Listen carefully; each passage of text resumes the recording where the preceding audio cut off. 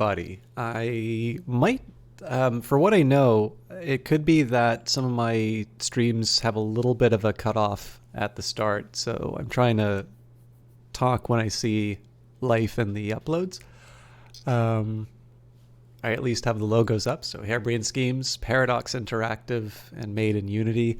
Again, I was given a press key for promotional purposes for the latest DLC, Heavy Metal, from Paradox, Harebrained, Triple Point. I'm not sure who I'm supposed to attribute, but I am, well past the time when they gave me that key. And I did buy the first two DLC in the base game the base game as a Kickstarter backer. But it's good to disclose that stuff. Especially because, I have things like the humble affiliate links and whatnot. So there is not just the promotional interest, but the financial interest. As always, I'm going to shut up. You can enjoy the video.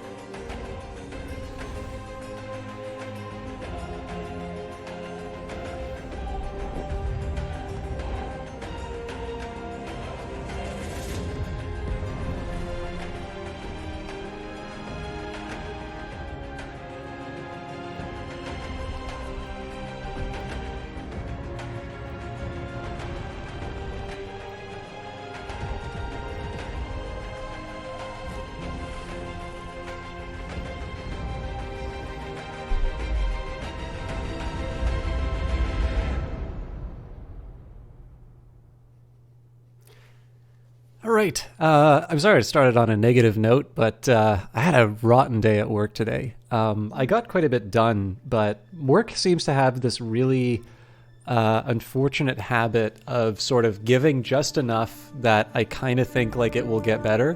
But the most direct threads in terms of what kind of, I don't know, controls my fate in the workplace very clearly terrible. And I suspect there is a certain point where like there is a little bit more intent. It used to be that I'd sort of be like, okay, so maybe just some of this is unlucky, but there's enough kind of going on that is kind of giving intention, and even down to just like dumb petty stuff that I'm like, I need to get out of this place. So I'm jaded enough that I'm actually seriously considering just getting out of the sector that I'm in and going into another,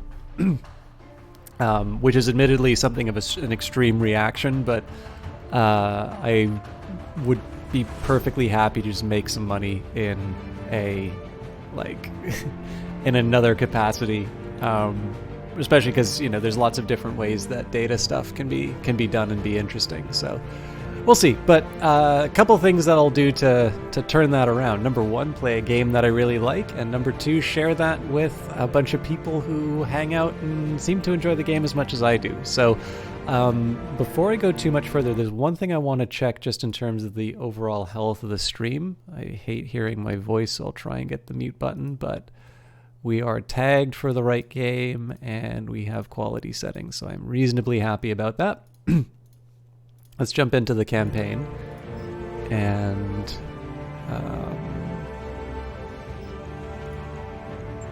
where are we?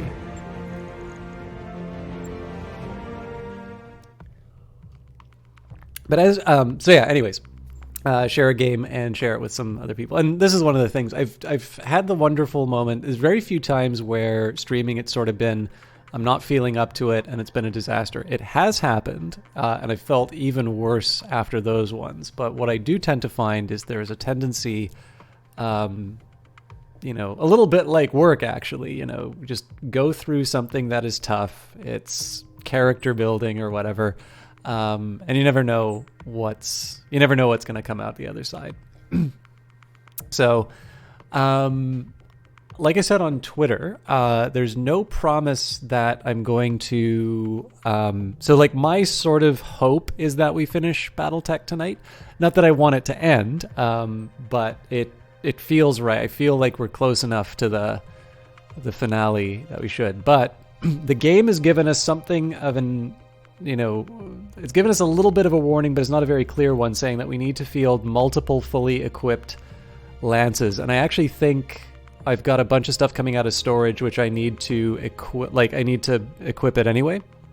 So I think what I'm going to do, I'm not going to make it so that I've got 2 lances of people at full skill. But what I am going to do is I'm going to at least kind of grind stuff out in the system that I'm at, and at the very least, the changes in my like my roster in terms of making sure that I have all of the mechs equipped and whatnot. So here's what I'm talking about here. We've got the Awesome, which actually is a little more disappointing than I thought it would be. So the Awesome, the Phoenix Hawk, the Shadow Hawk, and the Vindicator are getting upgraded. And then after that, the Dragon, the Marauder, the Archer, the Panther, the Catapult, and the Jaeger mech are coming out of storage. So I think the way that I'm going to handle this is as follows. So in terms of my overall company, Beefeater still has a few levels to go up. I think in this case I'm going to go for the top gunnery. I don't believe... Standing by. Good to go. So the extra points and guts really just gets me another point of health, which is not bad, but it's not the thing I'm gonna like. I'm not gonna lose any sleep over not getting that. So priority to gunnery, piloting, and then guts, I think. In terms of overall mercenaries, got 1, 2, 3, 4.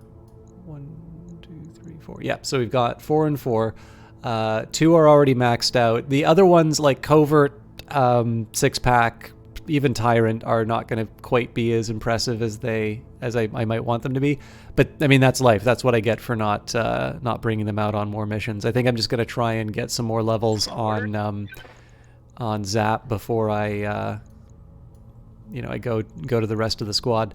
And the idea here is going to be that we've got the contracts here. So I've got Reconquest and Drop Interception. So we've got 2 more missions that I can do. And then, speaking of, I think... No, we're okay for... Unless I need to repair them. No, we're okay, so I can still bring my my Frightening Lance. This is one thing I'm not 100% sure on, by the way, is it really does seem like Assault Lances are dominant. Like, there's no penalty for bringing an overweight lance, and there's no... Like, given the fact that you pay for structural repairs, not armor repairs, to me, I sort of feel like going for missions like Drop Interception pay a bit better. So here's the overall strategy that I'm going to employ. Step number 1, we need to get sort of the repairs and everything out of storage. So the way I think I'm going to do this, and then of course I need to get people trained up.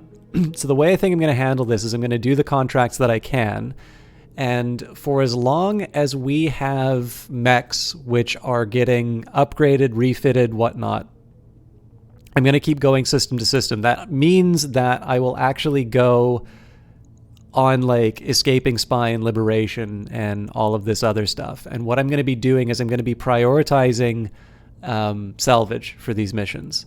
And then once I kind of have the full complement of mechs, I'll maybe take a quick look at what I can get relative to any of my other loadouts.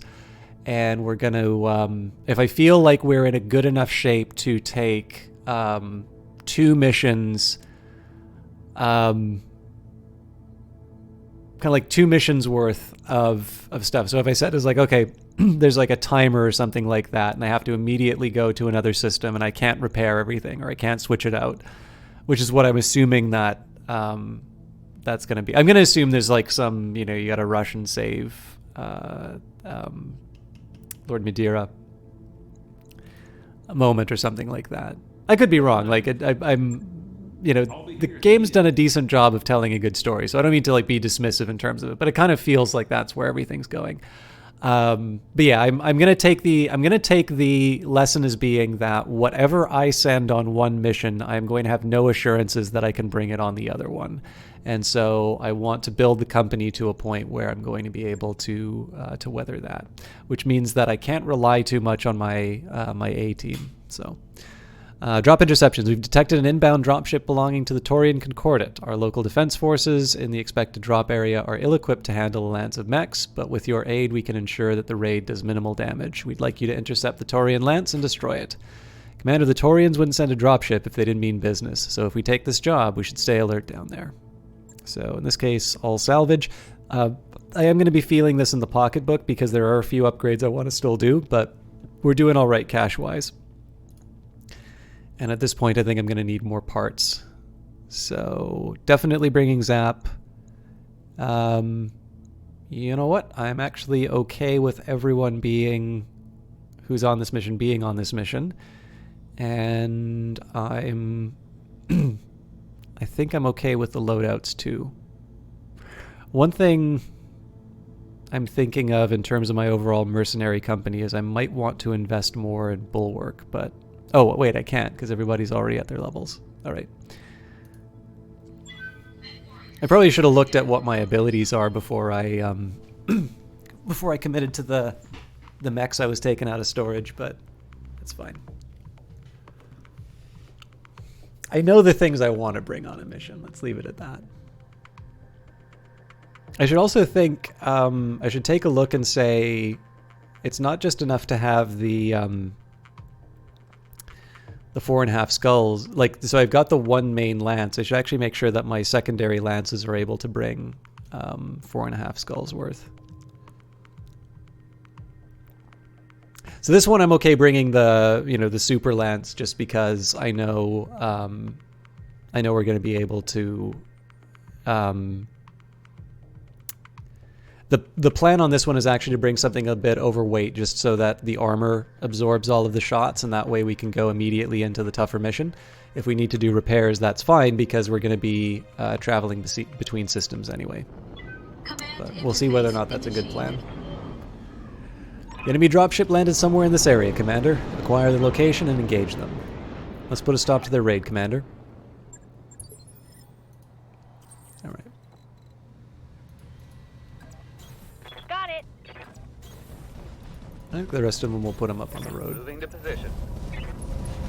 Heading out. Okay, that looked like it said 70 ton.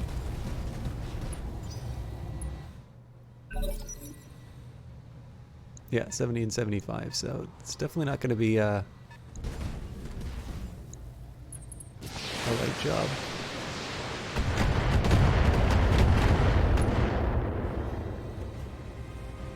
You got nothing, you hear me? So it's an interesting question as to whether or not I want to keep people in this valley here, just because there's some... The forest is nice, but it does sort of leave me a bit open. So there's really no advantage to me acting this turn. I am ultimately going to want to knock down some evasion pips on the archer, but there might be something even tastier up here. So in this case, we'll reserve down.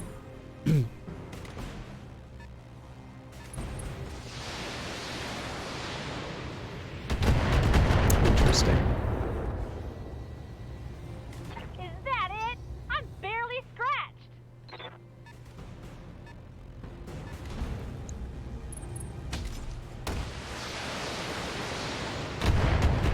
That thing is hitting a little bit more than I want it to. Yikes! That hit hard. Alright, so that makes things interesting. I was originally going to go for the archer here, but I actually think going after the Aurigan might be the better call here. Right, Commander. So I'm going to be short on evasion, which is unfortunate, but in this case we'll just open her up. Roger that.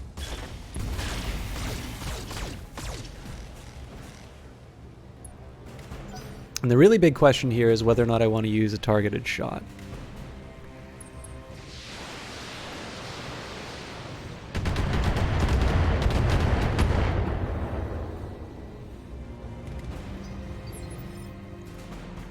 To be completely honest with you, I still don't know myself whether or not I want to do a targeted shot. So, I think in this case, Yep. I'm going to focus down the Aurigan. I would have preferred to kind of be head-on with this guy, just so that I can get the best distribution of damage and maybe hope to get it in the middle.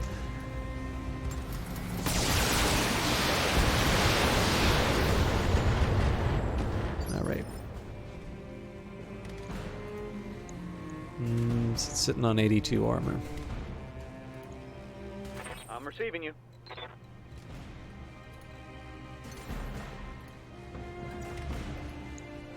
Got it, Commander. So here's what I'm going to do. I'm going to see where the AC-20 lands. If we get it in the middle, then I'm going to get Beefeater to target it in the center. And if it doesn't, then there's no point. Firing all weapons. I mean, one other thing I could have tried to do would be like a headshot, but that's The Cobra a little, a little optimistic, let's say.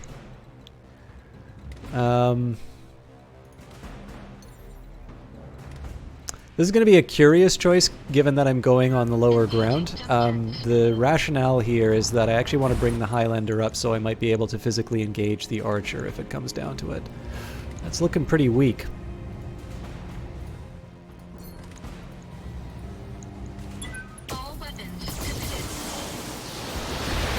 Yeah, that was worth it, because we get the resolve for the kill. Let's get fired up. There's work to do. I hope that Archer's feeling a bit exposed. Alright, I gotta be careful with my Black Knight. Armor breach. Internal damage.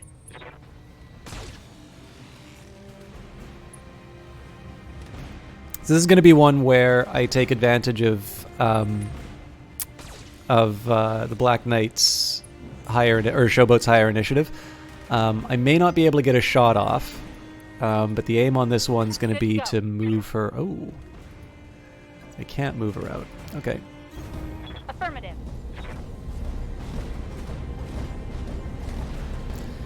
I'm probably going to pay for this, but okay, this one does more damage, so let's let her rip. Oh.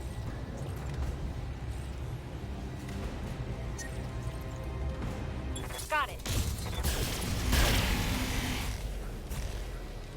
So the good news is this guy's running hot too, so I'm assuming we're both going to be feeling a little...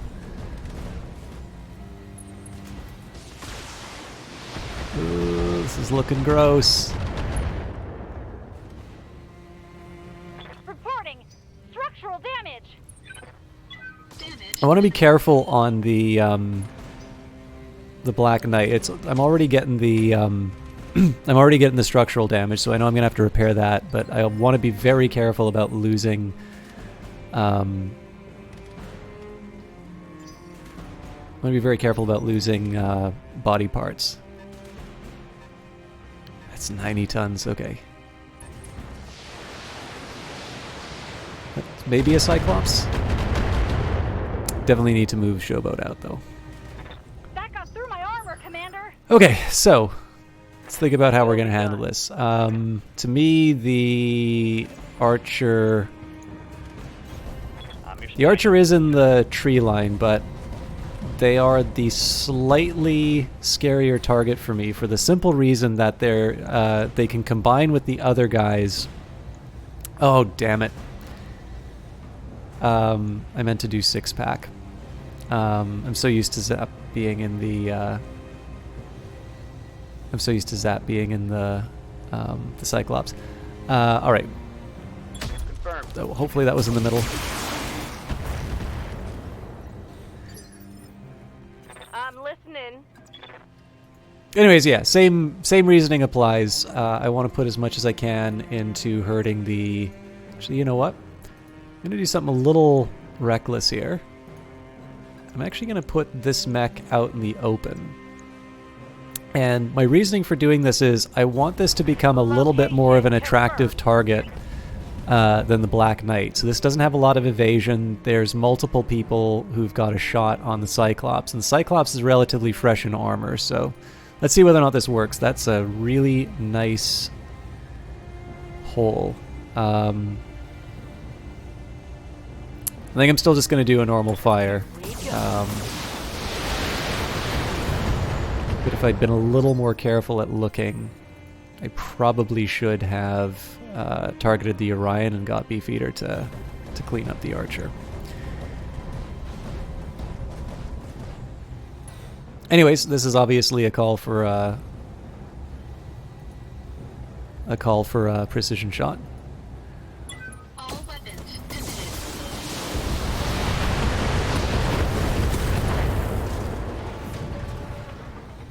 Enemy mech destroyed. All right, so as long as Showboat can survive this, without losing body parts, that's a big if. Might be the PPC that goes. No, okay. This will probably be a good time for a sprint.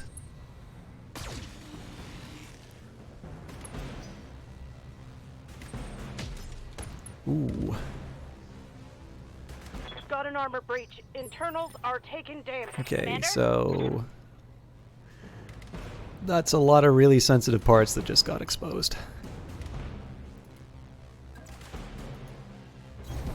Got it. So the whole plan of protecting the Lance so I could do the harder mission is kind of gone. So I suppose the question is now, do I see any benefit? Yes, I do. So I'm still going to reserve Beefeater because he tends to be the one to deliver the killing shot. Standing by. Also get a chance to see what this 90-ton thing is. Maybe we won't.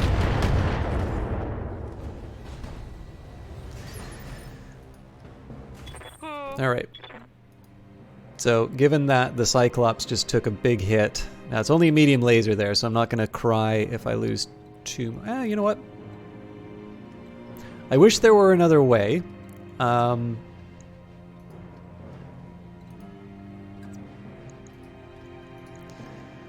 Seems to me I don't have any other options in terms of getting some damage done. So here's what I'm going to do. Affirmative. I'm going to move the Cyclops up. Ooh, Highlander. So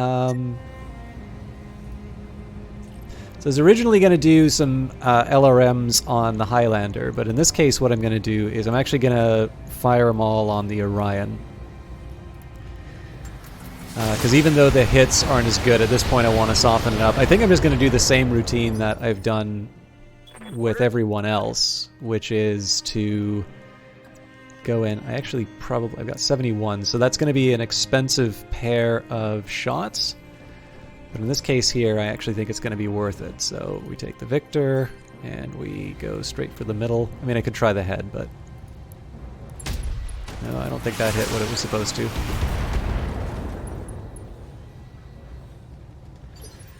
Given that we're going up against a Highlander, it's in the mud. I can get a high ground benefit. It's going to be on rocky terrain, so there's some cost to it. Yeah, let's go for it. So worst case scenario, I knock the Aurigan over. Best case, we take it off the table. Oh, no, that center's exposed. This thing's dead. I'm still committing everything because I need that thing to be dead, but... So, I still have reason to worry. This is because this Highlander still gets a shot. And the question is, do I want... Yeah, you know what? I'm going to let it make its move. What's its loadout?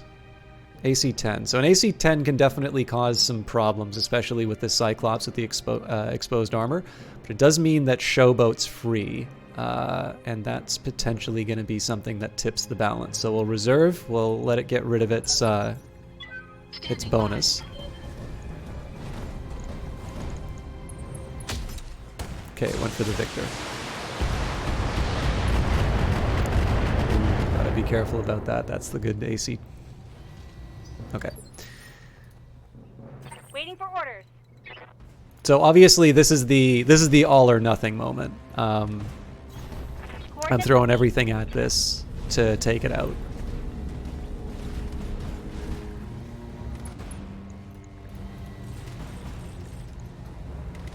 Right, Commander.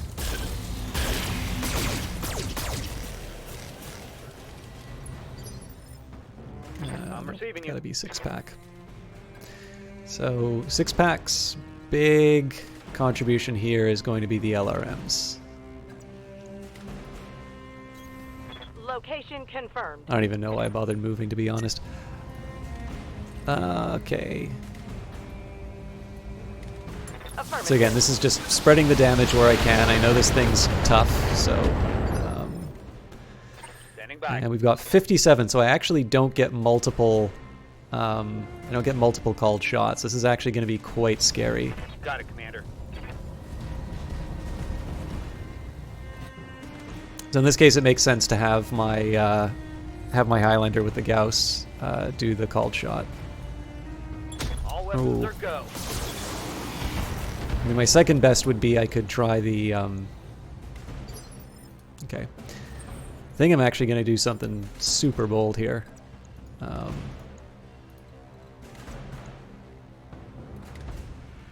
Engaging jump jets. It's definitely going to be heat problems. Oh, maybe not. So, clearly the center torso's got too much armor, so let's see if we can save my guys by going straight for the head. Other thing, no, legs are too good either, so let's see if we can do it.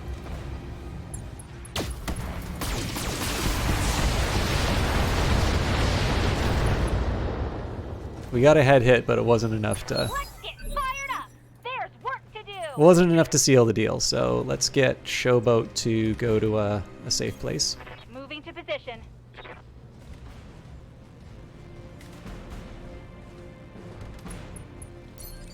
But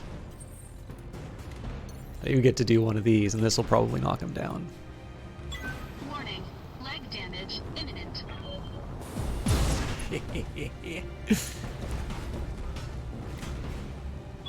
Warning. Armor low.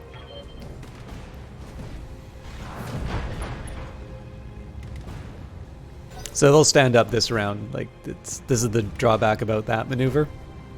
But I don't think they can do anything to... Well, they can try a punch. All right. Well, we're definitely spend some time in the repair bay.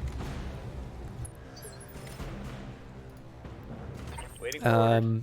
So first things first, let's get Zap to do her usual thing. Good news is that the distraction provided by Beefeater is going to give a good shot on the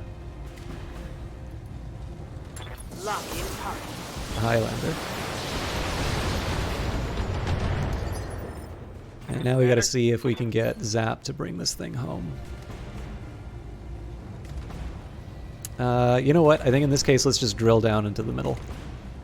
Damn it. Firing all weapons. That's the one arm I don't want to see lost. Target's taking a crit. We can do this. Let's go. Okay. First thing I have to do is vigilance. Well,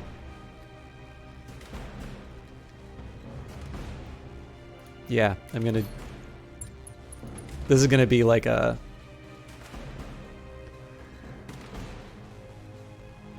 It's gonna be a big play one way or the other.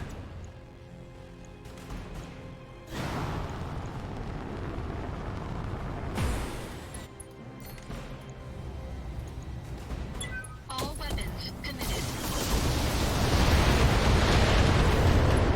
Not quite enough to knock him over. Good to showboat might be able to do something about that.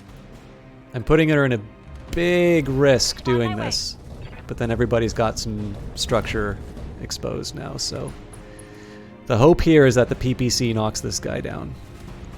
I don't think I'm going to be able to take him out, but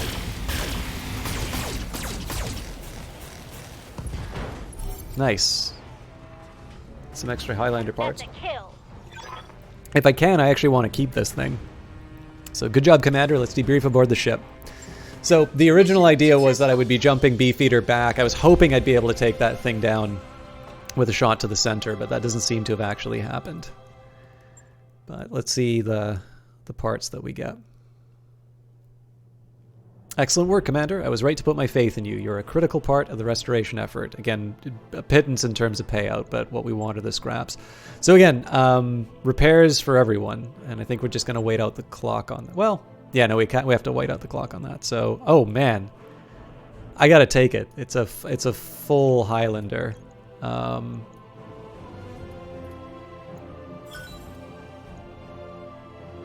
didn't even see what we got.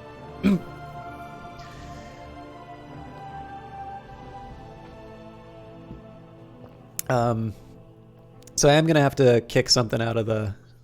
Alright, the Highlander 733 is one of the few jump-capable assault mechs. A mixture of medium and long-range weaponry ensures that while the Highlander excels at no particular role, it is decent at all of them. I originally wanted the Centurion taking the Highlander role. Like, I wanted the Centurion for its autocannon, but that Highlander has the right gun, so we will... I'm sad to do it, but I think I'm going to switch out... Well, the Shadowhawk might actually be a better replace. No, because this is jump jets, so no, I'm doing that switch. Okay, we got to change the mech bay priorities a little bit, so... Neutrino V, good evening, System Shock. I've managed to catch you again. Great to see you. Maybe I am the one who has caught you, Neutrino V. Great to see you as always. I said at the start of the cast that I'm going to take a little bit of time before I move on Cormadir. And this is because I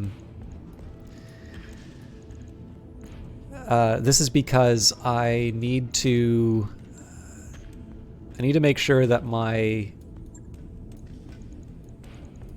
company's ready to go. The game hasn't really indicated what the what the cost of doing the mission is going to be, or like why I need to have extra units set aside.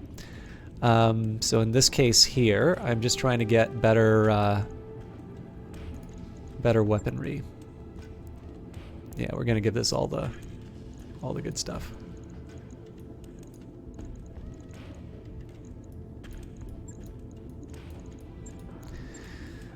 Do I have any LRM-20 with bonus to stability damage or crits? I think we're going to make this more damage focused.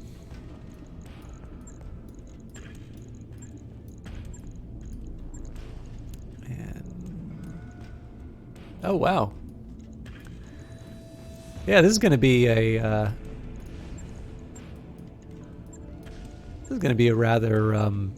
rather appealing little...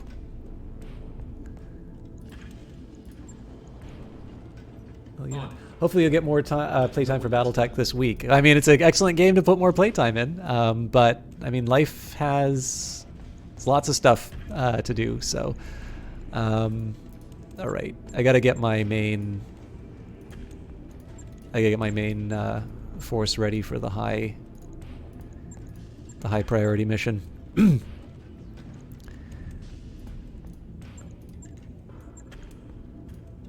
I don't think I'm quite ready to...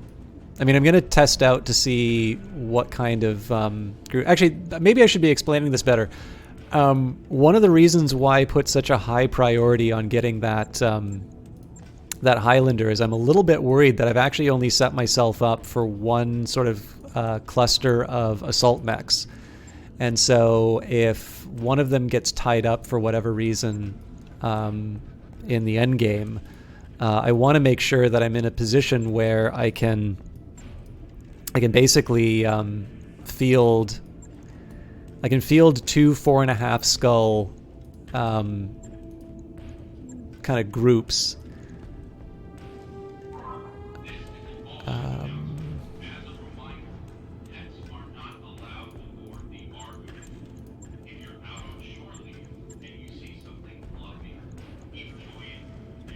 Yeah, this will keep me from getting the... Oh, no, you know what? I think I'll put the Highlander at the bottom of that. I want to get the things out of storage, so if I get a cool new mech, I have other swapping options. Okay. So... this pair of Highlanders look like badasses. Okay, so while we wait, I've got 5 days of waiting ahead of me, and again, we're going to be waiting to take this this contract, the 4.5 skull one. So this, we would expect Coromandere to be as difficult as this reconquest mission. Oh, and it's desert, so I want to keep that in mind too.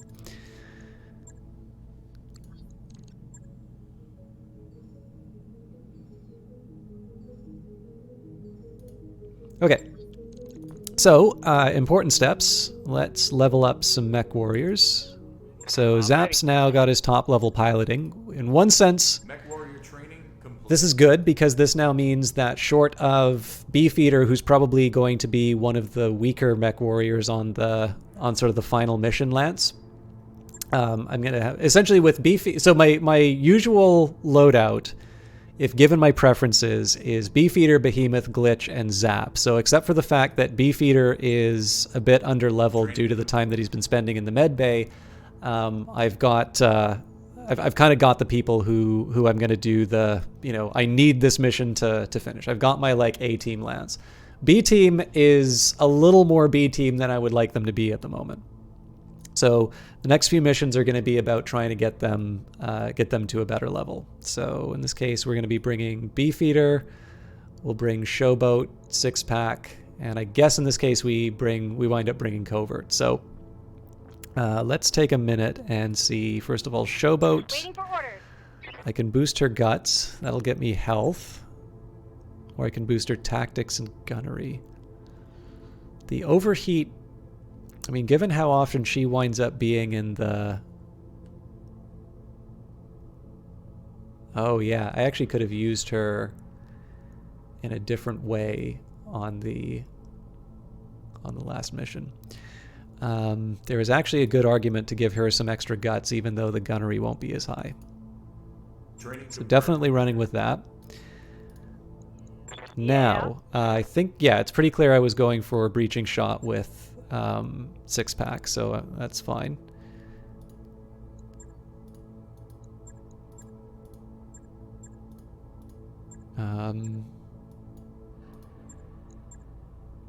So which is it? Is it the recoil penalty? Is it the minimum range? I think I'm going to do the minimum range. Mech warrior training complete. Right, we Good to already go. did Showboat. Yeah. Zap's no Waiting longer for in the orders. rotation. And Commander. Covert apparently hasn't been spending his time in the Sims. So let's save first. February 5th, A. And I already checked, there's no dialogue options for me.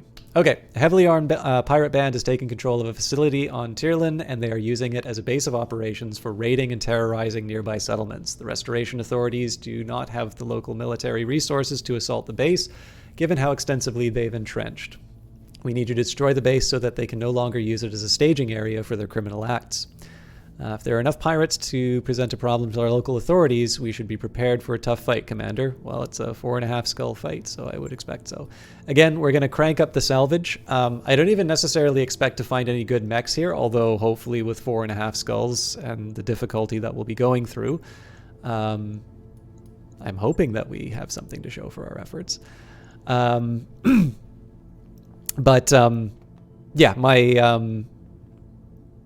my big, I think my big priority here is going to be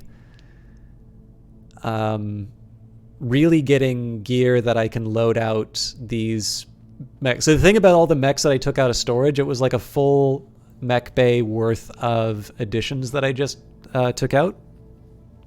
So it's going to be hard. Like I'm not 100% sure. I'm not 100% sure how well I'm going to be able to get those things equipped. I mean, I can usually just buy the parts, but okay, I'm going to do something a little weird here. So I'm going to put Covert in the Black Knight and Showboat in the Victor. Here's the reasoning I'm thinking. In one sense, Breaching Shot is really good because, of course, the Victor is all about the called shot with the AC-20. Like that's the reason for this thing's existence. I definitely need more bulwark. I'm going to fix that next time. But we already know that my real crack shot Beefeater's in the Highlander with the Gauss cannon. So what I'm effectively doing is my best single shot is Beefeater, and now I need to consider about the second best. So Six Pack's got the gunnery but doesn't have the tactics. Showboat has the gunnery and the tactics. So in this case, the logic kind of goes, okay, so Six Pack goes in the Cyclops. The nice thing here is that the LRMs can go through forest cover, although it's the desert, so we probably won't have a lot of forest cover. But we can spread out the LRMs over multiple targets and get the breaching shot. And then Covert is essentially it's kind of my scout. Although one nice thing here is that the Black Knight, it does have a lot of weaponry, so the multi-target isn't terrible to have. But of course, I'm not going to get the overheating benefits that I do from some of the other ones because of the low guts. Anyways, let's see how this adventure goes.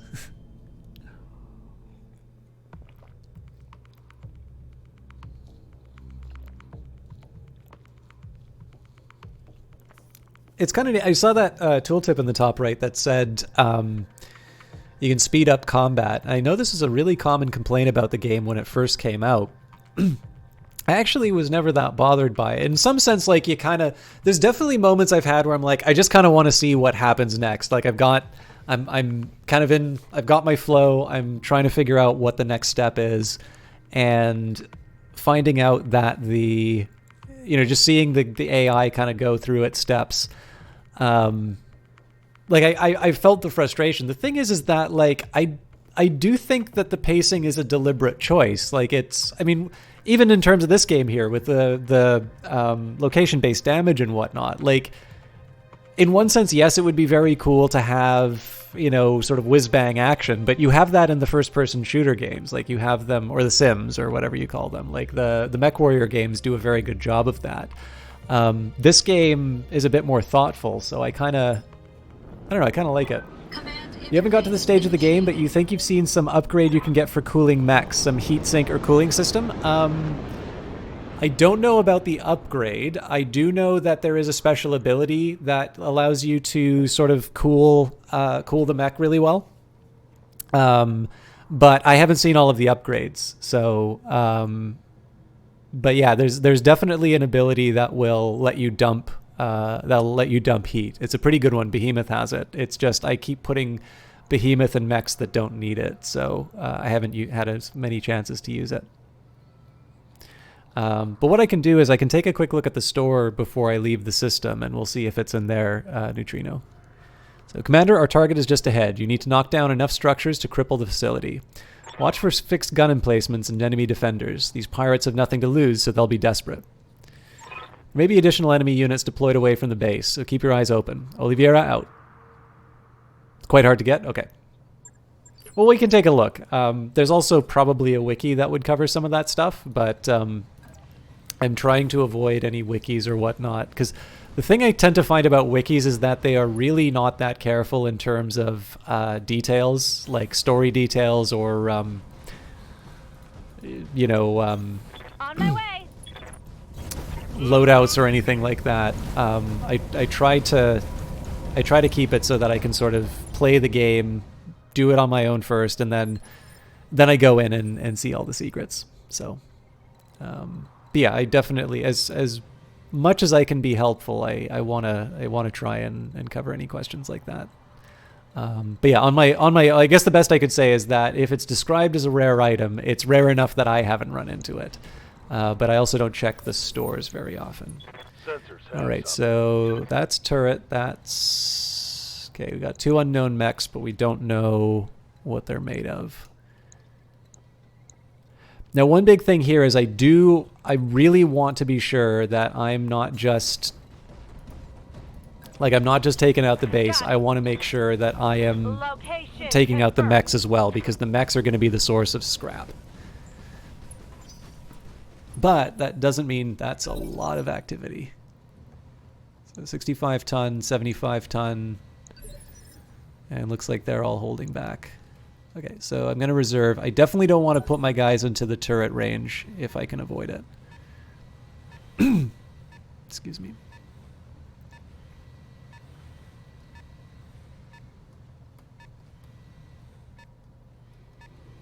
So one thing I might do is take sort of Beefeater and Showboat, get them to jump up around the side here to take out this mech.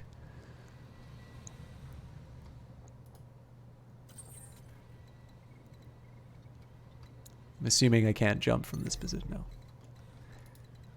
Although I can still make some distance. Engaging jump jets.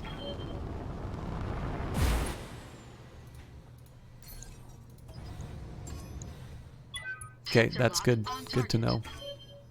Ooh, they see me too. All right. This is gonna suck for Beefeater. I'm listening. Right, Cyclops doesn't have jump jets, so that's not as relevant. Waiting on you, Commander. Oh man. I'm gonna save this for the end because I don't want Showboat to become a target. Covert.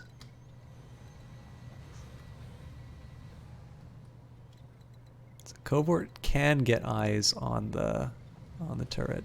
The question is, do I want? Well, this is definitely committing a lot more than I wanted to, but I already know that something's going to be coming after Beefeater, so we'll at least kind of pop our head out and shoot. Yeah, that's a heavy LRM turret, so I don't think we're going to be able to kill it, but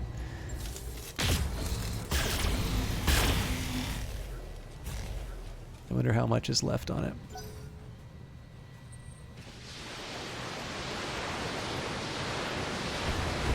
Well, Black Knight definitely paid for sticking his head out.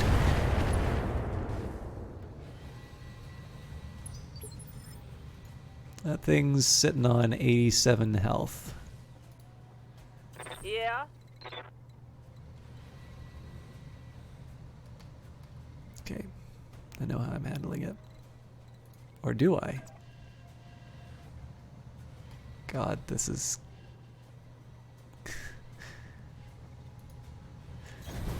This is definitely a choice I'm making, whether or not it's the right one.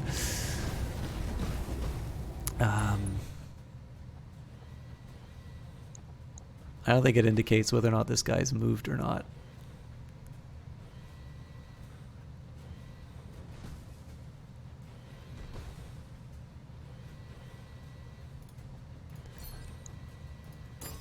So I definitely want to do at least one barrage on the catapult.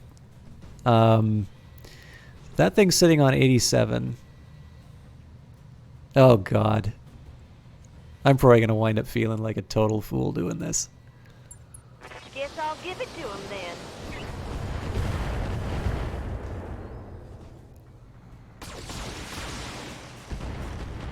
Oh, nice. Okay. I wasn't sure if I was going to be able to Mama destroyed bring that turret. one home. Oh no, you did not just censor that.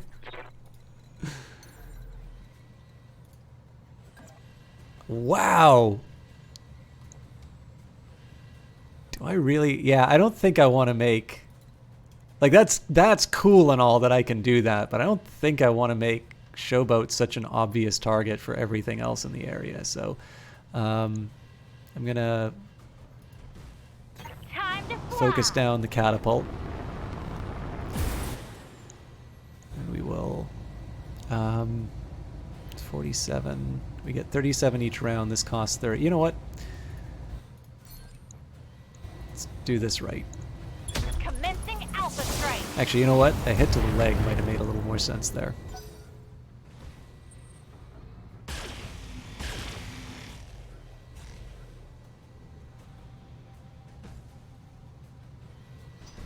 Let's hit him hard. So anybody with initiative 2, I'm definitely moving ahead of time.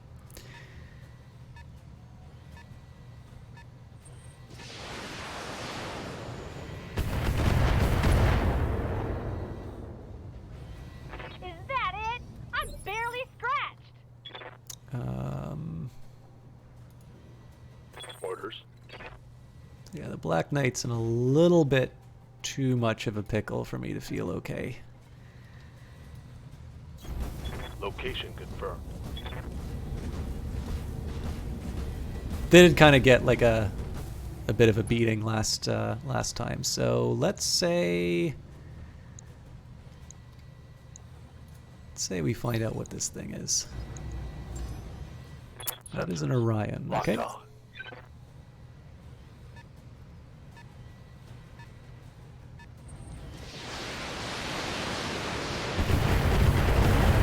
So an evasion is nice. You got nothing, you hear me? So now, let's see if I can get away with big, bold moves. Engaging jump jets. This is pretty optimistic that we're going to be able to take out the catapult doing this, but it's definitely a chance worth taking.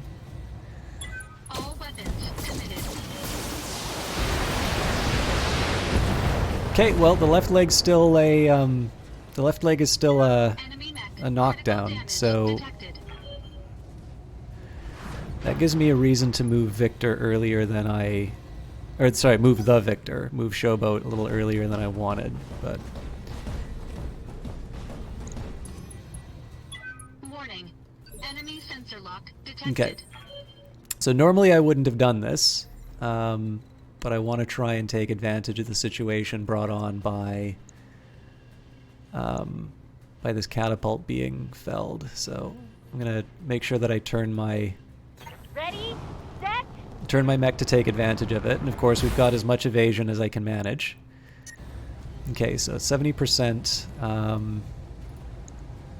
Yeah, and we may not be able to take out the catapult, but it's a good chance, and it's a better one than that's 145 versus 130. So it's just slightly better for me to go to the center torso. I don't think I hit the center torso on that. That is a shame. Hopefully it was a leg though.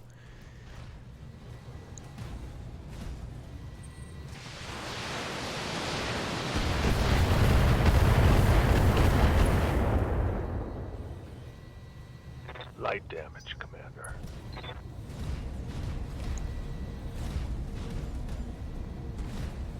Okay, so yikes. Yeah. Okay, on this one, I think I'm just gonna move the 6-pack straight up. Or so move 6-pack straight up. I'm gonna move the Cyclops straight up. So we've got a quick draw, we've got a catapult, we've got an Aurigan, and we've got another catapult, and then we've got... So laser turrets are going to be a pain. The LRM turret is something I'm genuinely scared of.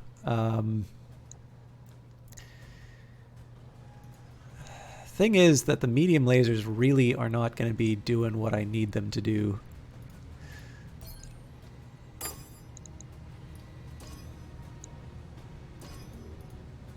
Yeah, so I'm not going to be able to do anything to the quick draw. So here's what we're going to do. LRMs after the catapult. I have no idea why that to hit is so low. And then this is just kind of disrespect to the Aurigan. I just want to do whatever chip damage I can. I'm going to be running really high on heat, but hopefully I'll be able to do some melee attacks next round. You just line them up. Prodsy Smock, thank you very much for the host. Yeah, well, this is, I mean, I know I'm really particular about it, and people tend not to agree with me on this, but yeah, this is not good for the Black Knight. That shot got past my armor. My view on this is that I don't feel that games are only fun when you're winning them. War phase. And as a result, I'm more inclined to want to kind of want to, well, like you say, make my own mistakes and see how it goes. I've had the Cyclops for a while, Pradziwi. Nice try. Okay, so I can't get into melee range.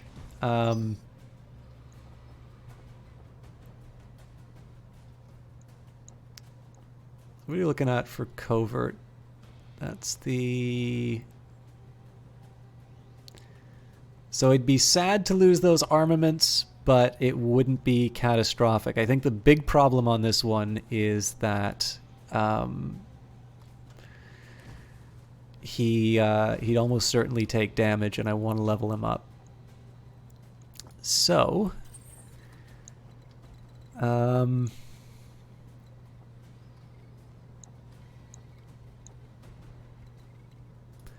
think I'm going to do something a little unexpected here.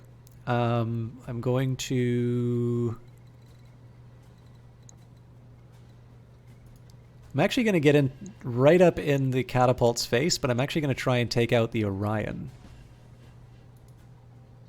Engaging jump jets.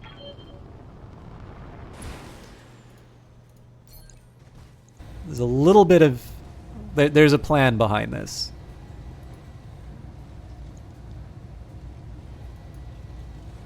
All weapons committed.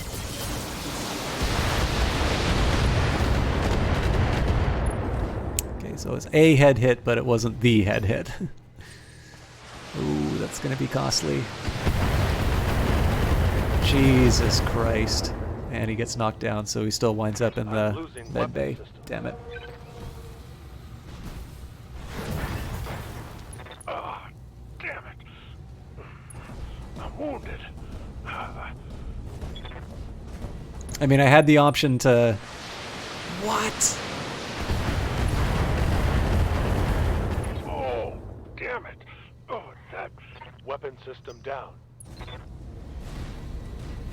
Oh, I get it.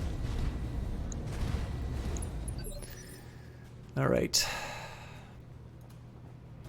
Waiting for So orders. I kind of need to get the Black Knight up. I mean, I guess the big thing is that if I lose covert on this run, I'm actually more mad about losing the mech more than anything at this point.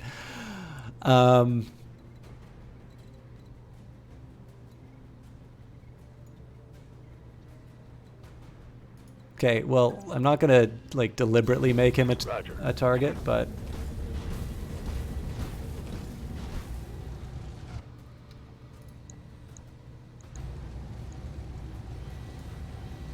Locked on.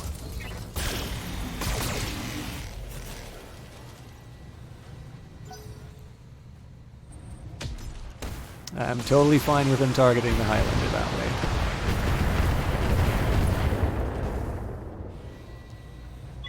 Warning. Armor. I'm not fine with armor low on the Highlander, though. Okay, I'm gonna have to make some harder decisions now. So there's a side of me that wants to do physical attack. Actually, no, that's the best option here because I'm running hot, so... I don't think this will do quite what I want it to do, but the Cyclops is designed to be a heavy, Gonna get physical on them. heavy slugger. Warning. Enemy Yeah, I mean, sensor lock it's... detected. please don't, Waiting like, for please orders. don't, think that I'm like swearing some kind of an oath of enmity on, This is a risky one, but I actually really do need to start shedding the heat, so let's see if this pays off.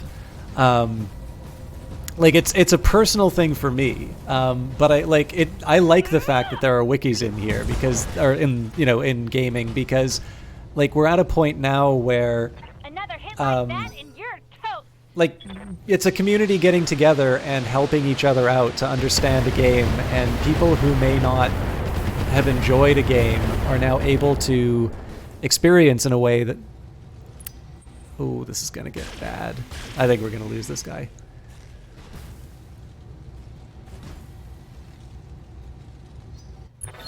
Damn. Let's do this. Yeah, I mean, it's different ways for people to do it. I think the only thing that I personally have problems with wikis is that it has led to the phenomena of people coming into, like, my chat basically acting as if they were an expert when in fact all that they've really done is, you know, like, spent a minute on a wiki, and, you know, this is apparently now the only way that, you know, that people can play the game. That's the sort of thing I tend not to like. I'm still insistent that this will work. All weapons. All right. We're getting the head hits. We're just not getting the head hits I need. Enemy mech. Critical damage detected.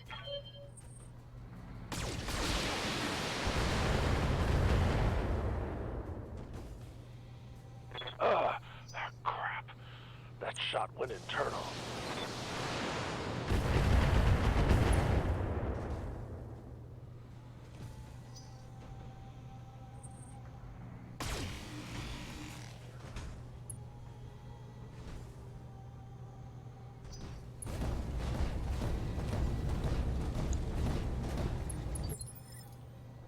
Okay, I mean, this is the point where Covert is on the verge of death, so we are gonna...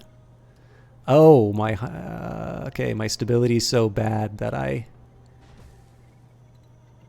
Okay, well, I mean, the optimal approach is still to turn tail and run.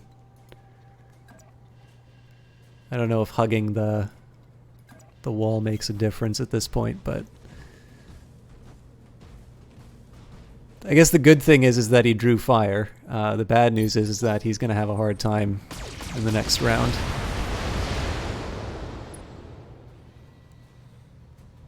Yeah, I mean, it's clearly people want to come. I mean, it's like the stakes on the internet, like, for knowing something are so low. Like, I really don't get it. I do like talking about stuff that I enjoy.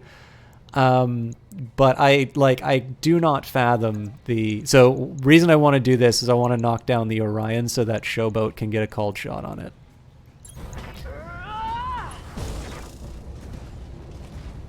Nope, I screwed up. Well, with any luck, they'll brace so that they don't get knocked over.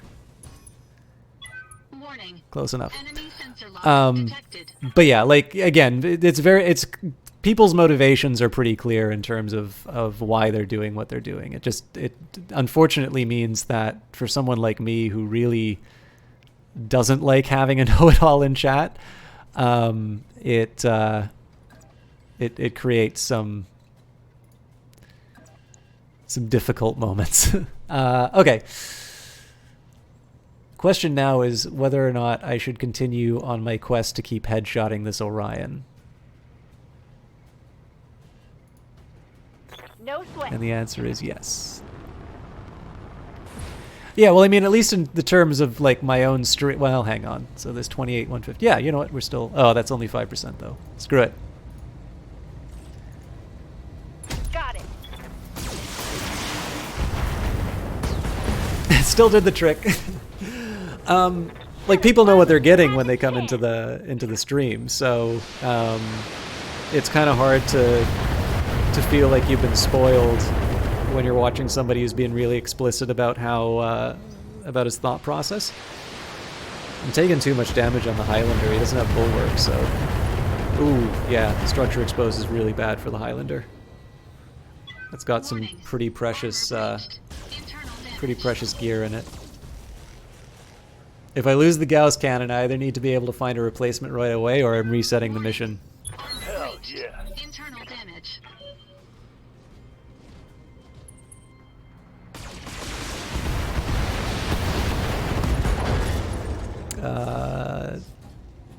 Warning. Oh, damn it. Beefeater's gonna wind up in medbay again. Oh, no. Okay, good. to go. At this point, I gotta sprint out of On the move. Full speed. Yeah, I think I've blown this mission.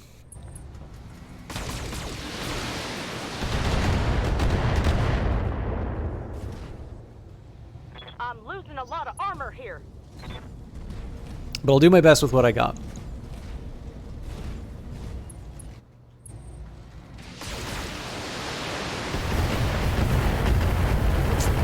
It's too much structure damage.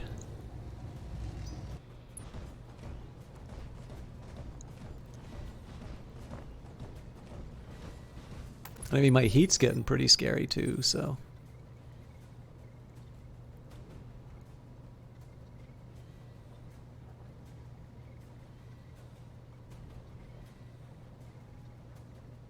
Wait, so I did lose the... Ah, I'm sorry, guys. I do actually want to get to the... I do want to get to the... I do want to get to the main mission tonight, so chasing around the guy. Like, it's not a purist experience, blah, blah, blah, I suck, you know. This is obviously where the limits of my, you know, I want to... you know, I want to enjoy the game, the good and the bad. Kind of comes up against me, but I'm really conscious of the fact that I'm not as close to the ending as I think I am, and I'm not entirely sure grinding out a few systems trying to find a replacement Gauss cannon is the best for me. So we'll see. Command interface. Whoa, is this a whole different map? No, same map. Okay. So, I mean, the one thing that I do kind of hate about doing this is that I know what it's like, so I can try different approaches. But it does open the question, like, you know, do I really want to maybe try going up through the woods this time? I don't know. Let's see. Heading out. Yeah, so basically, Neutrino, what Coolant Vent does, it's a skill. It's if you go down the guts Don't need to tell path. me twice. I have actually used it before. So the idea is that you wind up smoking hot, like I was on my mechs in that that sort of failed attempt. I am going to see if we can get over that hill. Got it. Yep. Incoming bandit.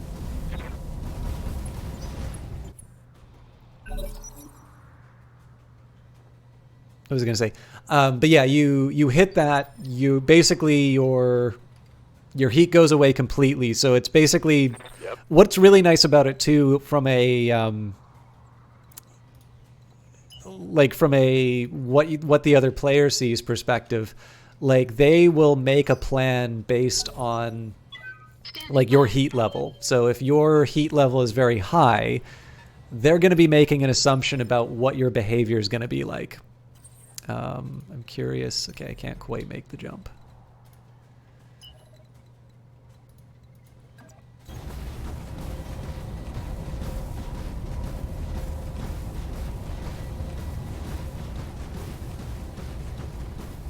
It's definitely an interesting approach. I'm not sure it's the right one, though.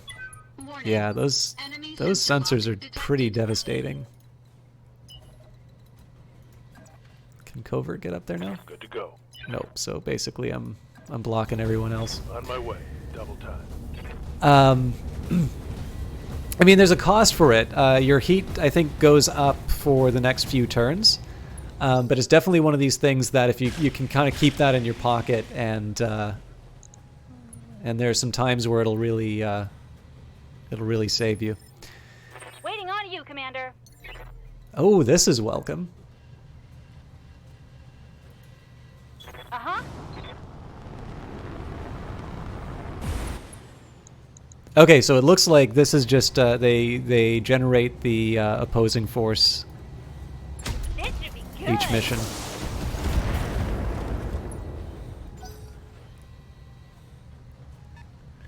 Yeah, that's one approach. Okay, I don't want to be anywhere near that vehicle. I actually think I might dedicate the Yeah. I might dedicate the the Black Knight to smush that thing. Okay, so this is going to be a fun one. The breaching shot is actually going to help me out with that brawler, or with that stalker. So you can see that AC 20 did 40 damage to it because of its guarded.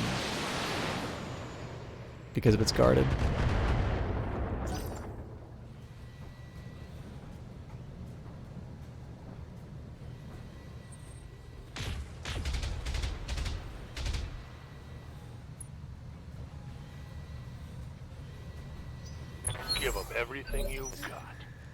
Okay, so I think in this case we're just going to get the black... Oh, I can't. Alright, so that's going to make life a little more interesting for me. I will be honest with you, I'm not at all crazy about leaving Beefeater with 1 evasion in this spot, but I definitely like the idea of seeing what... Ooh, a Warhammer. I'm not too crazy about it being able to hit him. Alright, I think I might actually prioritize the Warhammer. Okay, that was bad. So basically what I wanted to do was respond to whatever the Stalker did, but at this point I actually think I kind of want to go toe-to-toe with the Warhammer. So now, can Beefeater do like a magical hit him in... Oh, you know what? No, we just go for the center torso. I'm surprised that the to hit is so low. Oh, it's probably because he's shooting on an angle. All weapons. Eee, that's too much arm damage. Okay, I know what I'm going to do with my Cyclops.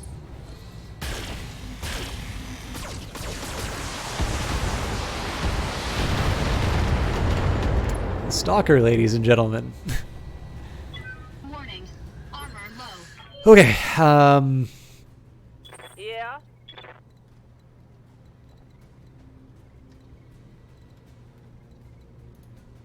I really hope I don't block the... Let me just...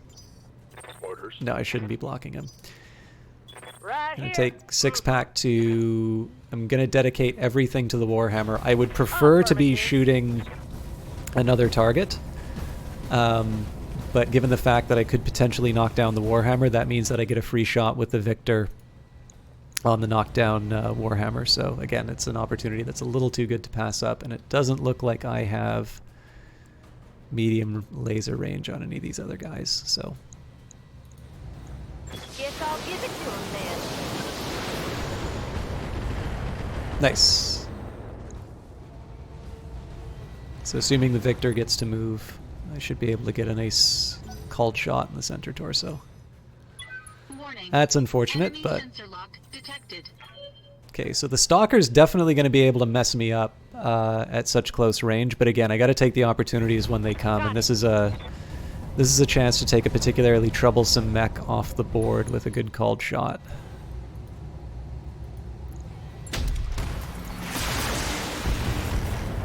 Ooh, not enough. Critical hit. And unfortunately, less scrap too. Holy smokes, we're already structure exposed? What happened to this lance? They used to be really good. It's probably the absence of... Yes, Commander. what I'm probably feeling is the absence of the... Oh, I did box him in. That sucks.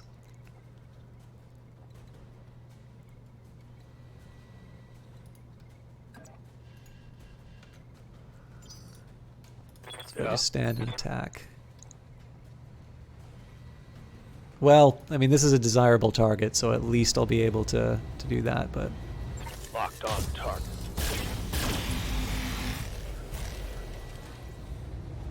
This vehicle is going to be a big problem.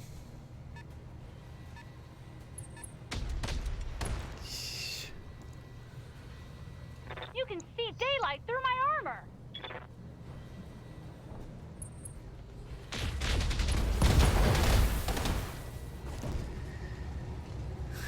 I'm losing weapon systems. Hell yes. Okay.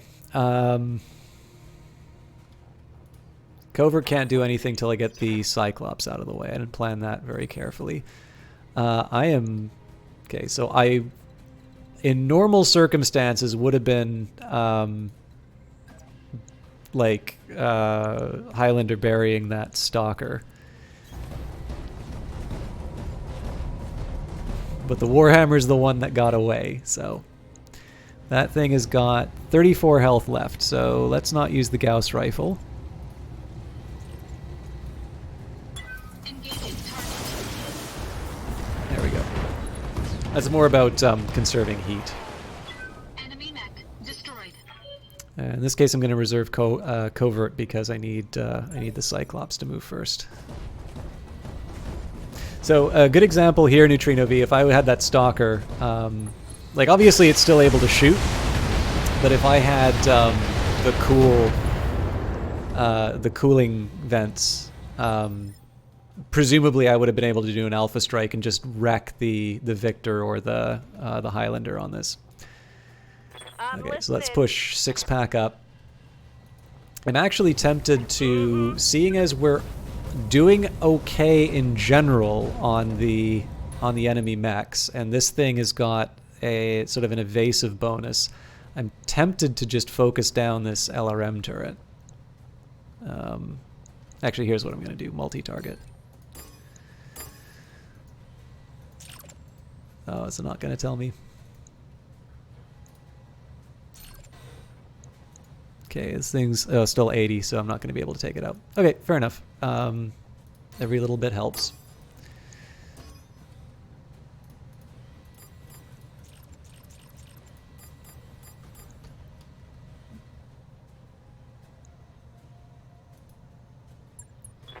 Splitting my fire. So yeah, I don't really expect this to do a whole lot because of his bulwark. Not quite enough to seal the deal.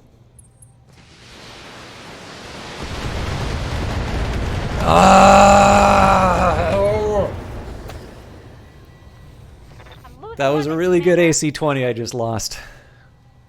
I'm not going to... Yeah, I'm still going to try and see this through, but too many losses and I'm going to reset this mission one more time. Right, Commander. Warning.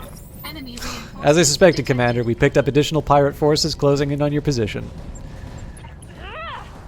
Oh, this is so dumb. Alright. I'm genuinely in trouble now.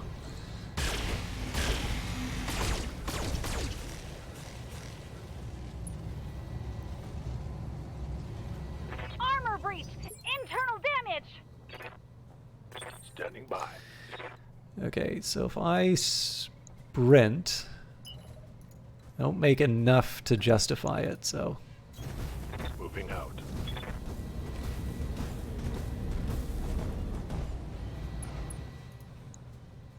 So yeah, Demolishers... I mean, we might get lucky with it. I suspect not. Although, at the very least, I can go for... Okay, so this is 112 armor versus 150. So shot to the back would be bad. I don't think this is enough to kill it because of the fact that it's in the woods. This is at least maximizing my chances. I didn't even get through the armor.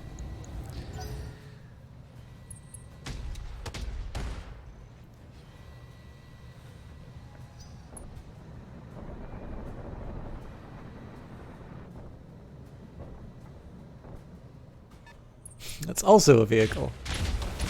I think we're going to lose the Victor. Reporting! Structural damage!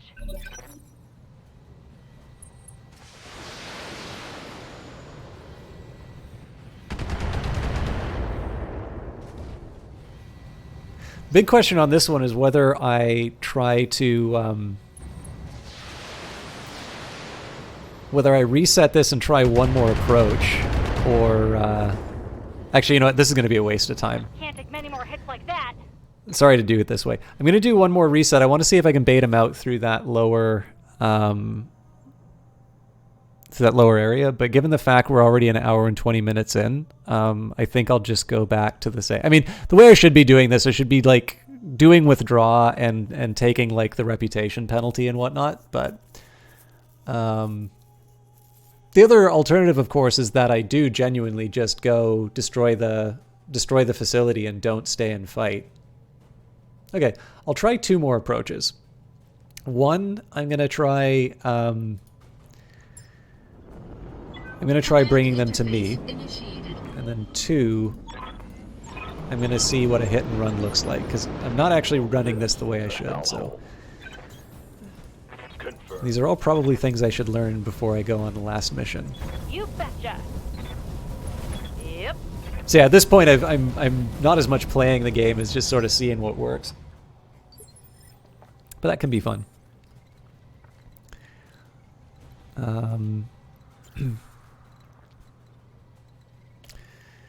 Good to go. Just trying to think who doesn't have the ability to scan. Showboat doesn't, so this will probably reveal some bad guys. Coordinates received. There we go. Got a sensor trace. Okay, so here's the plan. Coordinates received. Oh, that's right, we can't use abilities yet, so. I'm going.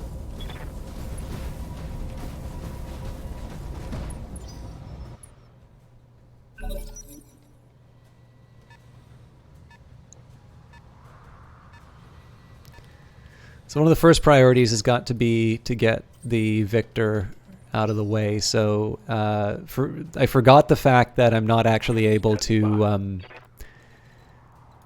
I forgot the fact that I'm not actually able to ignore or to use abilities. So in this case, we'll do sensor lock on the 70-ton. Now, decision time. So if I want, I can jump. Oh no, that won't go through. I'll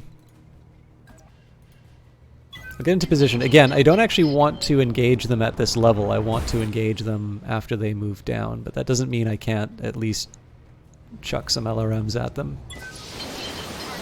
One of the reasons why this turtle strategy is more appropriate for my side too is that we get a lot of resolve. So if it takes them a while to come to us, I think this is the same loadout as last time. If they take a while to come to us, we actually wind up in a pretty advantageous position. If I jump, I can get. Yeah, this'll do. So yeah, basically, if I get in a situation where it takes the enemy a really long time to approach us, you know, like going down this area, for instance, I avoid the security, which is nice. I obviously get to take pot shots, as in the case of the Warhammer.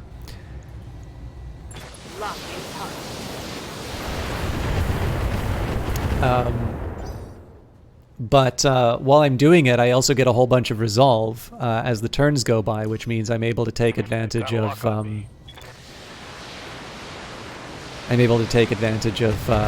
more called shots and whatnot. Now this is gonna hurt. Jesus Christ!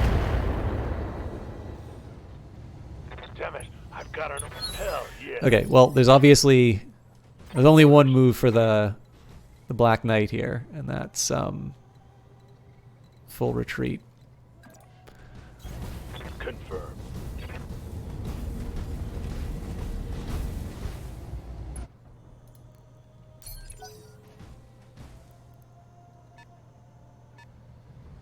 Obviously, I would have preferred to have the sensor lock. Ooh, I've been sensor locked. bad luck. So I'm gonna feel bad doing this, but I might be able to actually pull this off.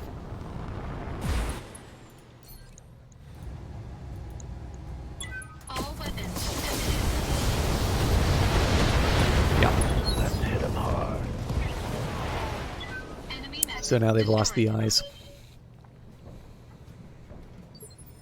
Of course, I've lost eyes too, so unless I have somebody with a decent sensor lock.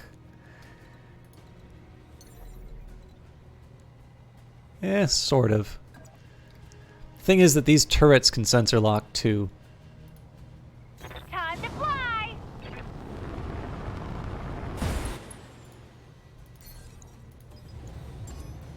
Okay, that's a stalker.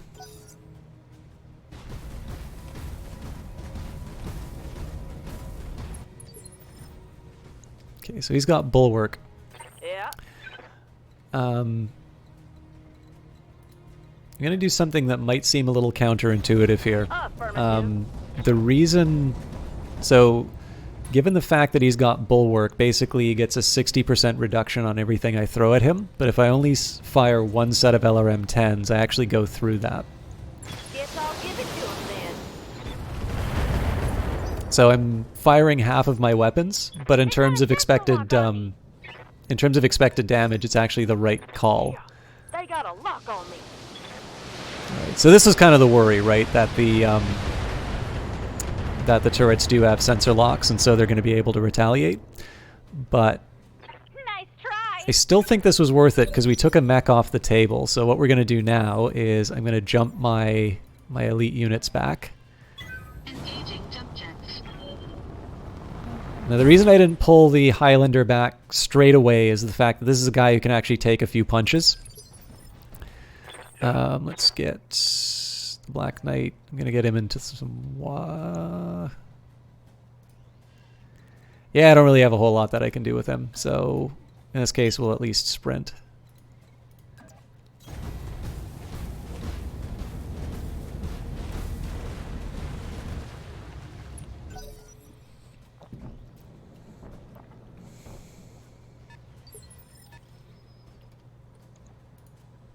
It's a similar idea here, right? We take Showboat, we jump her as far out as we can. In this case, she's going to be behind the Highlander. There's still probably going to be sensor locks that happen to us, but we're able to do an escape such that I'm still able to get a sensor lock on the Stalker, I've got a sensor lock! and then Six Pack will be able to fire off the breaching shot again. I'm listening. I don't have a lot of options there. All right.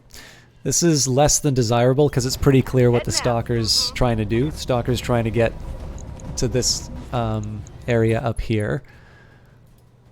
You know what? That's life. Let's just work with what we've got. 91 resolve. There's no major reason for me to do this, but in this case I'm just going to do the headshot. Firing at him. On the chance that I wind up hitting the head, and we do that in a few times, that's an easy way that we take out the enemy. Oh no, you did not just sensor lock me. So again, this is the cost, right? As long as we're still in range of the guns, they're going to be able to pull that on us. Damage minimal. But we still have some plans. Okay. Covert's not really in a spot to do anything too helpful. Now, if I bring Beefeater in, yeah, Beefeater's not in a spot to do any of this either. So the drawback is that I'm opening myself up to some more sensor locks, but I do want to see what this Stalker does before I make any decisions. Hopefully it moves closer. That way I can get the sensor lock. All right, so I'm going to have to move someone. If I move Showboat, she does get a direct hit on the Stalker, but it is going to be... Yeah, okay, so this is where it becomes a little challenging. Waiting for orders.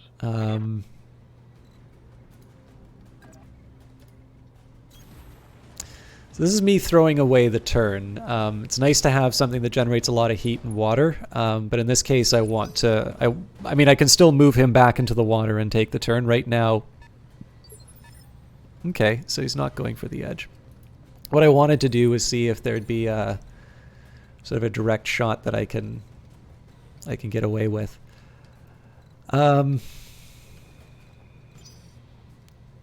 So we'll jump Beefeater back. This is creative, but is this smart? Yes, because whoever can get eyes on him is not going to. Just trying to clear up some space. And of course, Beefeater does have sensor lock, so I'm still going to be able to drop some missiles on it. Sensor lock on target. Okay, so Showboat doesn't have anything that they can do. In this case, I'm just going to sprint them into the water. And that's going to leave the Cyclops that can sort of move back but still fire some missiles at the Stalker. And again, we're just sort of kiting them away from their defenses. Right here. Mm-hmm. Again, I got to be a little bit careful in terms of where my, you know, leaving enough room to sort of rotate. On my way. This is one of the reasons I wanted to get the Highlander out of the way, so I can still keep moving the Cyclops back without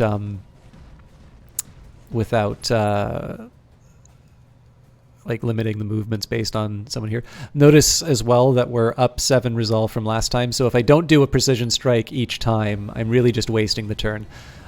Funny thing, the more I think about it, it probably would have been smarter for me to go for the leg, because that allows me to get a called shot on it. If I do wind up destroying the leg when by the time it appears, I wind up getting the called shot instead. I think in this case, though, I'm still going to try and go for the lucky headshots. Again, it's not that I'm going to be able to kill the thing by blowing up the head. It's that I want to try and be able to rock the pilot.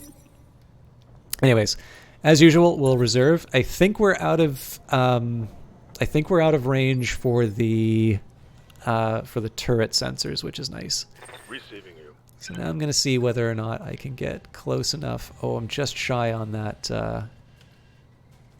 Just shy on that Stalker. Okay. So Showboat's in the Victor. Oh, but Showboat also has sensor lock, so... And again, they're just shy of where I want them to be. If they move closer to the danger zone, yes. Okay, so... I do have a use for Showboat after all. Again, it seems a little indecisive that I'm going in and out of the water, but at this point, the primary objective was to get myself away from... get myself away from any potential danger from the turrets. Okay. Another decision time. So, I will do this, but I'm going to be a little smarter in how I do it. Commander. So again, I want to make sure that I have enough movement available to get a round of missiles off on the Stalker. Now, I'm not going to precision strike this time. What I'm doing here is I'm making sure that the last AI unit moves before Here you go. I move Beefeater in. And the reason why will be apparent in a minute. Interesting. Okay. There's not a whole lot that I can do with Covert right now. Move into position.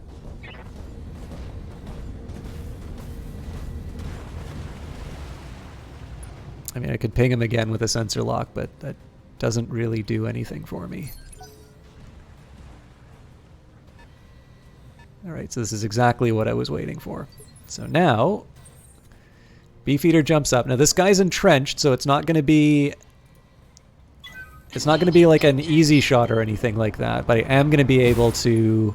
do some serious work on this thing. So, we got an 82, we've got an 18. How much armor does it have in the head? I mean, if the Gauss rifle hit it, that would be game over. The legs have got 125. Thing is, though, it's going to get a 40% reduction in the damage that I send. Let's still go for the center torso.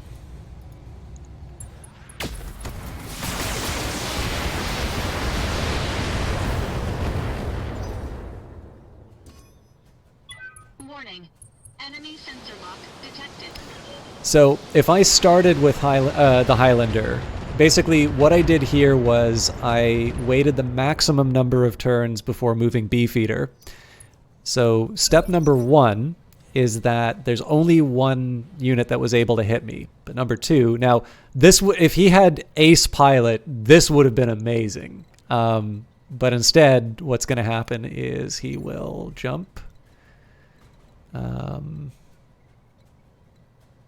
Think I'm going to go down to the lower area just in case.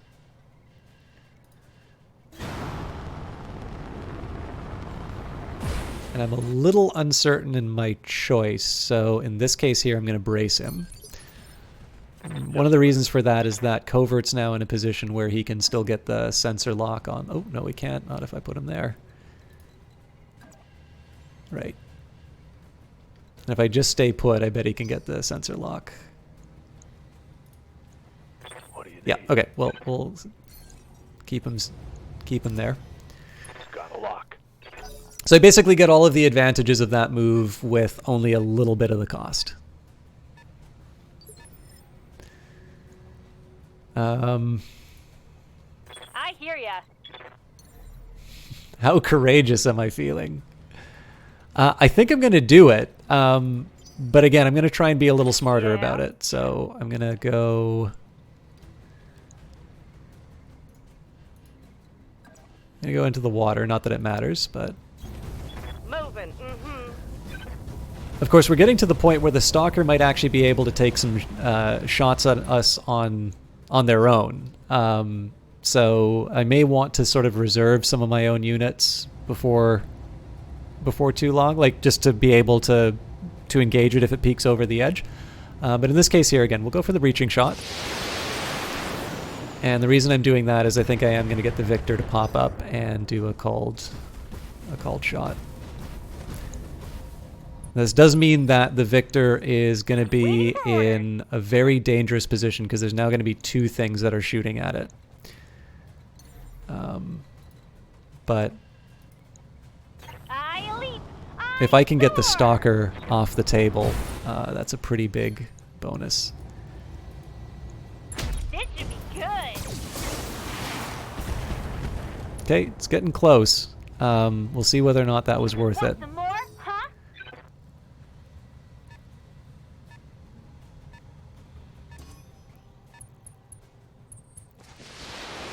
So this is why I braced him.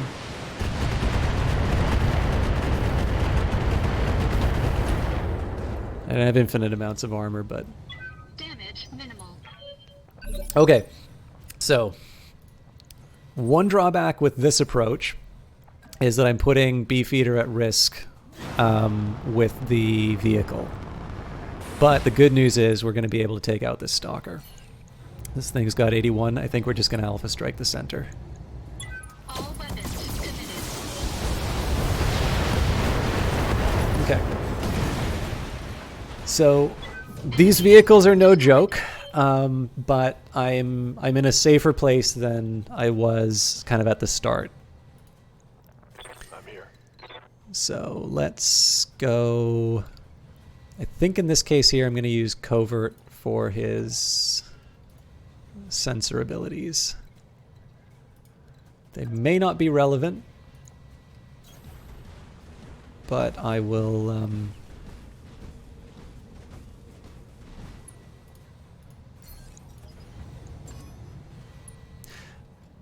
Actually, the biggest reason for doing that is on the odd chance it gets a shot at one of my guys. This messes up their ability to target. Good to go. Okay. I'm actually starting to feel a little courageous. That's never a good sign. So because we took out the Stalker, I have a bit more resolve than I normally would. So I'm going to try and take out I'm going to try and take out the Demolisher. The only thing is I really don't like my probabilities here. So if I hit it in the front, it's not going to be enough. So it's facing me. So I think I want the left-hand side so that the Cyclops can deal with it.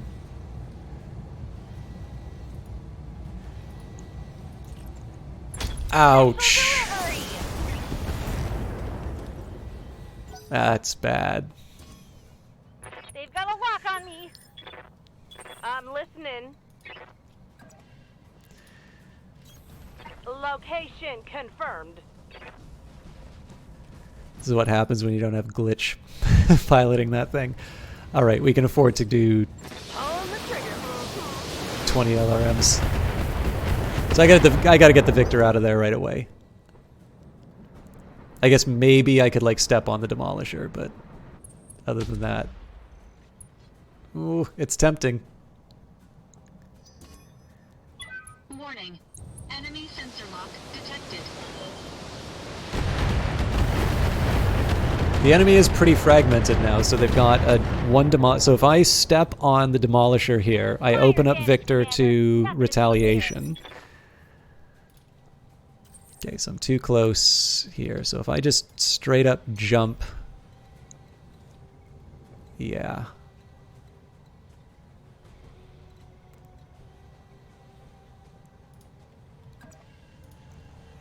This is gonna feel like a complete waste of a Gauss rifle, but I like this move.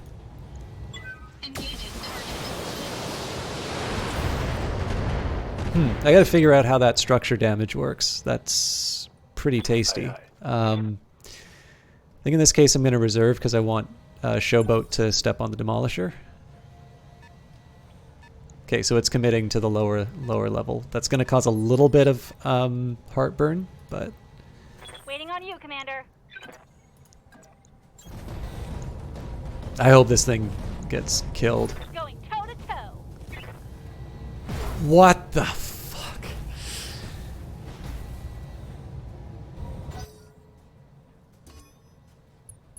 Sorry about the language. God, that's bad. Right here. Mm-hmm. Mm-hmm.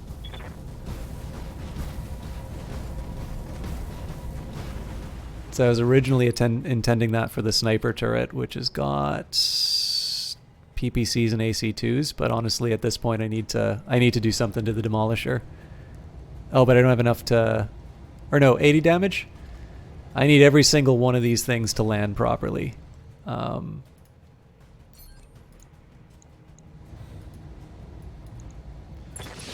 we go.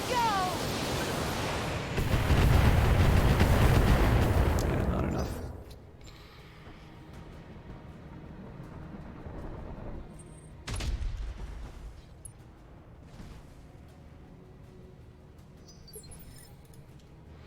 Ready for orders. So, how brave am I feeling? Not very. On my way. Thing is, the Demolisher would be able to take off a single, like any one of my armaments. That's not the PPC arm, so we'll brace them, hope for the best.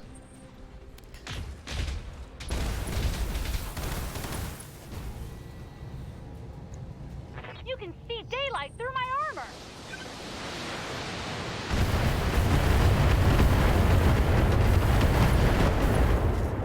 I mean, that sucks, but that's, that's what happens when you miss a melee attack on a... Okay, I think I'm going balls deep on this one, so let's do, I'm going to try and present a distraction for the, I'm going to try and present a distraction for the Demolisher. And I'm going to start putting some attention on that LRM turret as well. So we're looking at 70 on the sniper turret. Ooh, those are some ugly numbers. So I am using the Gauss rifle on it's definitely the long bombs. I think everything else goes on the sniper turret. Like, I really can't afford to have that thing kicking around. Engaging multiple targets. Good. Okay. I thought that wasn't enough. I was going to be, hey, the Eyes of Sin, how you doing? We are really falling behind on the missions. I think I've reset this one twice now. Interesting. Okay, so we did take the bait. Warning. Armor low. That gives me options. Good to I go. need Showboat. Okay, actually, I hate doing this, but gonna give Commander? Showboat Vigilance just so I can deal with the stability damage. You better make this work, lady. Ugh! Thank God. So she's still open That's a vehicle to attack from the other turrets, but I have a plan for those.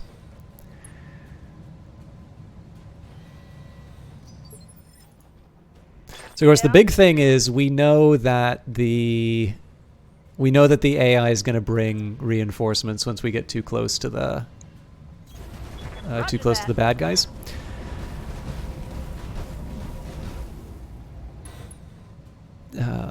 What are we looking at? 74? Yeah, I don't think... Well, this might be enough to take it out. I think we're just shy.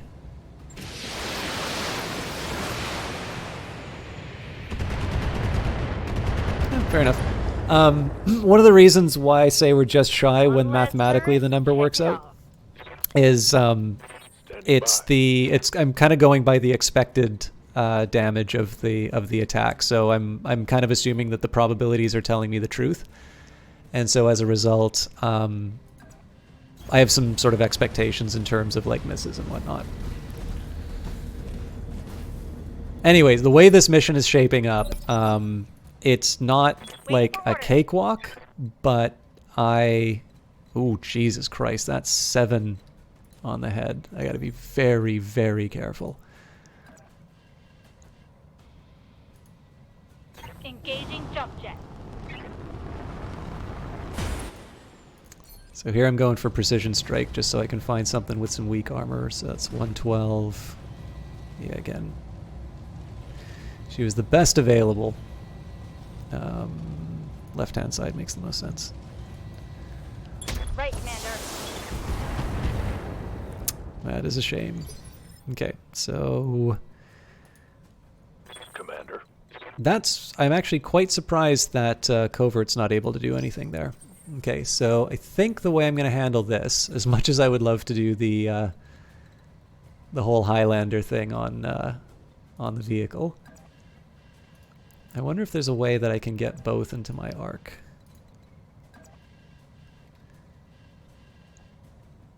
Survey says yes. What other problems does this present? None. I think the only problem is I really need to prioritize this guy, so I think I'm just going to throw everything at it.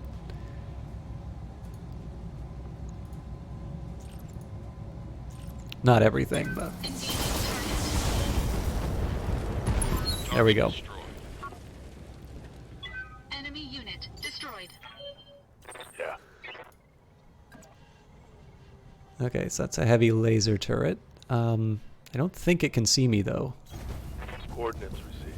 Famous last words. But at least now we can sort of focus on structures. Acknowledged.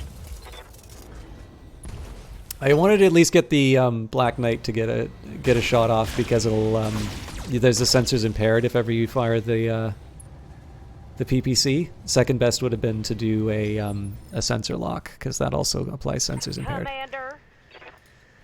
Okay, so the rest of this is going to be a bit more straightforward. I'm not going to try and I'm actually not going to try and get close to the facility. I'm going to take it apart at range, so that way when the reinforcements show up, I'll give it to him then. I really only have kind of one set of problems to deal with. There is another turret in the back there, by the way, but I'm hoping that will solve itself. Oh, right, I said I wasn't going to get closer. Okay, here's how I'm going to handle that.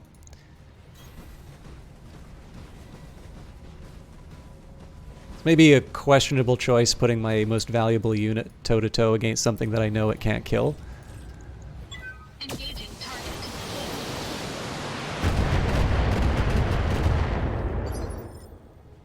What do you need? So the question is, do I want to get in closer? What does that get me? Gets me extra firepower, which I need. Roger. I know you're on your way out for dinner. Oh no, actually, Sen, you're probably working. Never mind. I said nothing. Okay, cool. So the reason that's a good one for me is I'm going to be able to decide what to do with this. So I'm going to fire with the Cyclops first because the Cyclops isn't going to be able to target anything but that turret in the back or a building. But like obviously, Location confirmed. targeting buildings which don't shoot back is not really the best move for me to make right now. So we're going to be able to see how much damage is left on the heavy shredder turret. And then I can put the Victor on the job. Okay, so in this case, the Victor gets to... Mama destroyed that turret. Good to go. Victor gets to destroy the the buildings at leisure. Right. I don't think I'm going to fire any ACs just because we know there's the possibility of reinforcements. So in this case, it's just going to be SRM4s. Got it. Enemy structure is weakening.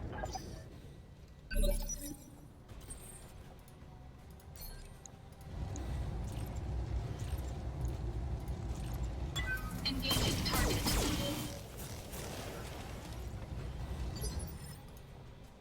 Waiting for orders. On it. So again, always allowing for the possibility that reinforcements can show up at any time. Let's do, that thing's got 43, so I'll do multi-target, PPCs on B, and one large laser on the medium military building. Copy that. Enemy structure eliminated.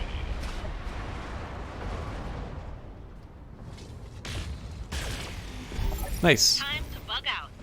Get to the LZ for extraction. Flatten that one. So this is an interesting revelation, right? Because normally the game tells us that the sort of the enemies have been dealt with. In this case, we know that there's something else because the game hasn't is making us go to the land the extraction point. So I already know my limitations. So one important lesson that I learned out of this is the benefit of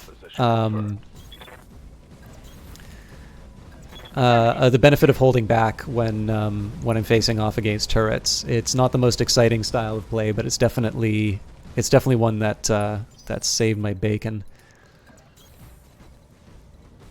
There's a side of me that's mildly... Oh, as I suspected, Commander, we picked up additional pirate forces closing on your position. Okay, so I'm gonna have to commit... Oh, they're like right here. All right, well, we got a Thunderbolt and a Quick Draw.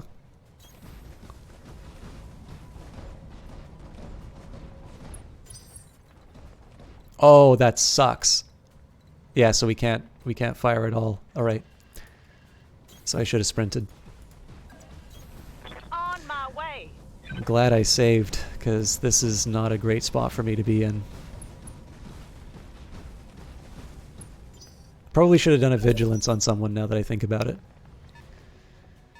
Okay, so 60-65, they're going to get back shots on my my Highlander.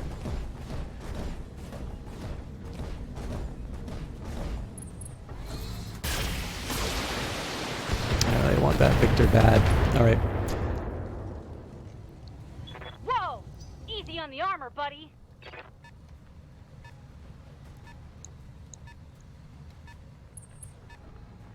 Ooh. So not expecting such a hard hit. Okay. First things first.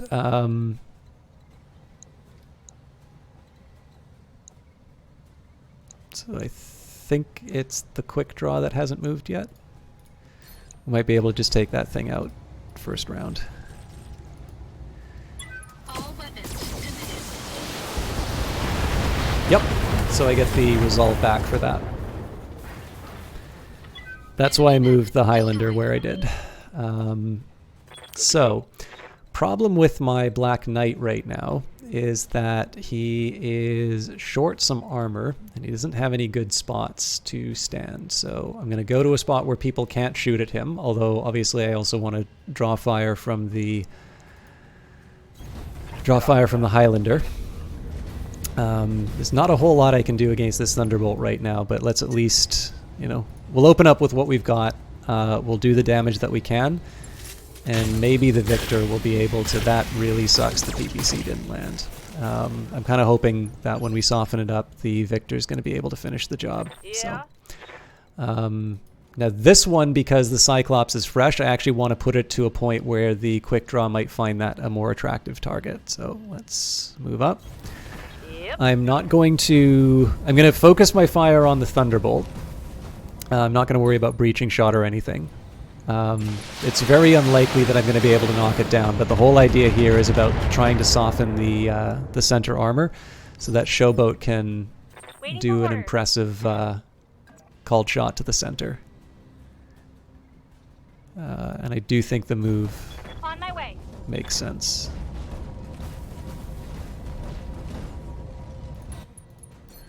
That's like fresh in the center. That's definitely not going to kill it, but don't think I can take out the legs either, so. So he's going to be able to move before anybody else in my unit does. Then again, so is the quick draw, and it might be able to rip off an arm on my Highlander, so. Warning. Enemy in rear arc. So I'm actually completely fine with the rear armor being targeted here. The back is the thing that I'm worried, or the arm is what I'm worried about because it's got the structure exposed. I'm not going to be able to sustain more than like one round of that. But the funny thing is I don't expect the Highlander to really be Back up through my armor. like, I don't expect its back to be facing the enemy that much. So now the neat thing here is that the Thunderbolt is still unsteady. So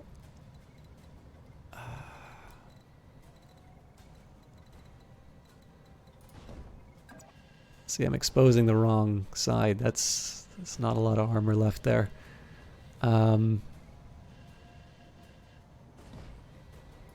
Yeah. It's not a great move, but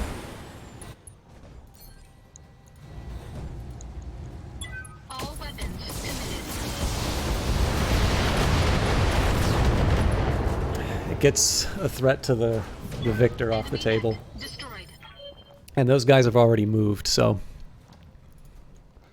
Yes, Commander. All right, now I really don't have much to do with this guy because I mean, it's not just that he's damaged. It's that his heat's so high. In this case, let's say that the Thunderbolt is the scarier of the two. I'm not entirely sure that's true, but well, it's got a large laser, so we'll do what we can, but that's probably not going to be much. Again, no precision strike or any of that nonsense. Firing on target. This is just about softening it up before I make the move. Again, we're gonna let Commander? Sixpack come in to Commander? soften them up. I'm curious if it's not the best angle, but it does get me. It does get all of my weapons into the game, which is what I want.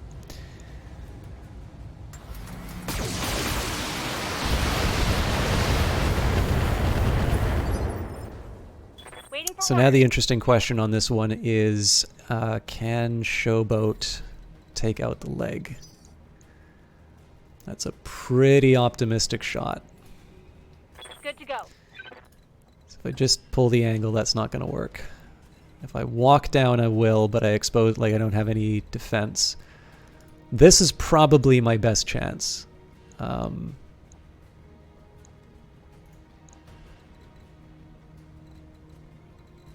Screw it.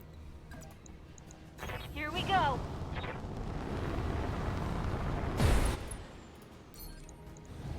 So yeah, the leg, I'm not taking out the leg, so we go for the center. Roger that. Mess him up. Mess him up good. So Beefeater does get a shot on the. Yeah, no, he does get a shot on the Thunderbolt.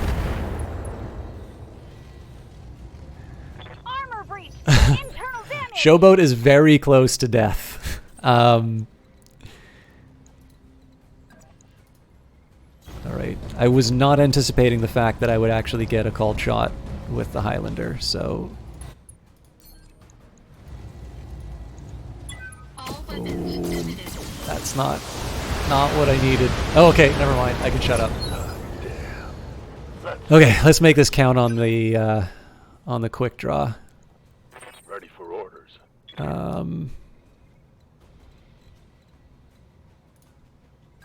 It'd be nice if I could get some kind of evasion, but I'll go for the second best and just do what I can to soften up the target. Roger.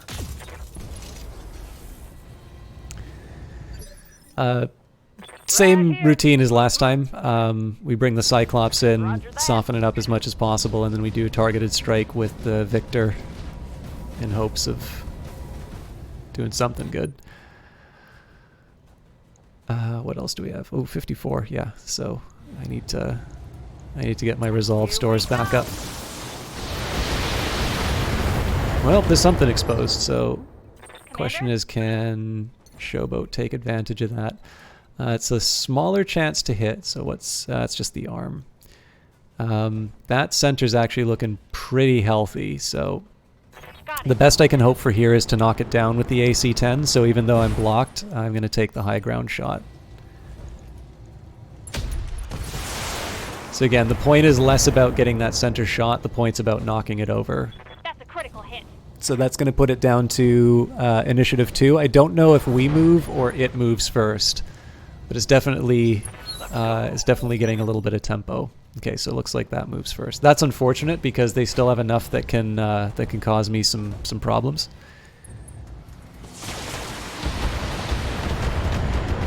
Okay, we didn't lose anything good. How's my leg armor? There's a side that just wants to finish this as style, but let's just do it right. All weapons committed.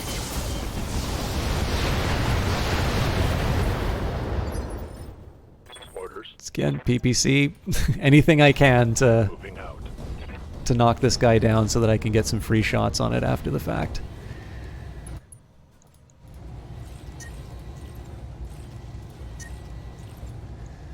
Engage target.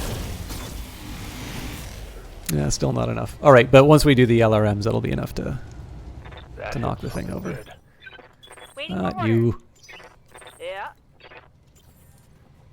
I'm listening. That actually kind of hurts my LRMs.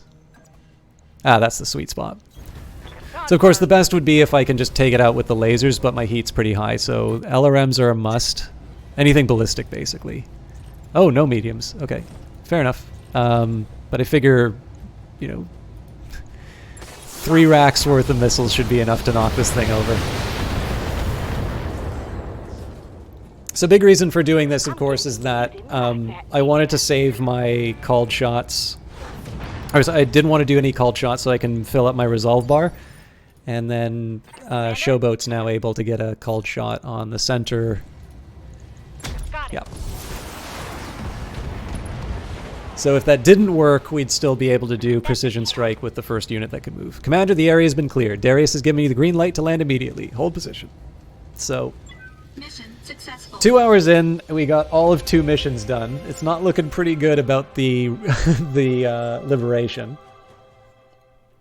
But at least the mech bay is going to be busy. All right, so this would have been great if I went for the money. So Victor was 3 structure away from... Showboat was 3 structure away from death. I don't remember which side that was. That was the left torso, so I would not have lost the Gauss cannon. That's good. Black Knight doesn't have too much that's special on it, but... And, of course, the Highlander is always the star of the show. So, again, I don't necessarily feel good about that, right? I did reset it a few times to figure out the best way to approach it, but hey, that's how I learned. So, definitely want to add the Stalker and the Warhammer. I mean, I could fill out a Thunderbolt too, but a good AC-20 is hard to come by. An LRM-15 has a lot of pluses here.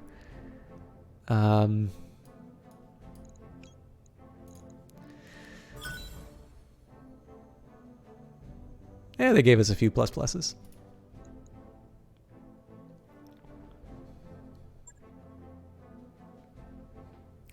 So of course the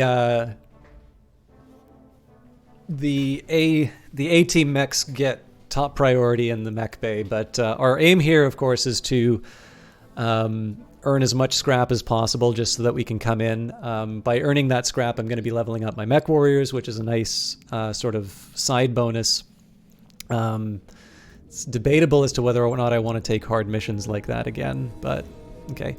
So Highlander's definitely a star of the show, so I want to make sure that So there are some better lasers I can put on. Oh, but not medium lasers. Okay. So that's just a standard repair job. I figure one nice thing to do would be, oh, actually, equipment-wise, yeah. Also going to take a minute. I don't really want to buy too much on the store because the whole point is that I'm going to use my savings to finance the rest of my adventures. So here's an interesting one for you, Neutrino V. There's an item here, the exchanger. So thermal exchangers reduce overall heat generated from weapon attacks by a fixed percentage. Unlike heat sink components, thermal exchangers are not impacted by the surrounding environment. So this will, for 2 tons and 1 slot, this will reduce my weapon heat by 10%. Heat bank plus 1 ton. It'll give me 20 max heat and plus 10 overheat threshold. I didn't know about those.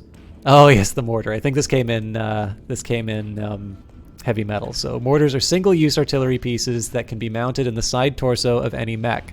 Functioning like a massive grenade when fired, mortars can deal substantial damage to all units within a targeted area. Only a single artillery piece may be mounted on any mech. Now the problem with this is that it's a $3 million item. Rangefinder, all mechs come equipped with a stock cockpit configuration which can be upgraded for improved performance. Rangefinders increase the range at which targets can be visually acquired for direct targeting. Okay, I'm gonna buy that just because it doesn't take up tonnage. It takes up... New equipment available. I'm not sure what I'm gonna put it in yet, but...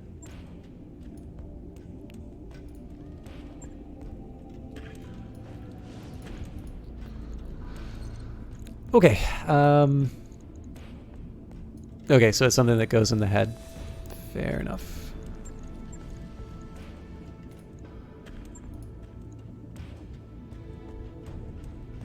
Log and note. Shouldn't be too Okay, let's see if we can make the Cyclops... Actually, the Cyclops is the one thing that wasn't wounded. Looks like... Oh yeah, we've already given it the good LRM, so in that case, I'm gonna skip that entirely. Okay, Victor definitely... I mean, the Victor, it's going to make me go in and do the resets anyway, but now would not be a bad time for me to see if there's any other improvements that I can make. I don't think we have 3 pluses on the AC. No, we do not, so... Little wishful thinking there. I do have better SRM4, so we'll... switch those out. And now we're replacing 2 medium lasers. We don't have any fancy medium lasers, so we'll just put those in as standard. Alright, I'm okay with that. There is an argument that when we go on the final mission, I can take out the cockpit mods that ignore injuries. But I'm not 100% sure I want to do that. I might, but... I don't think there's anything else I can do to the Black Knight. I'm pretty sure we've already kitted this out with all the best stuff that I can, but again, it doesn't hurt for me to take a look at this stuff. So, yeah, repair all armor.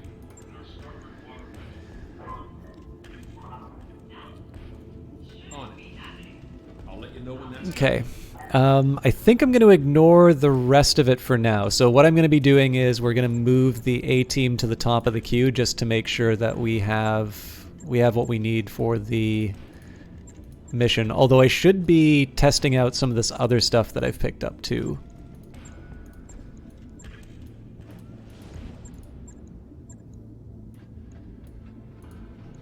I wish there was like a shift click that you could do to move the units around.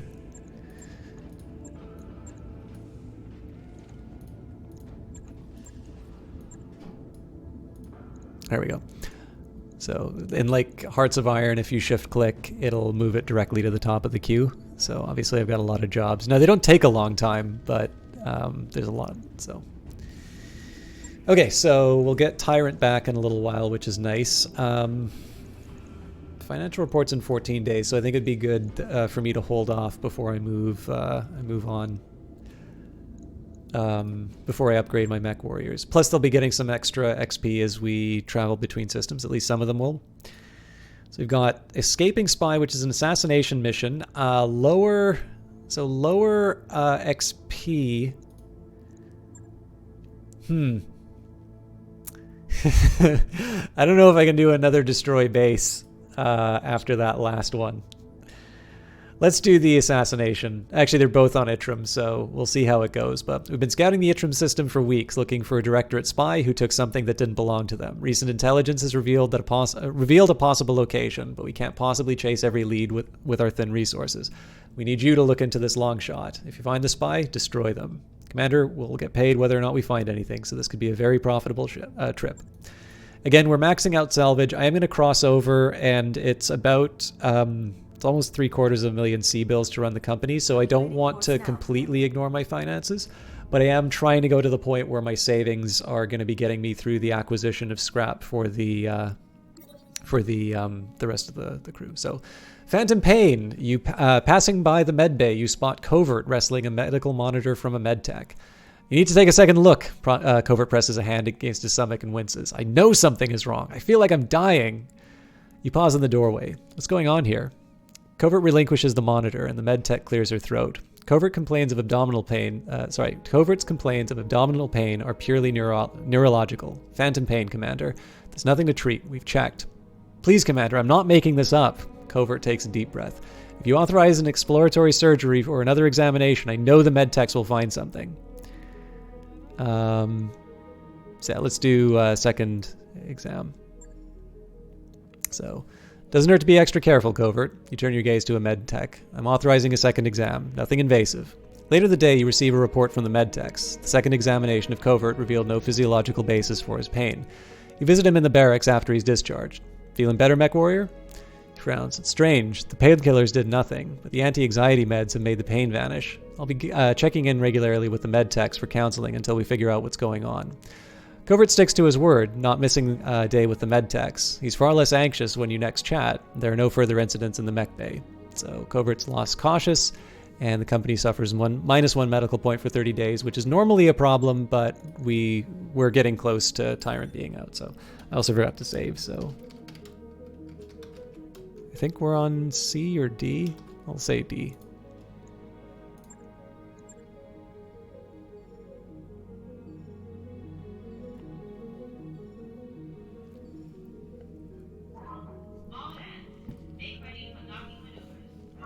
So one of the nice things about starting closer to being on time is if I go late, I don't like blow out my bedtimes or anything like that.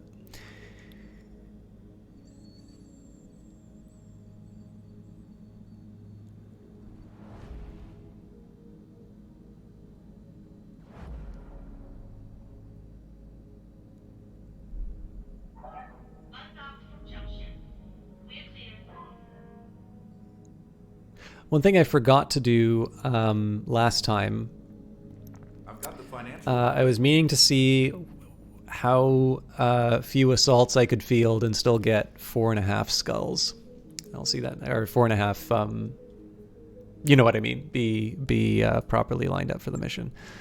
We don't need any extra morale, so in this case I'll go for normal. Again, there's a small argument that I could do like restrictive and then buy the, well, I wish I knew what else I was buying. I'm still going to do normal on this one. So under engineering. Yeah, so the next upgrades are going to be morale ones. I should have cheated on the pay.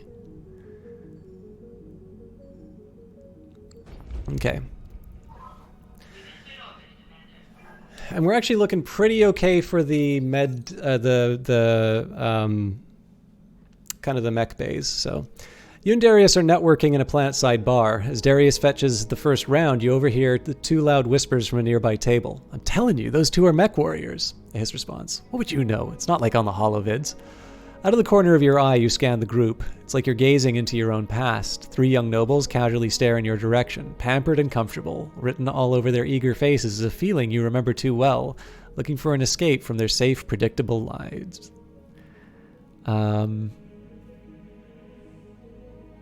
Let's be nice. We'll invite them to a meeting with a client. They recover from their initial shock and accept your invitation to meet with a new potential client. En route, they pepper you with questions, some hopelessly naive, but some insightful. Your enthusiasm wanes, however, when they see the disreputable pirates you're negotiating with. After the scoundrels depart, you say, "Do you know what happens next?" Darius and I put 4 good mech warriors' lives at stake. Some of them may not make it back, but we'll get paid, we'll repair, and we'll heal up. Then we'll do it again. That is the life, until it isn't. 2 of the nobles are visibly shaken. The last one looks you square in the eyes. You recognize that spark of defiance and determination. No lasting consequences. We'll say not yet with the contract. I guess I should lock in the decision that I made. I try not to, like... Obviously, I've taken advantage of saving more than a few times, even this stream, but I do try to lock in decisions when I can. Okay, so first thing we need to do is get our Waiting for orders. skills up. I think... I mean, it's nice to say max guts and whatnot, but in this case, piloting is the better thing for me, especially if I wind up using the Highlander because I need my melee up. Training complete. I think there's a better argument for me to bring Tyrant than Covert right now. So hear ya. Showboat. I really want to give her gunnery, piloting, and tactics. I kind of want to give her everything. Let's give her the gunnery for... Yeah, I get called shot mastery, so if she's going to be in the Victor, I need her to deliver a little bit more. Oh god, what do I want to do with 6-pack? 6-packs in the missile boat, so it kind of makes sense to boost the... Yeah, let's boost the tactics for the indirect fire.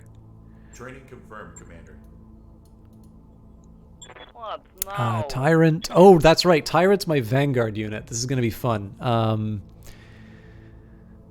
So, let's get her... First thing I got to do is get her that speed bonus. Waiting for orders. Yeah. So we're going to go for the extra piloting on her. Training complete. Zap's already at top levels. Okay.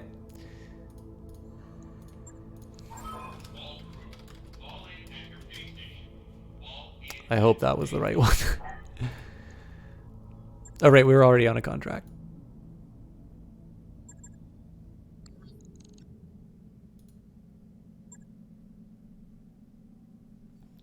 Okay, so just for my curiosity, if I added, so the Awesome's an assault. Okay, so it just simply won't let me bring in one of these. Oh, that's interesting. That's command mod. So if we're bringing a medium, okay, so a medium would be able to handle that.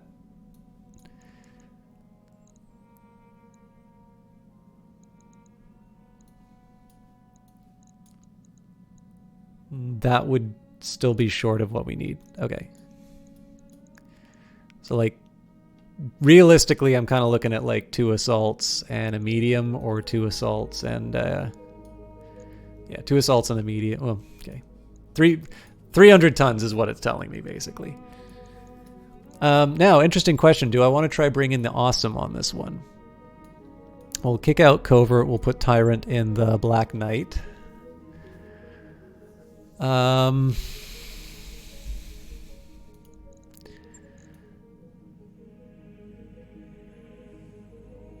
The Awesome's got some LRM 15s. Cyclops gives good...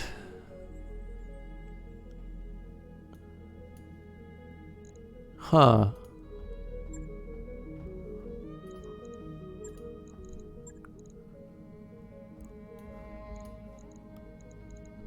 So the drawback on this one is that taking the Cyclops out of the rotation means that I'm going to be generating less morale. This is a good mission for me to try this one, though. This thing apparently is super slow. So this is going to be my replacement missile boat for this this mission.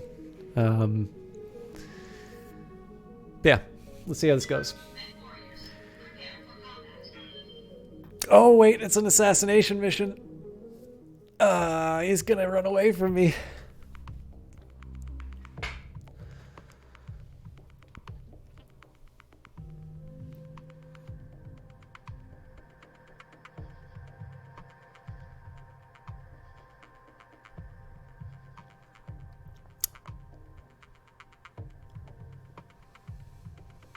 All right, that's fine. I think if there's a high priority target... Well, okay, so first of all, the Highlander's almost certainly just going to be able to rip the thing apart from the middle. So that's that.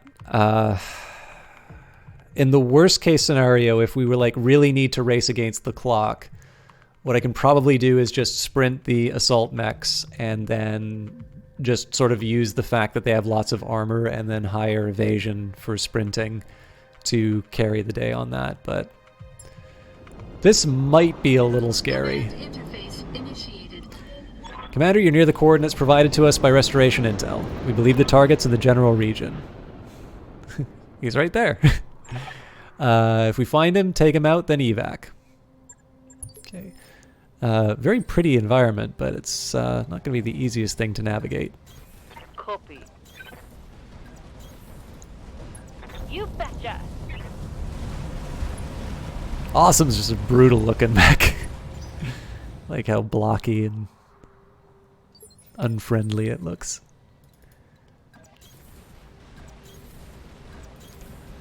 Don't need to tell me twice. So yeah, you can really see the speed difference on this guy. I'm glad that he's got LRMs. Moving to position.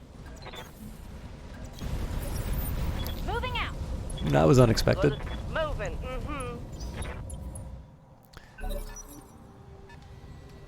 So 55 and 80, 40. What now? I probably should have waited, to be honest. This one I'll brace.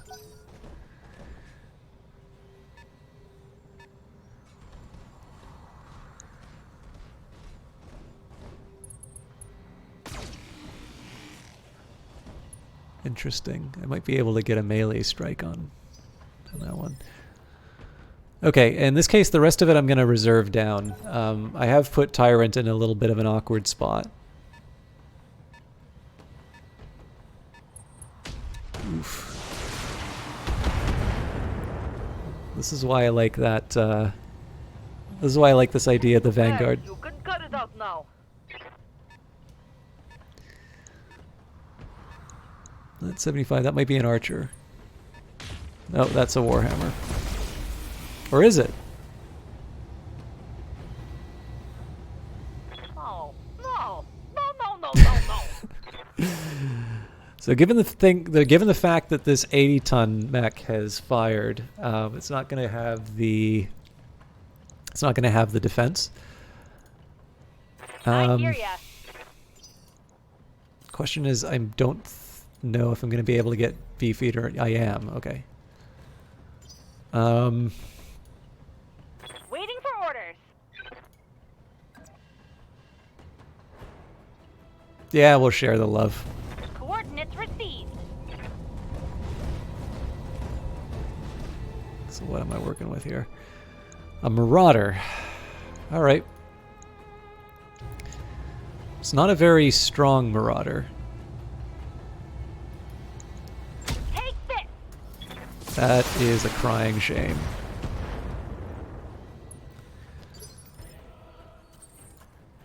It's actually a little suspicious how damaged these mechs are. Engaging jump jets. Ah, spare Victor.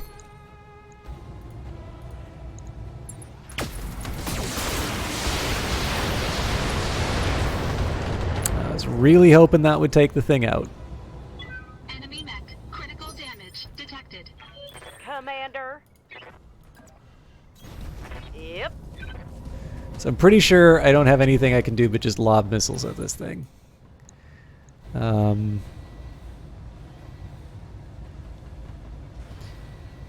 Yeah, this might be wasteful, but I'm just really hopeful that we get it in the center. Okay, if I'd known it would have done that, I would have just turned the rest over to the Marauder. But then, if you know where your shots are going to land, you would always do a perfect turn. I should just shut up. All right, Kintaro. That's not something I want to take lightly. Black Knight's definitely done its job. I'm getting pummeled. It's definitely done its job, like, holding the line, but I need to... You say so. Going hand to hand. Oh, that's a really lucky hit. It's the fact that I knocked this thing down with its leg. I mean, it's still going to be able to do something next turn, but that's a really nice little bonus.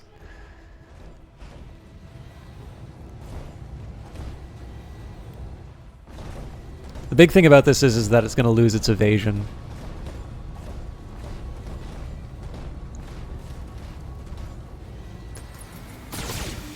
Yeah, fair. I might even get Showboat to do a physical attack on that one. Okay, so seems to me the right call at this moment is to go after the Marauder. Marauder's sort of the stronger of the enemy force. All weapons committed. I've blown it twice now. 6-pack will at least be able to finish knock. Actually, yeah, if 6-pack does the... Okay. It's I don't like how probably this is another going. Marauder in that case. Yeah. Okay, so what I'm going to do here, I'm basically going to ignore the Kintaro in favor of knocking over the... Actually, I'm not going to ignore the Kintaro. What I'm going to do is I'm going to use the missiles on the Marauder. This is a silly thing for me to do, but I think this is the smart. Silly and smart. So I'm trying to knock this thing over so that the Victor can get a called shot on the Marauder. If I get to take this thing out... Okay, looks like I don't. So now the Victor's going to go and get a called shot with the AC-20 on the Marauder. Oh, no, it's not, because it stands up again. I should have checked that.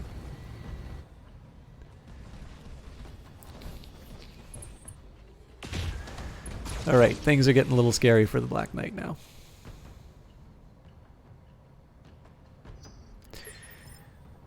What can I do for you? So, how much do I like... Nah, screw it. I read you, Commander. Moving out. Oh, that's a waste. When I shoot you, you'll... Huzzah! He's gonna go for a rear attack.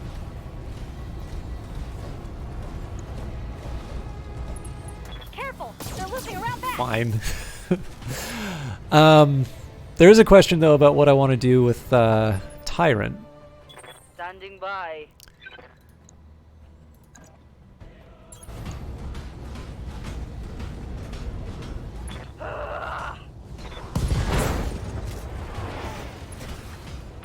There we go. Part of that is just getting Tyrant out of the range of whatever's been shooting at her.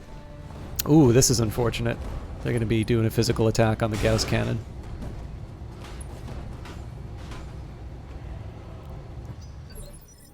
Okay, although... So that was the leg that got hit. This is just mean.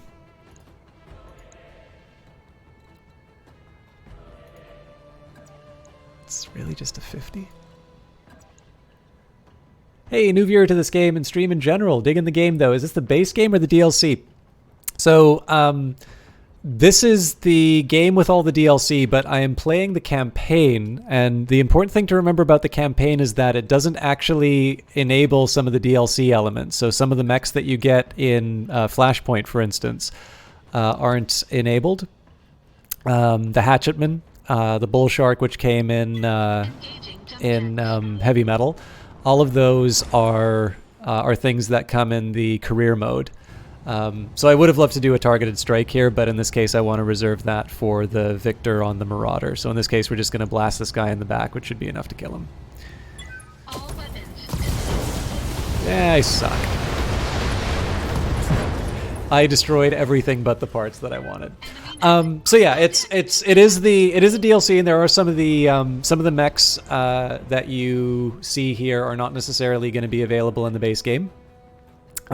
But I will. Oh yeah, actually, sorry. Especially because you said you're new to the channel. I was given a key for heavy metal for promotional purposes. I was a Kickstarter backer of the game, so I already know that I like it.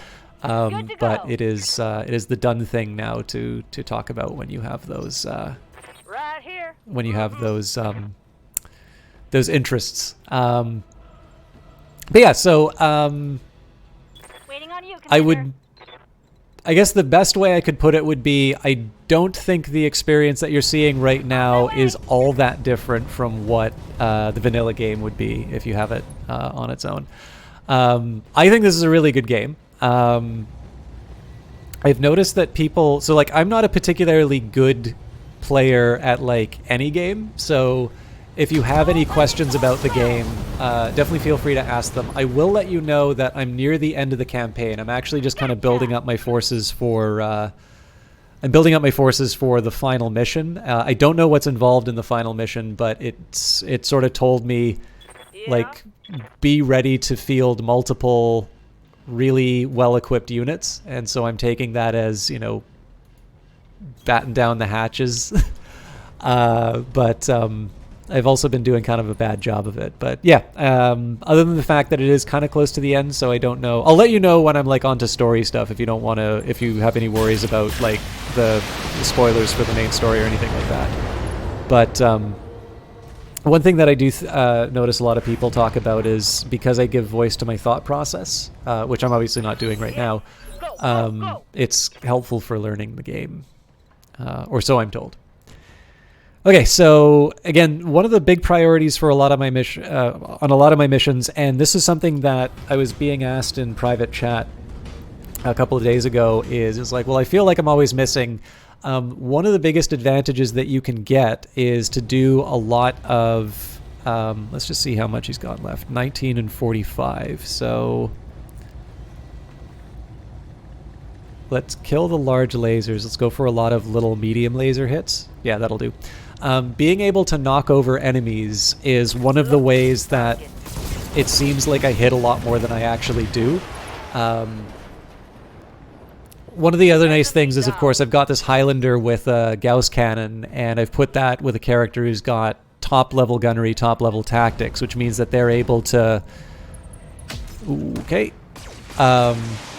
They're also really able to do these very surgical attacks. But one of the biggest things that's been working for me really is just the fact that I've been able to translate the advantages that I get elsewhere into opportunities to do more called shots. Now, of course, we're generating a lot of resolve, so in this case I'm going to fire 2 called shots, and in this case it's a tough call. It's a Banshee, so it's an assault class mech.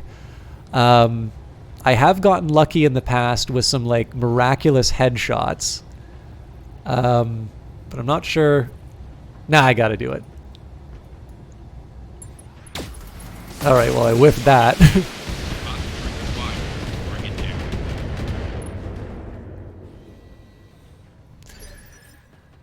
Good to go. And then I got Showboat. Now, Showboat's getting a little banged up here. I don't necessarily want to expose her to too much retaliation, but she does have the big AC-20. And we did hit the head, so...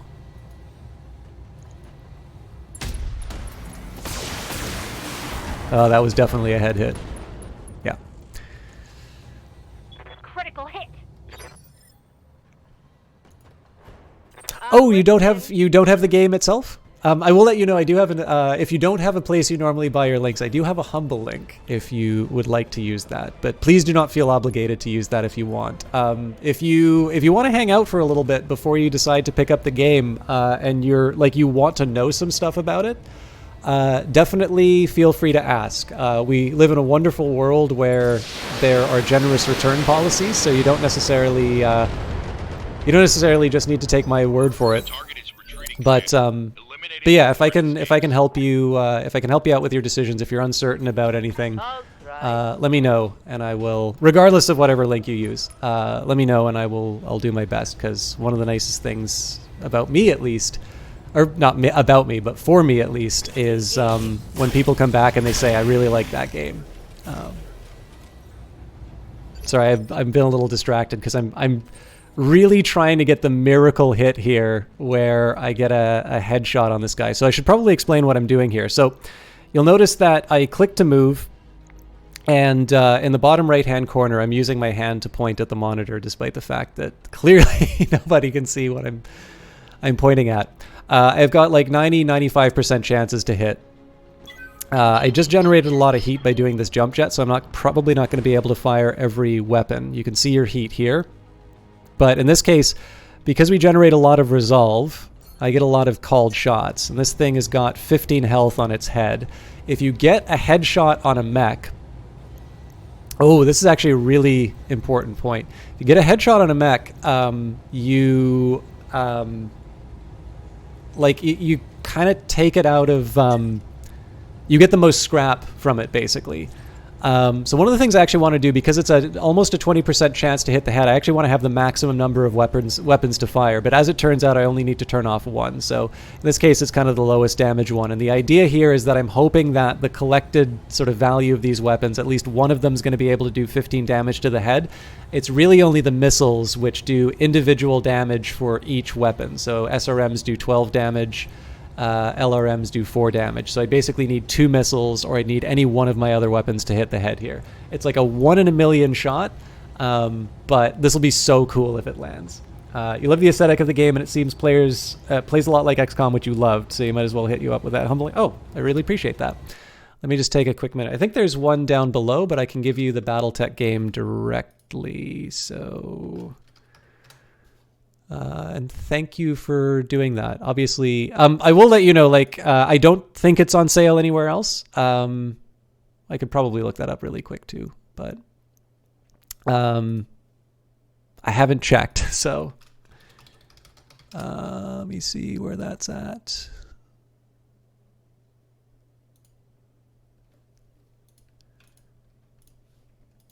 All right, so this is a direct link for Battletech, but let me do you a small service here because I'm never going to forgive myself if this winds up being on sale. So, Age of Wonders. Okay, actually, this is one you guys might care about. Age of Wonders is currently on sale on Paradox Plaza, and is it on sale on Steam?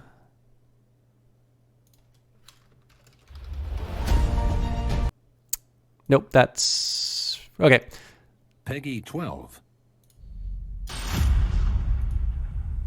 Sorry, you're all hearing the trailers in the background. Yep. So it doesn't look like any place else is on sale. So thank you very much for asking for that link. That means a lot.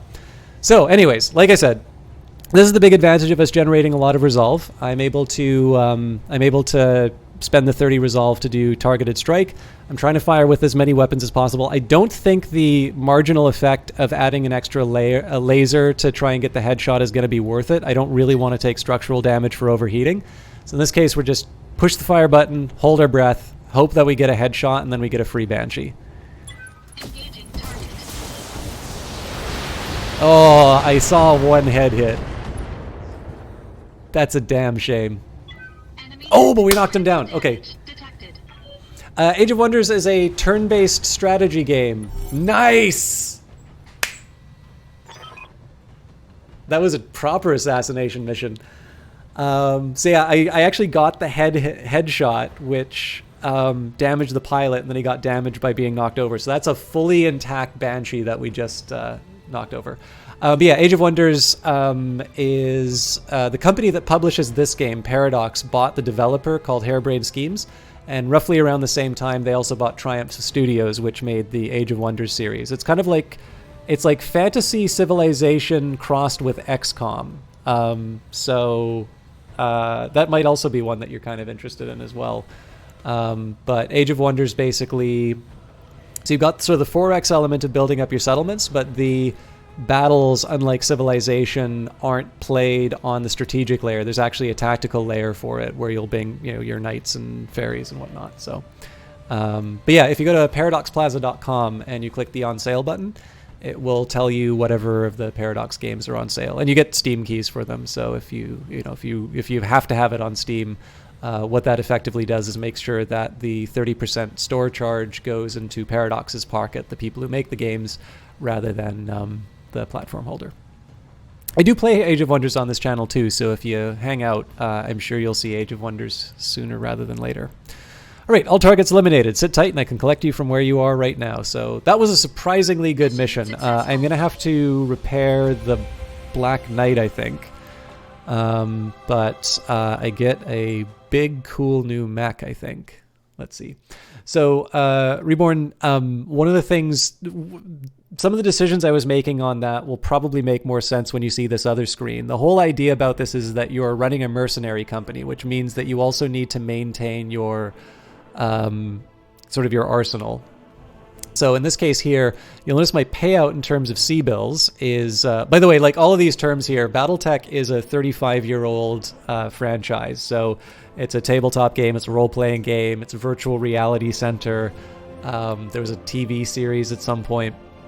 So if you go to a website called sarna.net, if you really like the story behind this, you will have like hours of reading ahead of you if you want. Like you clearly do not need to read all of it to understand what's going on. The currency in the game is C-bills, and you'll see relative to my savings up here in the top right-hand corner, we didn't get paid a whole lot. And that's because when you take a mission, you can decide to be paid in cash, or you can be paid in sort of the scrap rights. So one problem is that a lot of the bonuses you get are actually percent based. So if you don't go for cold hard cash, when you do things like destroy the supporting enemy forces, the bonus isn't really that good. But right, we are repairing the Black Knight. That won't take too long though. The benefit is here. So I get to pick 3 salvage items, and then the contract was that I get a total of 15 scraps. So I basically get my pick of 3. And then I get to, oh man, that's a lot of really nice lasers.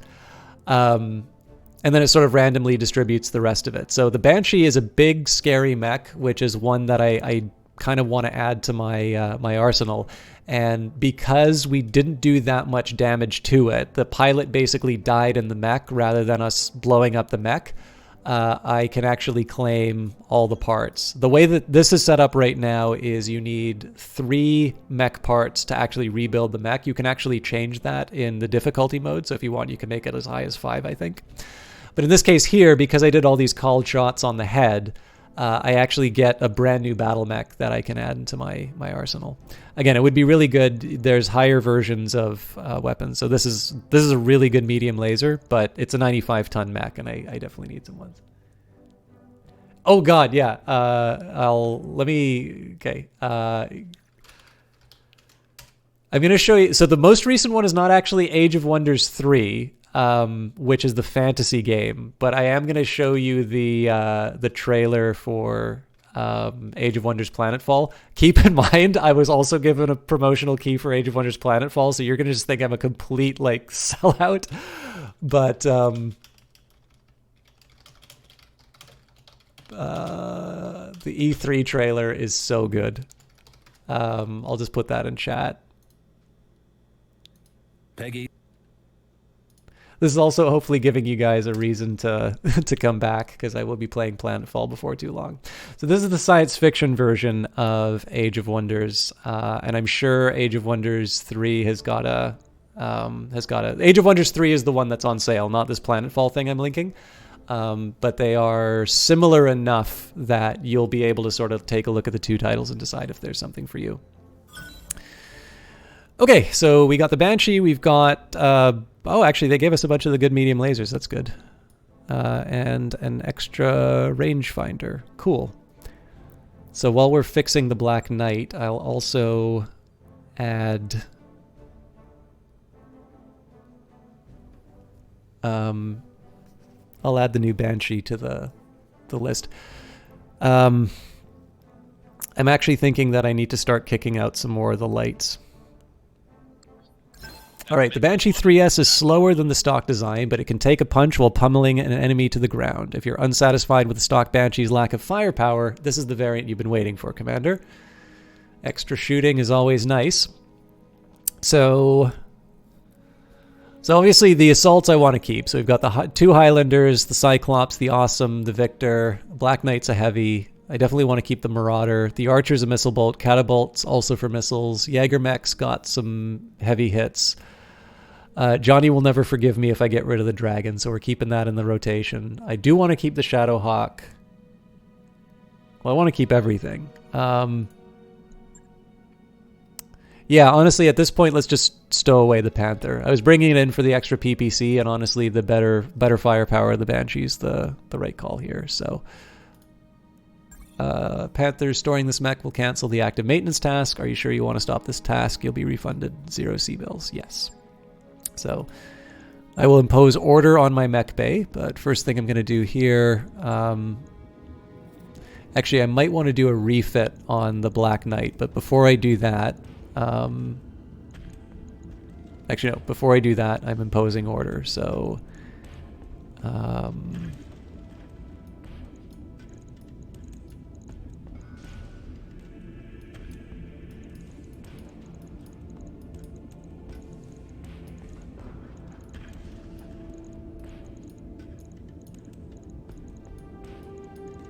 I realize I didn't need to move a couple of those, but I want the Highlanders sitting beside each other. Oh, hey, it's got the AC-10. Okay, that's good. So, I'm actually going to... I think I'm going to refit the Black Knight first. Oh, but no, it's already got its better... No, I'm gonna hold off. I can definitely see myself fielding the assault more often, so...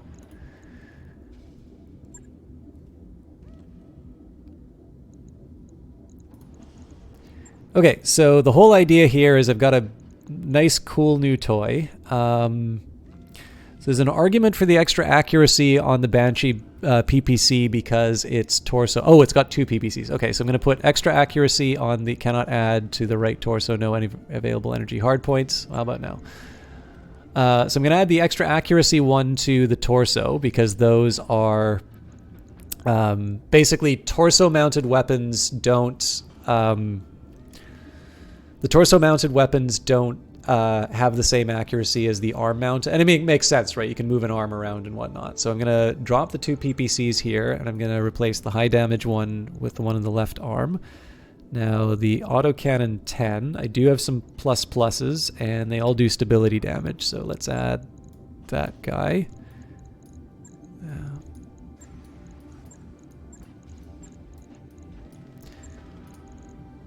The tabletop game is like this, by the way. You get to customize all your mechs and whatnot. SRM 6. Oh, I do have a plus of that. All right, that's welcome. And now the question is, how many of these medium... So I've got 4 special medium lasers that I can add. Yeah, you know what? We'll put them all in.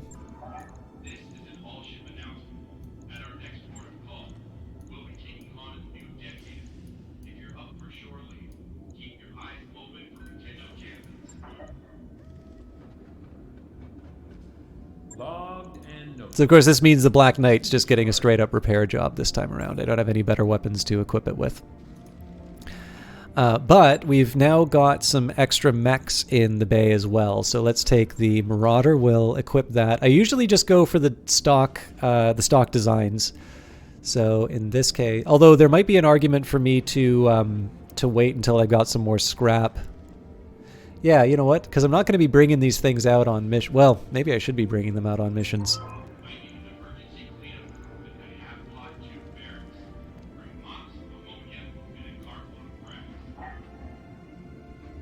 Well, I can't bring them out if I'm refitting them. Okay, no.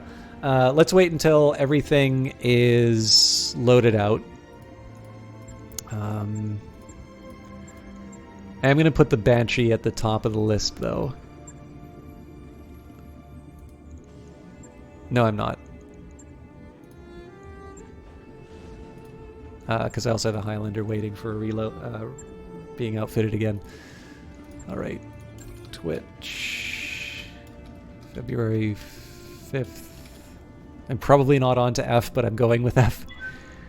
Okay. So right now I've got a Marauder and an Archer just kind of sitting idle. The reason I'm not... That's a really cool paint job. The reason I'm not equipping them right now is that on the next job I might wind up getting some high quality... Oh, and they've also got like special LRM clustering. Okay, yeah, I'm definitely bringing these things on future missions. In fact, while I'm at it, I might take out the LRMs that the... Oh, it's LRM 20s, never mind. But yeah, so it's going to take me time to outfit these guys. So what I don't want to do is I don't want to put sort of stock components in, get a whole bunch of better equipment, and then spend time stripping them out and then putting them back in again. So in this case here, we're just going to wait until we ready everything up inside the ship. If I wind up with another mech, I'm going to feel really torn, because I kind of like this loadout that we've got here. I haven't tried the catapult, the Jaeger mech, the Marauder, or the Banshee. Technically I haven't tried this Highlander either, but I kind of know how the Highlander works. Oh, one last thing. The store.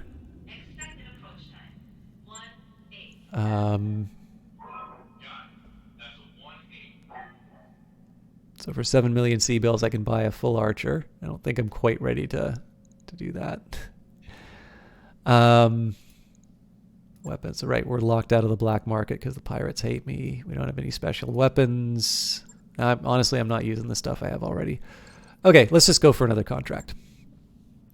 And capturing production. I thought for some reason...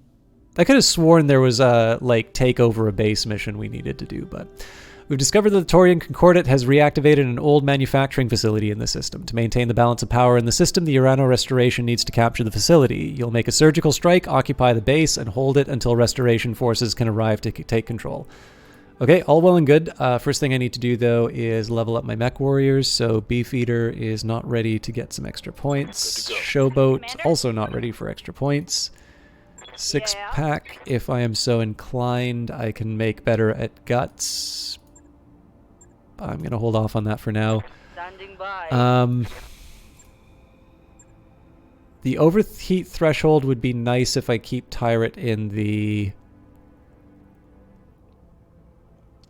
Black Knight, so I'm going to do that for now. I'm probably going to feel bad about it. And then Zap's already at the top level, so... Unless I spend a lot of time on it, I know that I'm not going to have two, like, fully top-tier squads for the final mission, but that's fine. Tundra, so it's going to be colder. We're not going to have as much heat. We'll have more heat dissipation.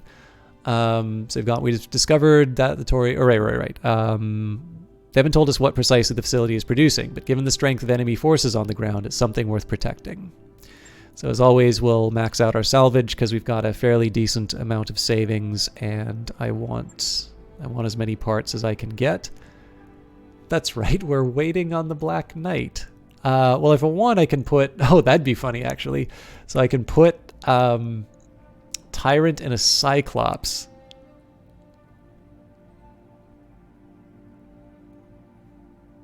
This is so ridiculous, I have to try it. So this is a pure Assault Lance. We're bringing 340 tons of mech.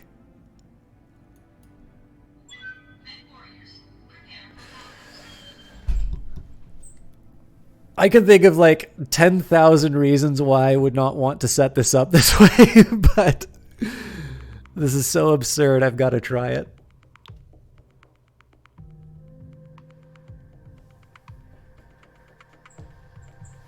So this would probably be where I say we're on the last mission, but I'm really going to try and go for the end game here. So we'll see where we're at after capturing the manufacturing facility. I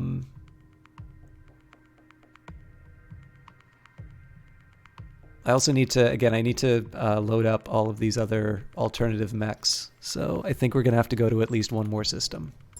But again, the night is young. Command interface initiated. I could theoretically get another 3 hours in, but I would probably not feel good by the end of it, so... Manufacturing facility is just ahead, Commander. Before we start our attack, we should recon the facility's defenses from a defensible position. Once that's done, we'll move in and capture the base. Good luck, Commander. So the big problem with this is everything's going to move super slow, but there is also going to be an advantage to that in the fact that barring like a ridiculous number of turrets, we're just gonna kind of laugh at anything that that we come up against. Although it's worth remembering, it's telling us to capture the base, not destroy the base. So. I read you, Commander. Moving out. All right. So there's a 65-ton mech. It's a Star League era manufacturing facility, all right. No wonder the Urana Restoration wants it so bad. Be careful of reinforcements. We're getting intel that there are additional enemy forces rallying to the facility. I'm still reading enemy contacts, Commander. You need to secure the area before you can proceed.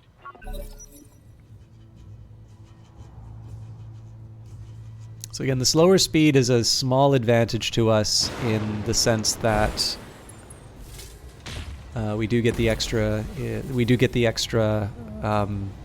Resolve. In this case, we're just going to reserve down to Initiative 1. With any luck, that means that the bad guys come towards us. Company.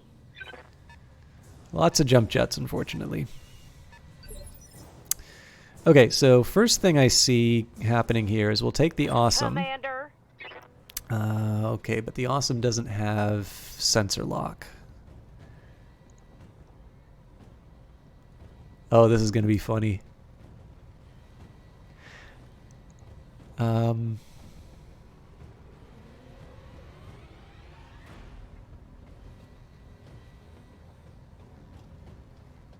Let's not think too hard about this.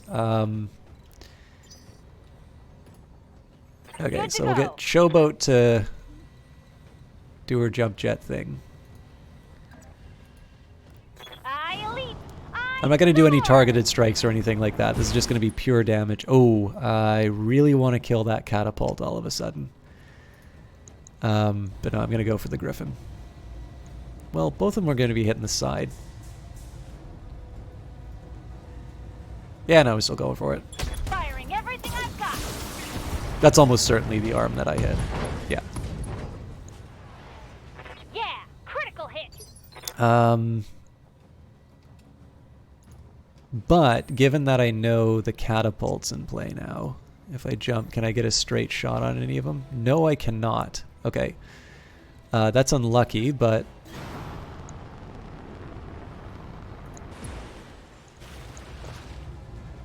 All weapons committed.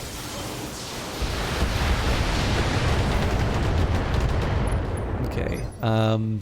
I was kind of hoping to lob some more missiles at the catapult, but given the fact that this thing's a bit weaker, let's take Tyrant in the Cyclops.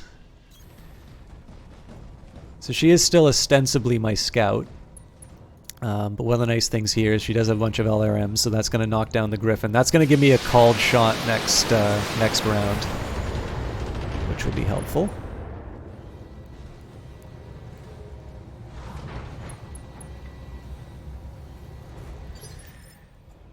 And then 6-pack, I'm really just kind of moving up.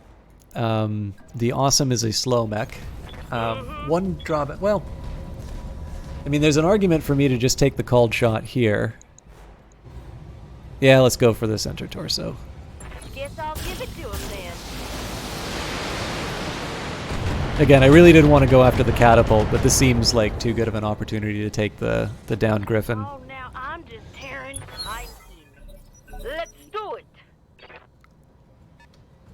So I think we get first move next time. Oh. It's a Black Knight. Okay, so this Victor doesn't have a ton of armor. I want to be careful with it. Nice try. Okay, good. What? No. I am going to be able to open for... So, I would have, again, liked to use something against the catapult here, but being able to take the Griffin off the board is a little bit of a higher priority for me. The good news is it's only got 10 left in the center torso, so let's say, yeah, no heat generation gives me enough shots on the center to make sure that it gets Target pacified. gets hurt. So now I can afford to start spending some of that resolve, seeing as we got the extra from taking down a mech. That Victor's taken a lot more damage than I want it to. You got nothing, you hear me? So that might be a quick draw. I'm not 100% sure, to be honest. One of the things I want to do here with the Highlander is... ooh, this is going to be hard, actually. In this case, I'm going to reserve, because I want to see what this catapult does. It's standing and delivering, but I've got the bulwark bonus. Oh, sneaky. Okay, so the question now is, do I want to try and take out the Black Knight, or do I want to... you know what? I think I'm going to go after the catapult here.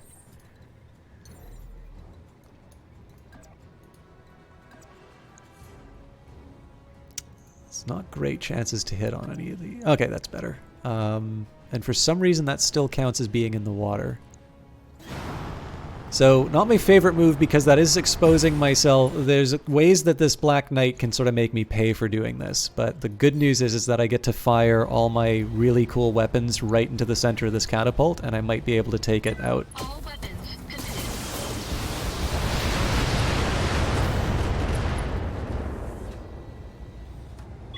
Enemy mech. Okay. Critical damage detected. So priority number 1. Oh, looks like I only get long-range shots. Fair enough. Or sorry, not long-range, but missile shots. So what I'm going to do here is focus the LRM-15. Oh yeah, definitely the LRM-15s, because I just need one of these things to get a lucky shot on the center torso, and if nothing else, I knock it over, and the Victor's going to be able to mop it up. Huh. No lucky shots.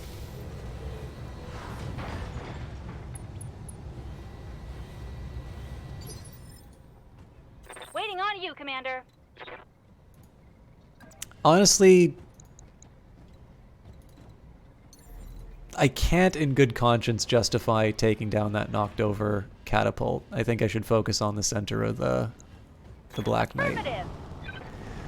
I know it's got its evasion and whatnot, but... Oh, hang on.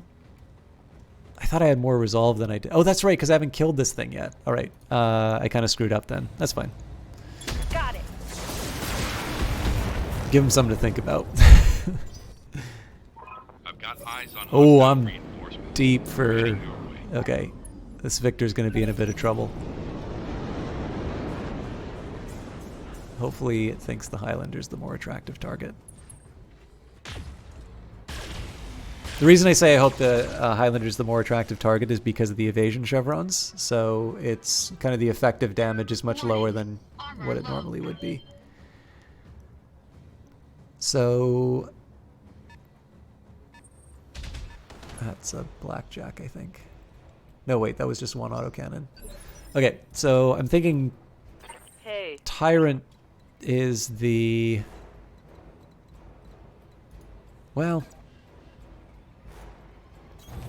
advancing, I guess. I'm gonna feel kind of bad about this. Oh wait, I don't have multi-strikes. Okay, no, this is an easy choice then.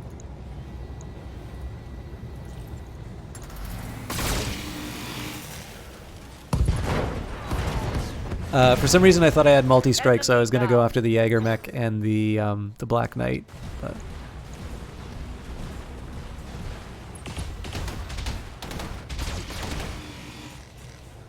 Again, the bulwark makes me laugh at those attacks. I'm not too worried about it at all. Damage looks light, Commander. So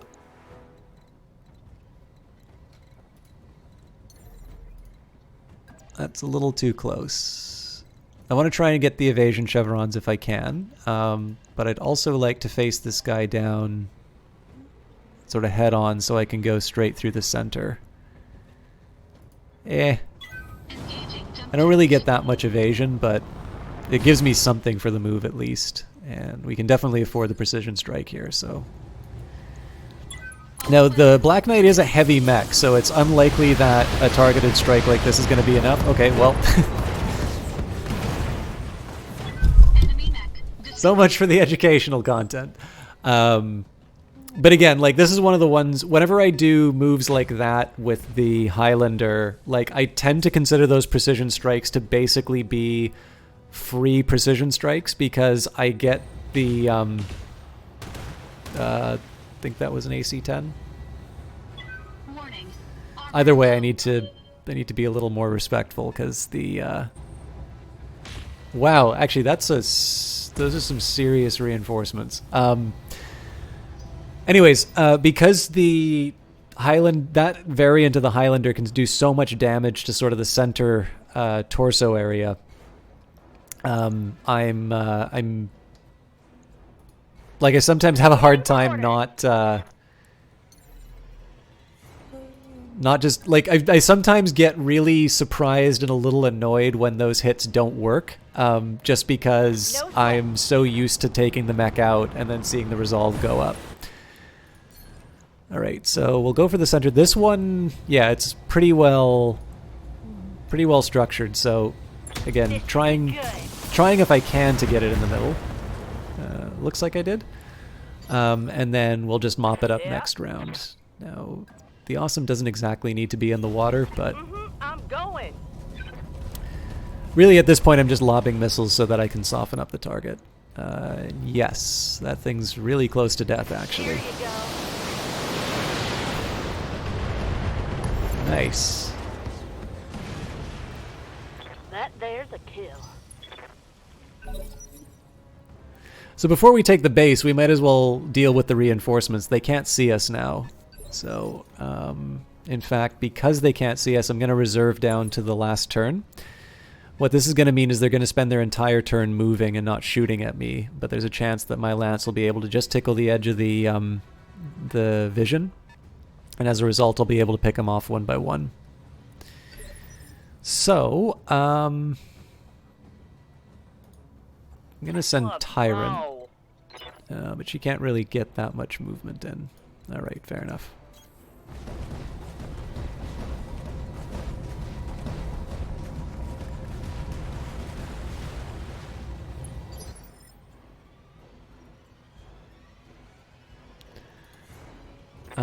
Next up is Six Pack. Now, Six Pack doesn't move that far, but they are sort of closest to the edge and have the weaponry I can sort of afford not to be fired this turn.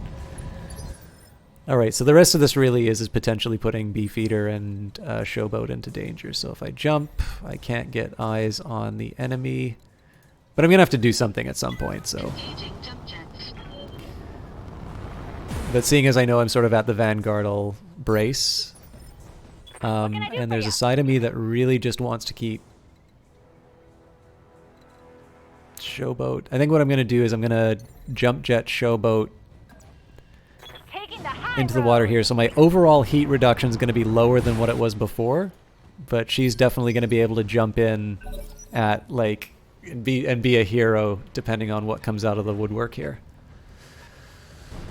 Vulcan. So, Reborn, where I was talking about how the game changed with the DLC, so I believe the Vulcan was added in the most recent DLC, Heavy Metal, and so this is an example of where you're seeing something that isn't, wouldn't be in the base game. So in this situation here, this mech would just be replaced with something else inside of it. Now, again, I quite like the DLC, so if you enjoy the game, it is something that you might want to consider picking up later on down the road. But this is kind of what I was talking about in terms of the fact that I can't tell you you're seeing the exact vanilla experience, but on the other hand, like, I'm not entirely sure if I hadn't told you, that this was DLC. I'm not sure you would have been sitting down playing Battletech saying, it's like, my God, where's the Vulcan? I've been lied to. So now here I'm going to reserve. This is just because Beefeater's in about as good of a position as he can be. He's already got his brace up. Actually, you know what? Tyrant might be in a... Nah, I'll reserve her too, because she's got the evasion chevrons. Standing Oh, I have not seen a cataphract yet. Oh, no, I've seen a cataphract. Never mind. If I can't... Oh! I do not want to see structure damage on that Highlander. Okay, so that's public enemy number by. 1. Warning. Armor breached. Internal damage. That's not good. Warning. Armor breached. Internal damage. Oh, Rifleman. Rifleman is also from Heavy Metal. Apparently this is a Heavy Metal mission. And another Black Knight. So I know technically I can one-shot Black Knights, but... I think I know how I'm going to handle this. So, one of the problems I've got right now is that this cataphract has a few evasion chevrons. So what I'm going to do here is I'm going to start with Tyrant and the Cyclops. And I'm going to get her to knock down one of the evasion chevrons with a bunch of LRMs, but the hope as well is that these LRMs are going to start knocking the cataphract down.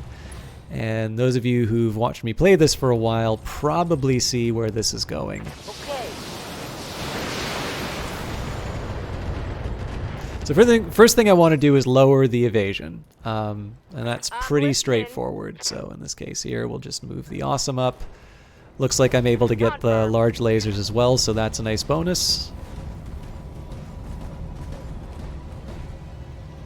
So in this case, full alpha strike. Definitely we're not knocking that thing down though.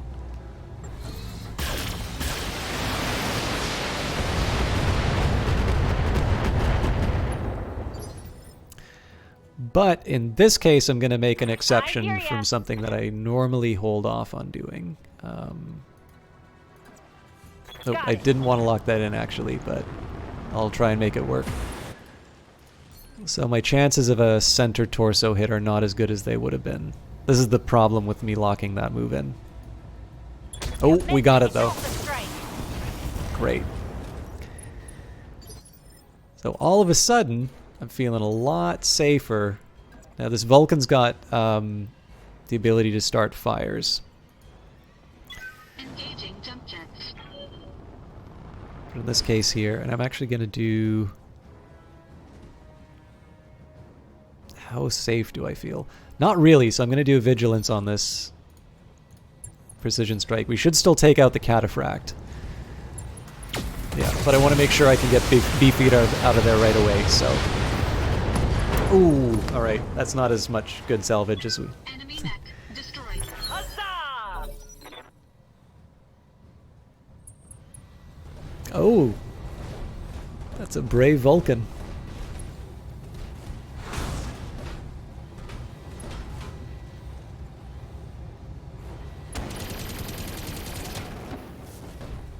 So I'm not too worried about the heat from that because I can always jump back in the river. Warning. Armor low. Okay, so I'm in position 3 here. I can jump back into the water, and I do still get a shot on the rifleman, so that's exactly what I'm going to do. Oh, that's not a good shot, though. This is the arm with the SRM, so it'll be sad if it goes, but it's not the end of the world if it does. Alright, if I just committed, I could get everything. But then I'm facing off against a 75-ton mech. You know what? Engaging jump jets. It's worth it. Right, that's a Black Knight. That may not be worth it. Okay, let's see what we can do to the rifleman.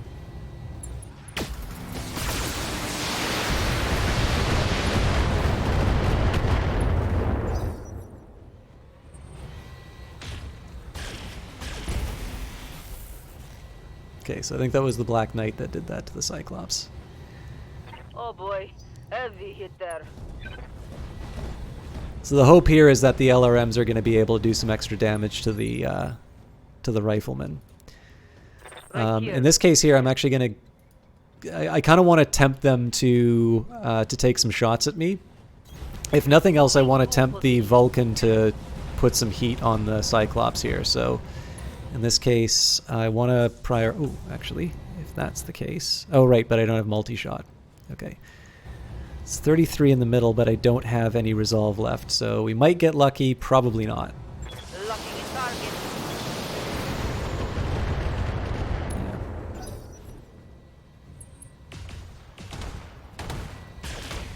But they took the bait. The Cyclops is the target.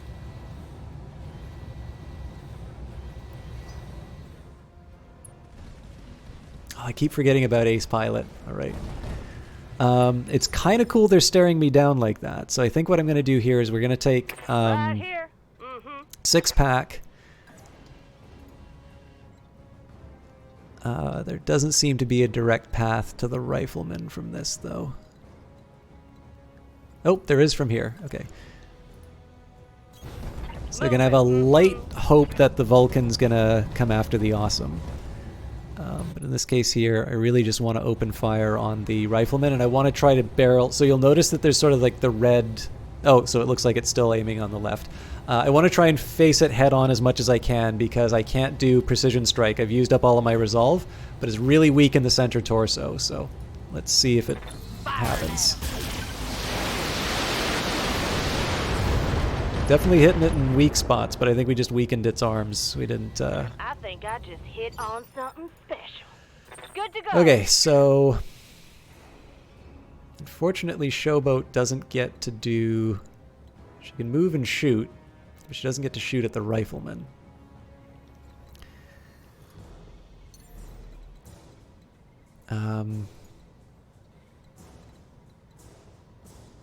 Sometimes a simple solution is the best. Waiting for orders. Take this. I know I'm not going to take out the... I know I'm not going to take out the rifleman this turn, so Did you see that? we'll Did just you shoot see it? the little guy in the back, and we'll as a flourish we'll jump jet into the Set. river into safety. I'm in. Let's do it. Okay, so let's see what terrible things the rifleman does to my Highlander. Ouch. So I really would have preferred not to have lost that arm, but I should be able to replace the goodies. Warning. Weapon system destroyed. I'm going to make Yes, Tyrant go Commander. first, and this is because if I can get Beefeater to do a focus fire on the Black Knight, I'm there. we wrap up this mission. And if he can't focus fire the Black Knight, then I really do need to take down the rifleman by the end of the turn. Okay. Although I keep firing it on, I keep firing at the side, so I'm not entirely sure. There we go. All right. I'm not really sure what I'm expecting to happen. I got him.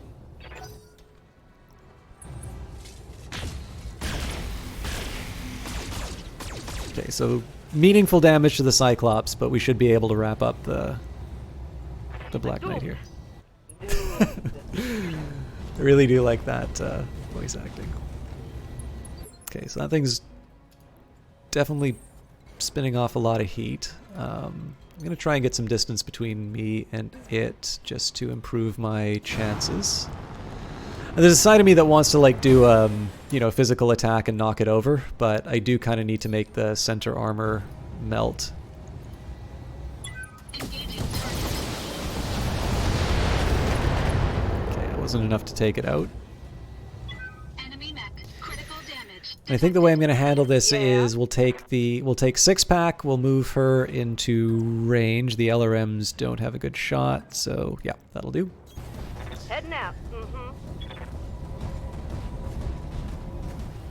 I have enough in the tank for another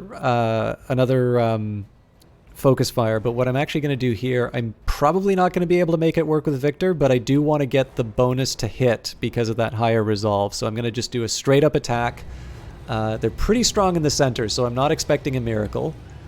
But anything I can do to weaken it, the better. And then we bring the Victor in I hear ya. to do the best it can. Oh. Waiting on you, So I'm Commander. gonna jump just for the maximum distance.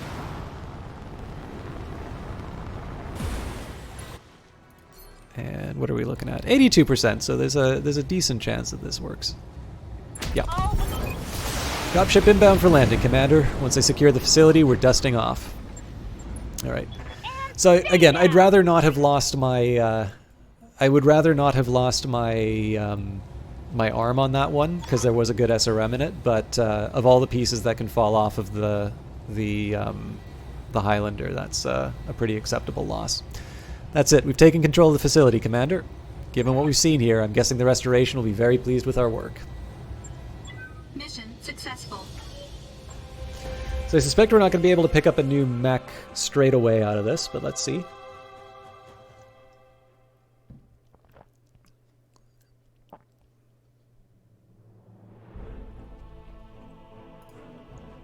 Okay, so we lost...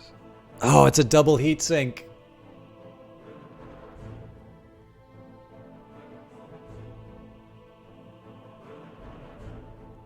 Okay, I know what I'm doing, though.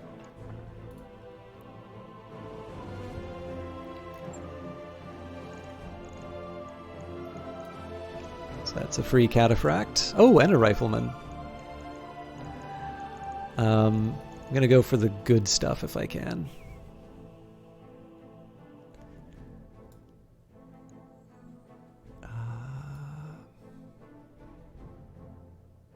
Oh, definitely good LRM-20.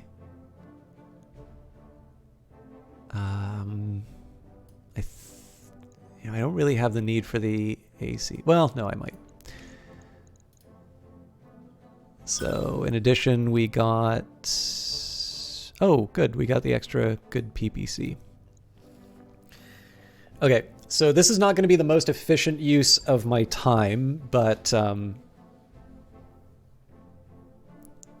I do want to have that Highlander in fighting shape. So we're going to go hunting for some lost tech. And then I think that's going to buy me enough time to sort of do all of the refits that we can go and try and reclaim Cormadir. All right, the rifle 3N Rifleman is well known for its terrible armor as for its ability to hammer opponents from long range. It has only average speed and poor heat sinking ability, but if you can put it in the right position, it can rain death on anything it surveys. We call the Cataphract a Frankenmech because it's got a little bit of everything stitched together on it. The 1X model works well at medium, long to closer range with good armor and weaponry. Okay, so the Rifleman's a 60-tonner.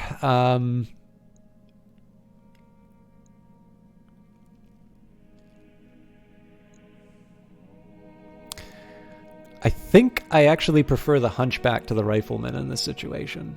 So I don't... The only other argument I could make would be the Jägermech. I think I'm going to send it to storage, though, because I don't know which version of the autocannon it has. Now, the Cataphract, on the other hand... Oh, that still counts as a heavy. What's its firepower compared to the Dragon? Well, we don't know because... Okay, Johnny's going to be mad, but...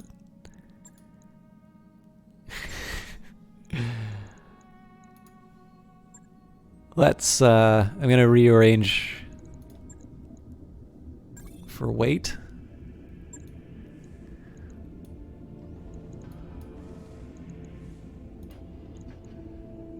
So out of curiosity, that Rifleman...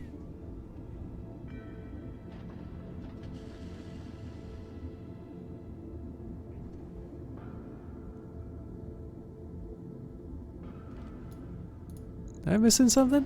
That can't be a medium.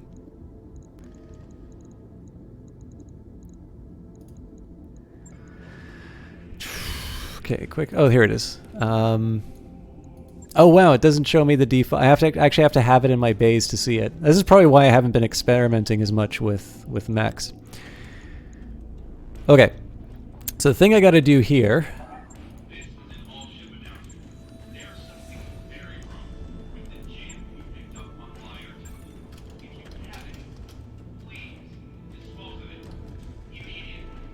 I think it's... I'm just say GG.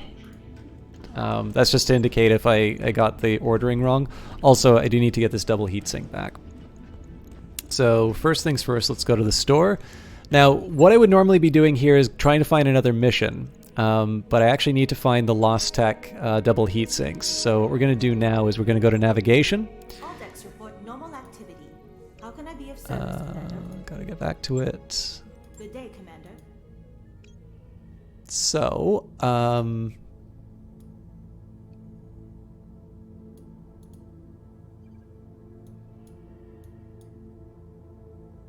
this is apparently the one place with Star League stuff that I can buy. This is one of the reasons why I'm making this marker. If I don't have double heat sinks, I think I might reload. I feel bad about doing so, but... By your command. Well, I mean, I guess I could just put a standard like heatsink in or something like that, but... feels wrong. Okay, so this is an important point here. All of the mechs that I brought out of storage are now ready to be outfit, so let's go... Marauder. So the default setting, medium laser and a PPC. That's for accuracy, so we'll do the stability damage on that one. And AC5 in the torso. Medium laser and the PPC on the other arm.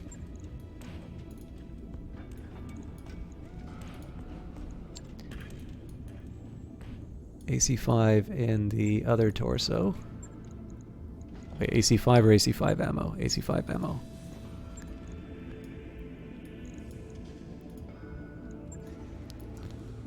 And then 3 heat sinks in both legs.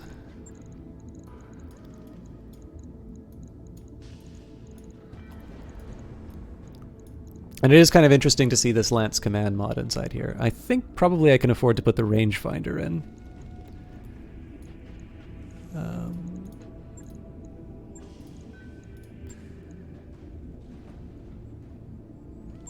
Okay, next up, the Archer. I really want to see what this thing can do. So its default loadout is basically SRM-20s, I think. Okay, so CT, 2 medium lasers. RA medium laser. Right torso, an LRM-20 and ammo.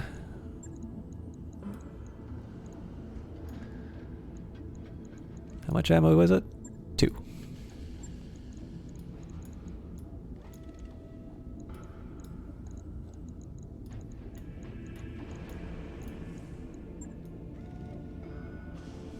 All right, that was easy. And then now this is a funny one. So the view in this case, I'm actually not going to give it the I'm not going to give it the rangefinder on this one because I don't see how the view distance would apply to something that is intended to sort of be far back. I'm definitely missing a part here because I'm 69 of 70, so medium lasers, LRM-20s, medium laser. Huh. All right. So what I'm going to do here instead is I'll take this TTS.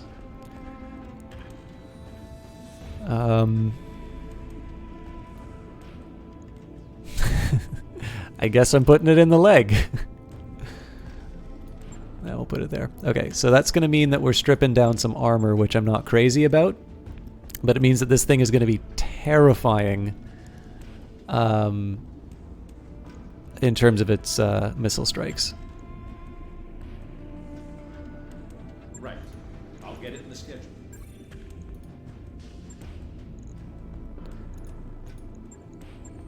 Cataphract. Yeah, you know what? I'm going to refit this thing.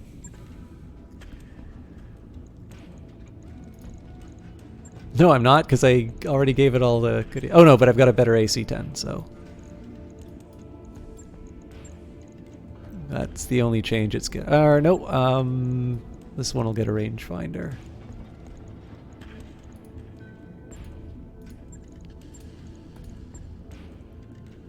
It really puts a lot of emphasis on the rear armor, I'm noticing. I should probably change that. Okay, sorry, I realize this is a little tedious to watch. It's probably more fun if I like really get into customizing the mechs myself, but I'm not quite at that level of comfort.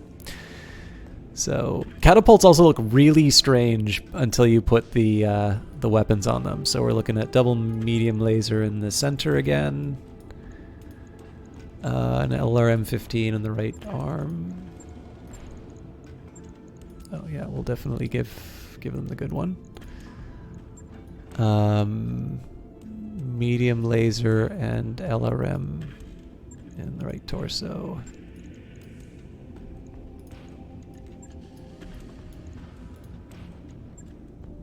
Two jump jets.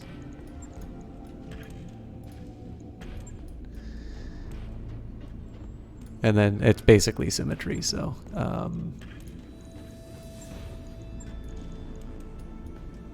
I don't have another cool LRM-15 to put in, but that's life. Okay, medium laser.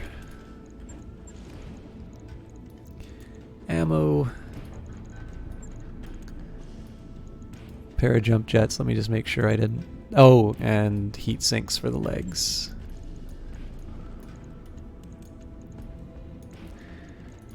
So take a look at what happens to the armor here, right? We've got 40 in the back and 95 in the front. Oh. Okay, that actually... that's different from what I was expecting. Never mind. I'm just not paying attention. Oh, and a heat sink in the head. I screwed up. Okay. So we'll confirm that.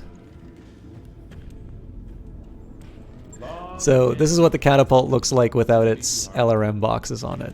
It's so strange. Okay, and finally the Jaeger mech. It's AC 2 and 5.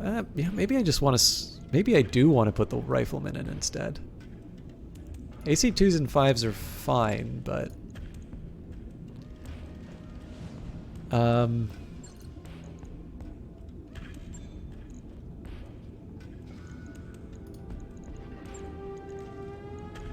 I think I like the loadout of the...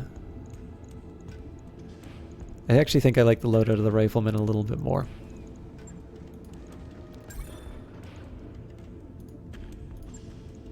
So you're going to storage.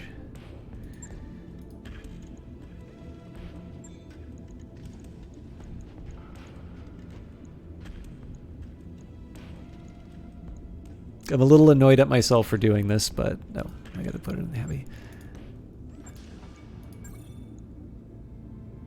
Got it. Okay, and I'm gonna play around a little bit with this. We're gonna put the rifleman right at the top, and everybody else is loading out. Okay, that's fine. So, are we on our way? I think so. Commander on deck. Yes, we are. So hopefully I can find some double heat sinks. Because I really don't want to have to do all that again.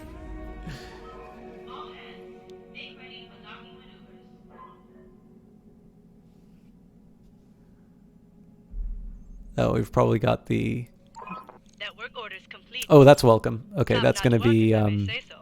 That's good, actually, because that's going to be helping out with the speed for all the other stuff. So the big question now with engineering is, do I want to wait so I can skimp on morale a little bit? Nah. I'll add the 0G pool, so +2 morale. When you have a large space with nothing critical in it, where the gravity is too low for living quarters, the obvious choice is to fill it with chlorinated water. Commander, come on. Low gravity swimming pool. I don't know what there is even to discuss here.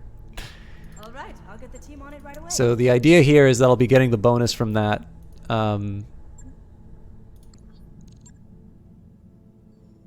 before I have to pay for letting my morale sink.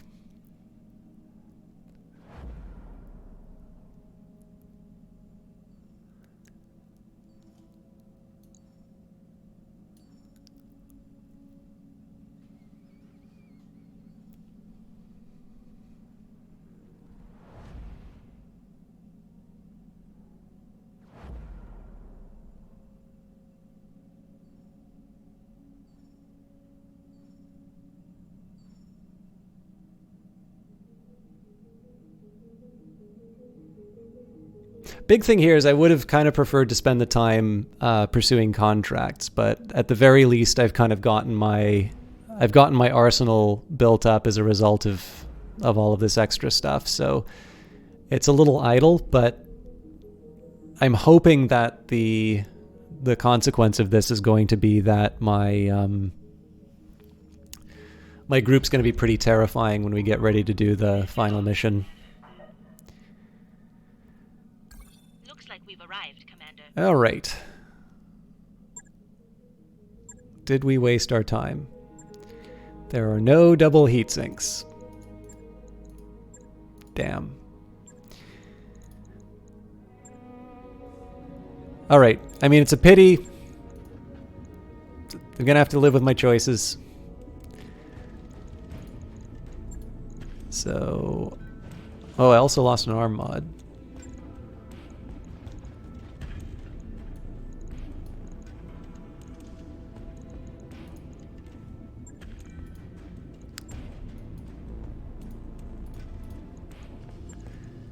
And then, what kind of SRM am I replacing it with?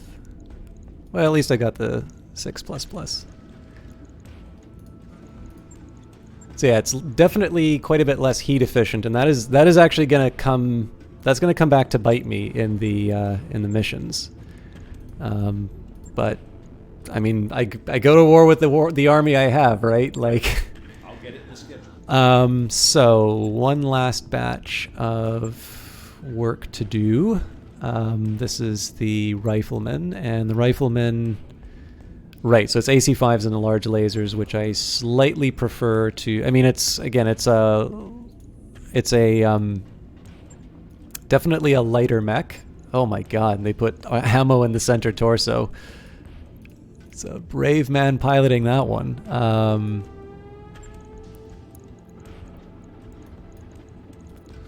But I'll admit, like the weapon loadout, I definitely prefer to the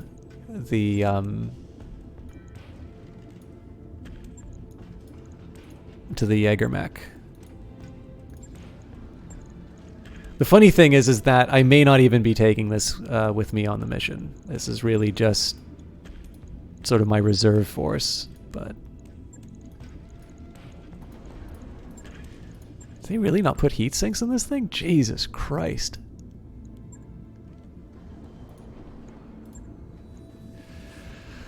That's a choice. Okay. So really the last question now is, can I put any more cool equipment in my mechs? Let's do one last trip to the store just to see if there's any like really obviously good items that I can buy. But at this point, I think I just need to level everyone up. We go to Coromir. Oh my god. So there is a Gauss rifle. Yes. New weapon systems available. I would have preferred the double heat sinks, but... Ooh. Extended range medium laser and an ER PPC. What do normal PPCs...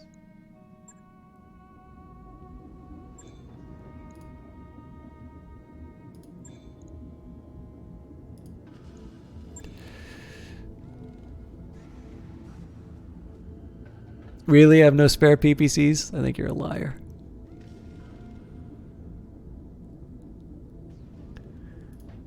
They weigh 7. Okay. So, next question. Do I have any vanilla PPCs that I might want to upgrade?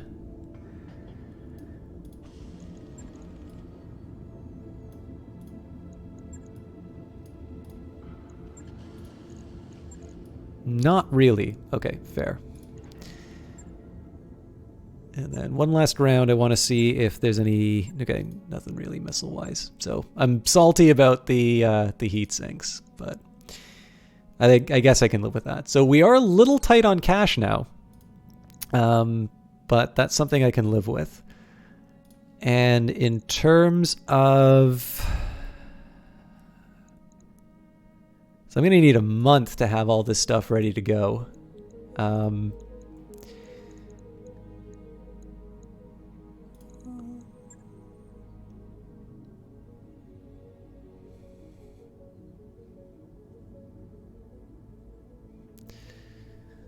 So if I guess I'll put it to you this way. If I get a chance to hunt down another part, it's going to take me 22 days for Cormadir. So that's close, but that's not exactly... Like, I still need a little bit more time.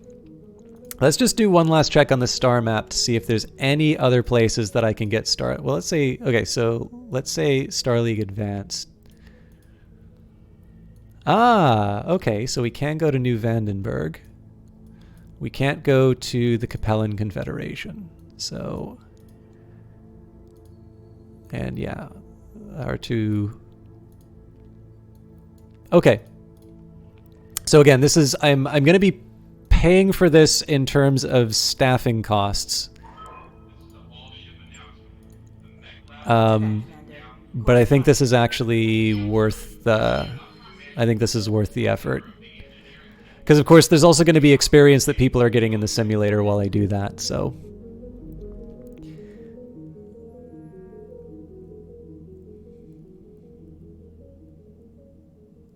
I realize this is a really big build up to the grand finale, but I want to come prepared. Watch, the final mission might wind up being like a pushover or something like that. The rules I'm going to set for myself on the final mission, because I don't know what's going to come up. Got a new financial report for you, Commander. I want Beefeater to be available in, like, for the final moments. So if he gets taken out for some reason, I'm resetting. I think actually that's really the only one. So in this case, we're going to suffer the morale effect, but we're going to get the boost from building the new items. So this is really just to save a bit of money.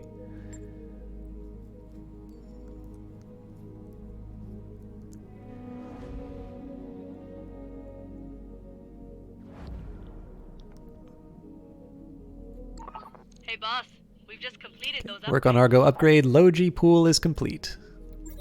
Dr. Murad rewinds and restarts the video. The timestamp says 2:38 a.m. 7 wet, naked bodies come flying out of the new Logi pool installation and into the hall. 4 women, 3 men, all laughing and bouncing off of each other. Well, this is way more nudity than I was prepared to see in the morning, Sumaira says. Yang laughs. Seriously, how am I supposed to work with those people now?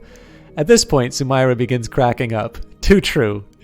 Dr. Murad is still deadly serious. Well, Commander, what are we going to do about this? Let's erase the recording. Look, I'm willing to pretend that I never saw this recording. We're all adults on this ship. To be honest, I'd rather have naked swim night than clean up blood and teeth after another fight.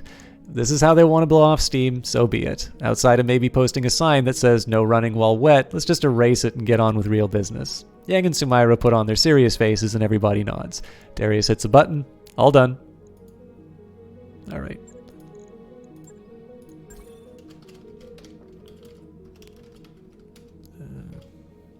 So I guess I kind of committed to this, the loss of the heatsink.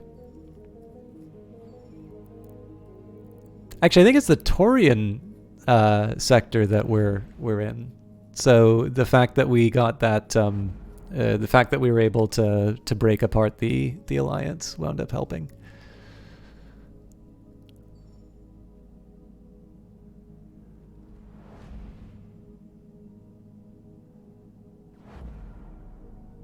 The one thing that really worries me here is 5 million C-bills seems like a lot, but given the fact that my monthly expenses are almost $1 million, there is a very easy way where I can see that this falls apart. So I do want to keep an eye on my financing.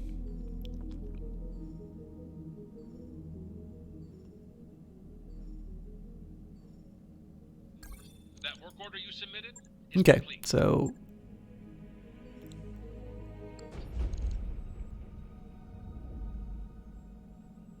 things aren't too bad.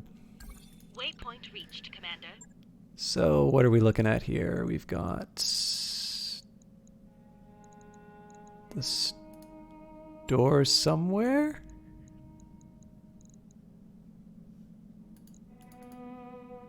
Are you serious?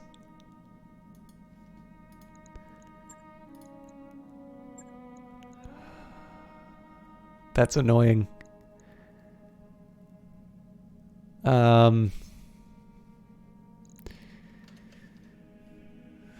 Did the navigation actually tell me that I couldn't use the store here?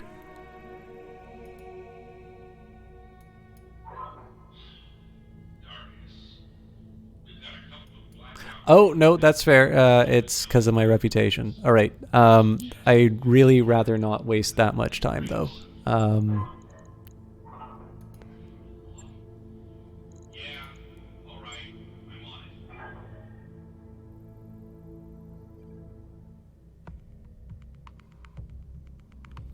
I mean, if nothing else, what I'll do is I'll just like sit and wait out the time in a system somewhere.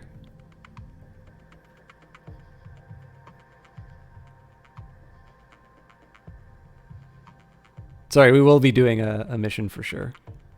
Although I think when I did GG, I think I might have already been on my way to the location. I'm not sure. Anyways.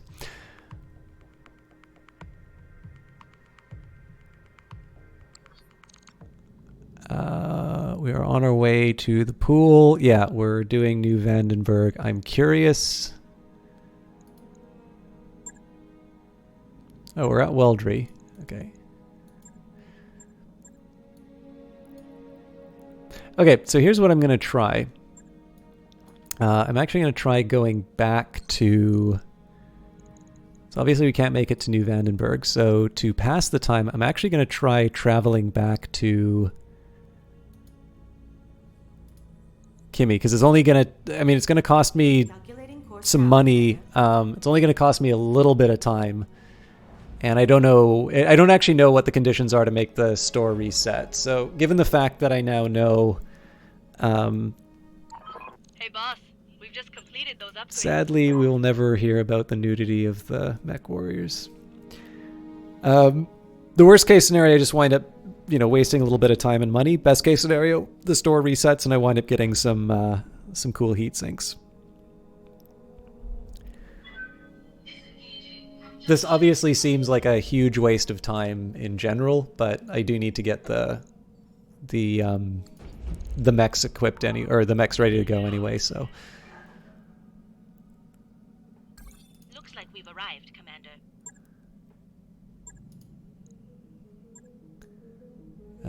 This looks a lot like...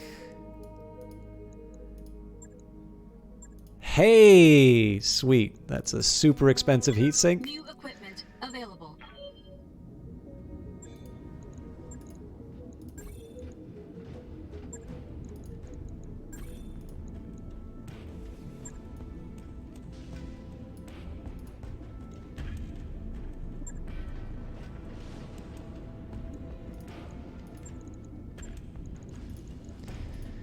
Alright, so we were at... Wait, what's this? Carrying ammo that it cannot... Yo, because of the... SRM. It's the bonus for down... Oh, great! So we have, like, everything that it needed. That makes me happy. So, SRM 6++.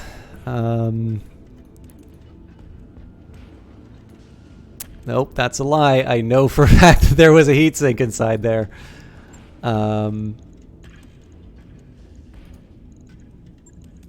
Question was, is there anything else? Probably not. I hope not.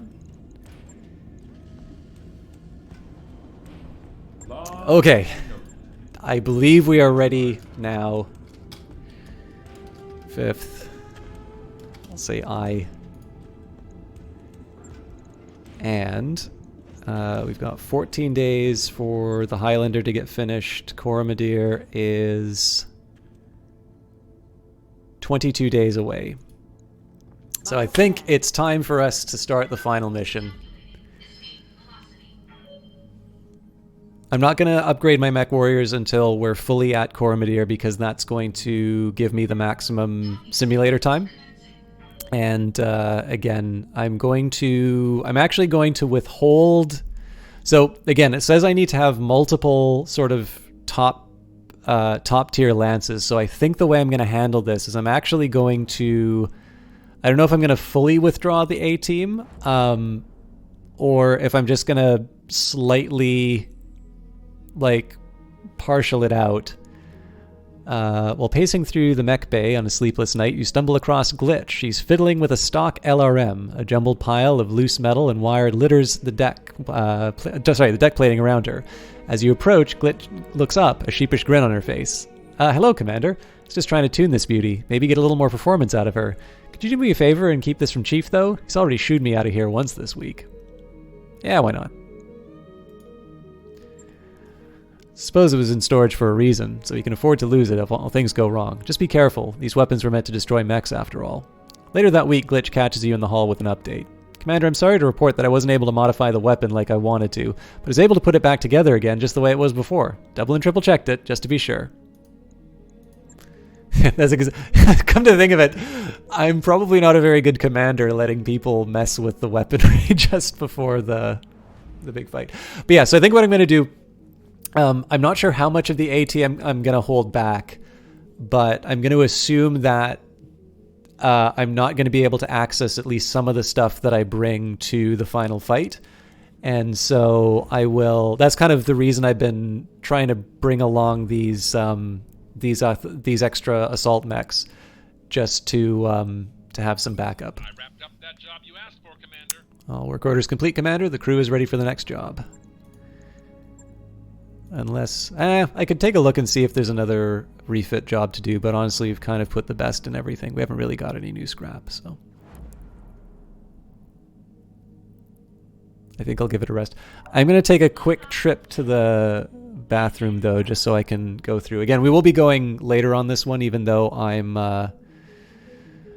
already an hour over. Let's see what we can do on the final missions, and if I have to leave it to be continued, then we'll have an exciting moment. So just give me a quick second. We'll be back. I'll be back momentarily.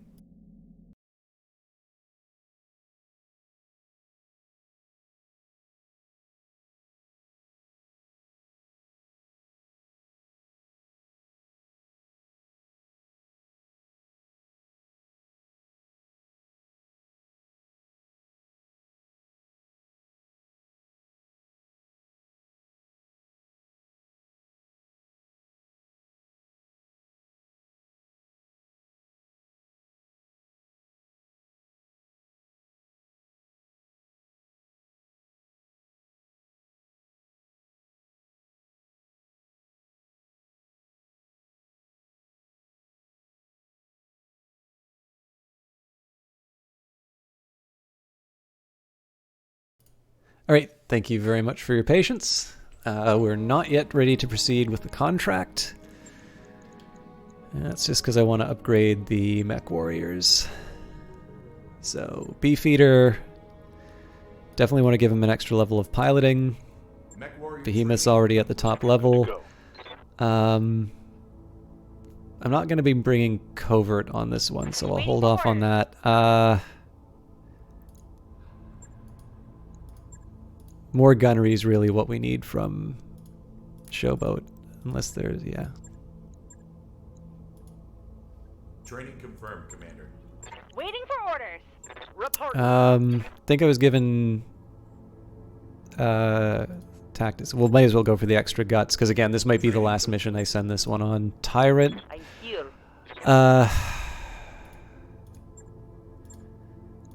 Honestly, I want the better gunnery. Mech warrior training complete. And then Zaps at the top level. Okay, so.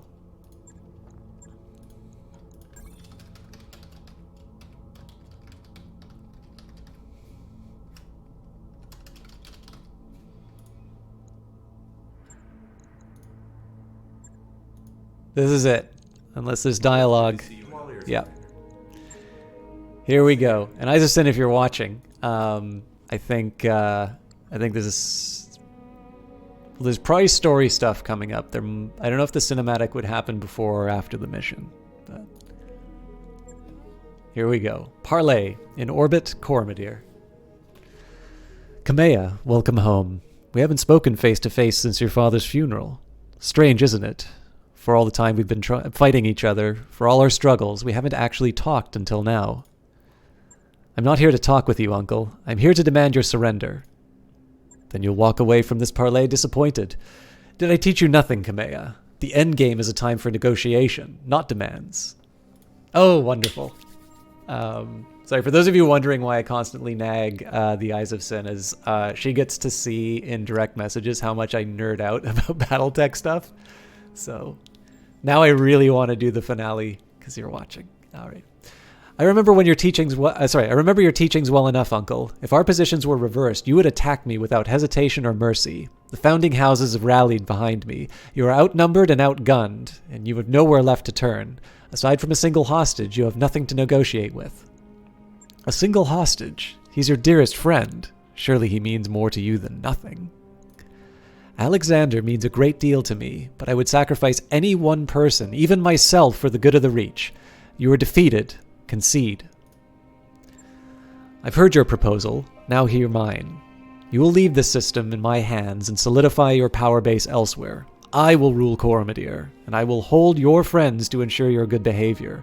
You will agree to these terms, or you will die. I will die? Your words are air, Uncle. You have nothing left to threaten me with. So you believed when you moved on Castle Nautilus? I think that you're bluffing, and I'm willing to wager my life on it. I'll see you on the field of battle. Yes, I suppose you will. The image on the review screen cuts out. Espinosa must have terminated the call. Maybe you know something we don't. Perhaps, but while my uncle holds Coromedir, he retains the illusion of legitimacy, and that is something I can no longer allow. The time has come to take it from him. Darius, raise the founding houses on the comms. Tell them that I'm ordering them to drop. All our companies, our entire fleet, everything we have. As always, I will lead from the front. We're taking Coromedir, and we're doing it now. Beefeater, I want you to remain at the ready until I call for you. Prepare your mech warriors and wait for my signal. We're going to crush what remains of my uncle's directorate. With your company's help, I will retake the throne that was stolen from me, and come hell or high water, I will rescue Lord Madeira. I swear it on my father's name.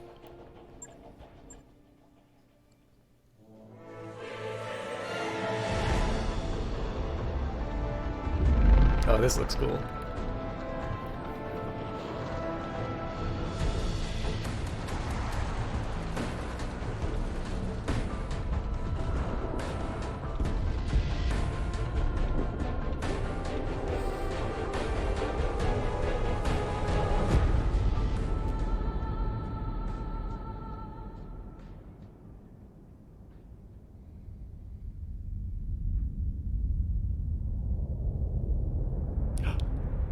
You should have listened to your uncle, Lady Arano.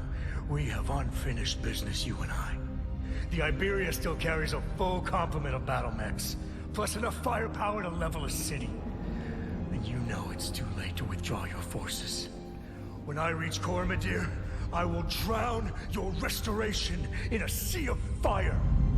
Every dog in Arano colors will die. You took my son from me, Kamea. My hope for the future died with him. Now I'm killing yours. I really like that cinematic. Obviously, this game is turn-based, and so it tends to be very... It moves like the 100-ton mechs that you have, but that really nice big panorama of the battlefield full, I love that stuff. Anyways. Well, boss, things are looking pretty grim, I've got to say. But hey, at least we figured out what Espinosa's secret weapon is. Thanks for that, Ray of Sunshine, Griang. Did any of you see the wall behind Ostergaard? There were burn marks, bullet holes, what looked like small arms fire. His sailors must have tried to seize the bridge. If there was a mutiny attempt on the Iberia, it failed, and as unhinged as Ostergaard may have sounded, he was right. We can't withdraw our troops without the Directorate cutting them to ribbons, and we can't stop a Fortress-class dropship, at least not through conventional means. Then we'll have to be unconventional. That's right. And that's why I'm going to use the Locura. Okay, so for those of you who don't know what the Locura is, Lost Tech, the nickname given to an experimental software that Dr. Farah Murad discovered in the Nautilus memory core. The code's original purpose is unclear, but it appears to be at least tangentially related to the SLDF Space Defense System program. Oh, hey, I didn't realize... Okay, so the Nautilus reference that he made was actually... I forgot that Nautilus was where the Iberia showed up the first time. That's a nice little touch. When Dr. Murad inadvertently unleashed the Locura on the Argo's main computer, it wreaked havoc across the ship, bringing down the ship's main drive and damaging a variety of shipboard systems. She eventually managed to quarantine the Locura on the Argo's secondary storage drive, which she then separated from the rest of the ship. Nuh-uh, no way. Lady Arano, that code completely screwed us at Cattle Nautilus. It nearly detonated our fuel tanks. It's too dangerous to go tinkering around with. We don't have a choice, Sumaira. It's the closest thing that we have to a weapon that could destroy the ship. If I were wrong about this, Farah would have told us by now. Tell them, Doctor. We can do this. Can't we? Yes, I think we can. Even if it doesn't destroy the Iberia, it'll cripple her long enough to take her out of the fight. But the code is a science experiment, not a weapon. I think that I can modify it into one, but there will be risks involved, and I can't offer any guarantees. There are never any guarantees in this life, Doctor. Just do your best. I'd imagined you'd feel that way. I'll go ahead and get started. We're still going to need a way to get the code onto Ostergaard's ship. I'd suggest taking over a ground-based communications array, something on a network that the Iberia's computer trusts. There's a Directorate comm station on Lyris, the Throne World's second moon. It was the system's primary communications hub during my father's reign, and my uncle uses it for the same purpose now. You could use it to transmit the Locura, then destroy it. The control tower is automated, so there shouldn't be any collateral damage. You'd be killing two birds with one stone. I like how you think. I'll rig the explosives. We're likely to encounter heavy resistance when we touch down. I'll see if I can find an engineering solution to help us deal with it. Maybe my team could seize control of their turrets and make them fight us for a change. Fight for us for a change. You should probably try to bring a jump-capable lance if you can, Commander. Comm arrays like the one on Lyris tend to be housed on elevated platforms with lots of ramps and choke points.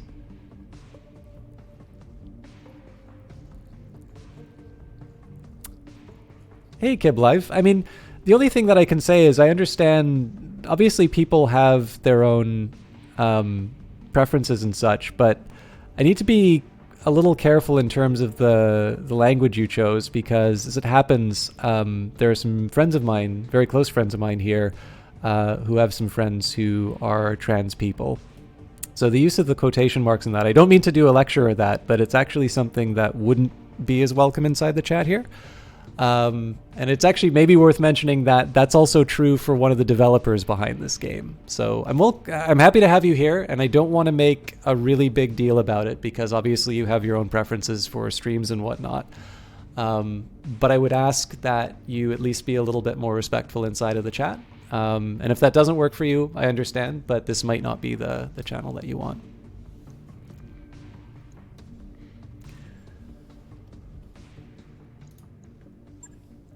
Thank you, Doctor. We're hinging everything on this plan's success. It is vital that Ostergaard's attention remains fixed on me and the Restoration Army to the exclusion of your operation on Lyris, and so I will give him something to focus on. I'm accelerating our offensive. We're marching on the Directorate's final stronghold, Cordia City, the capital of Cormidir. If anything will keep him focused on you, that will. We'll do our part. I should say thank you, though, for saying that I seem awesome. I realize that's probably not the response that you were getting, or were wanting, so. Damn right we will. We'll rendezvous with Lady Arano on Cormidir when the job is done. We've got a job to do, people, and it's the biggest challenge that we've ever taken on, so put your war faces on and follow the commander's lead. We've got a dropship to crash.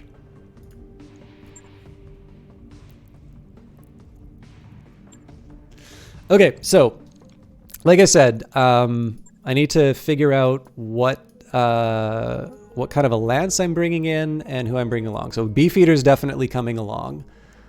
I've got 3 mech warriors who are at the top level. So if I do that, I kind of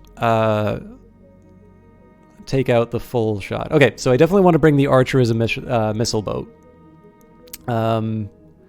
I think on this one, because it's a 4... Oh yeah, they also said I wanted jump capability. So the Archer doesn't do that. I'll bring the Mark II Highlander. That's got an AC 10 though, so it's not as exciting. The Banshee... now this is the problem.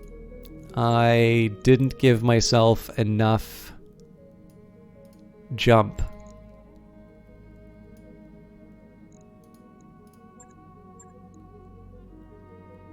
Interesting. Okay. So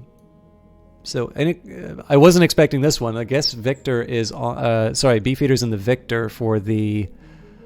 kind of the sniping role of the AC-20. The problem is it's lightly armored, and I'm wasting the multi-target.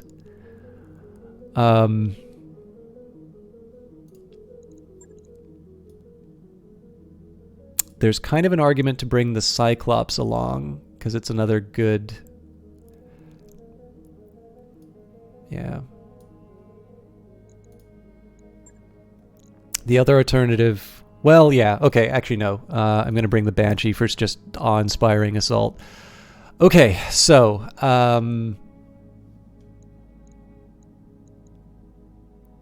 who am I?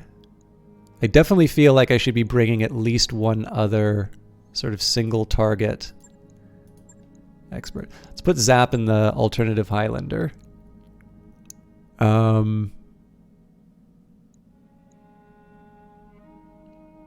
Although I was saying Bulwark would be kind of important. So maybe I want to put Glitch in the Highlander instead.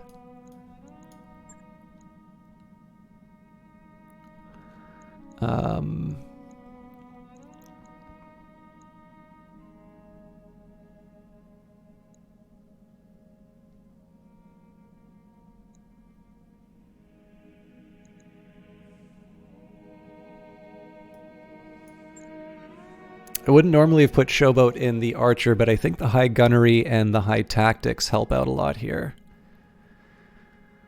And sort of by process of elimination, that puts 6-pack in the Banshee, and that's actually not terrible because I've got the multi-shot and the breaching shot.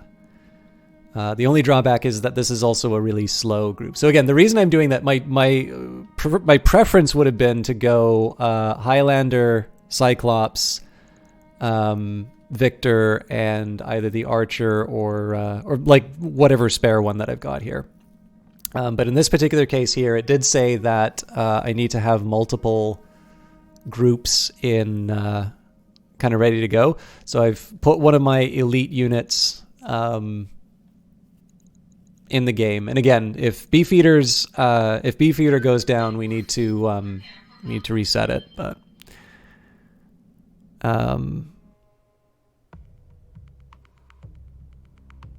let's see what we can do.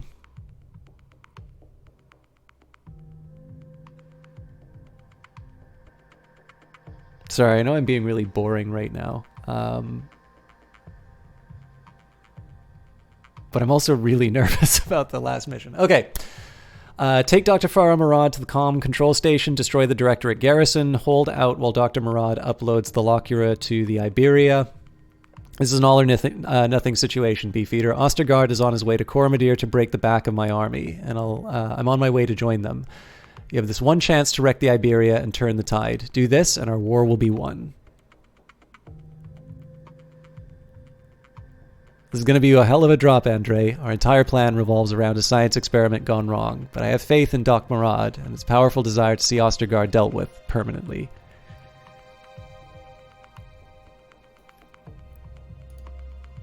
Yeah, that's fine, Isaac. I mean, obviously I was referring to you as one of the friends who knows somebody who's like that. I obviously don't have my own direct experience to talk about that, but hopefully you can give a little bit more personal experience from that.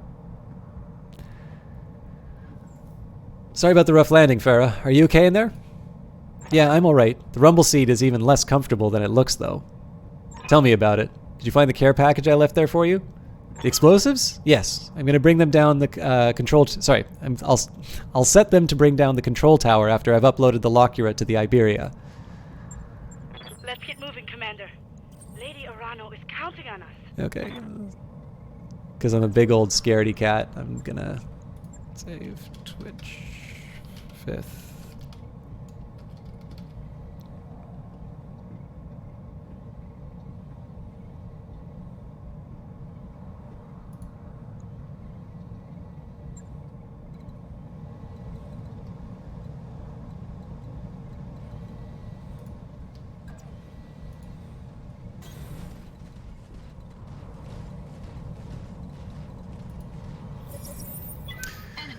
Okay. These turrets are almost certainly going to make me cry. We've got a 45, a 35, and a 65-ton mech, so I would want...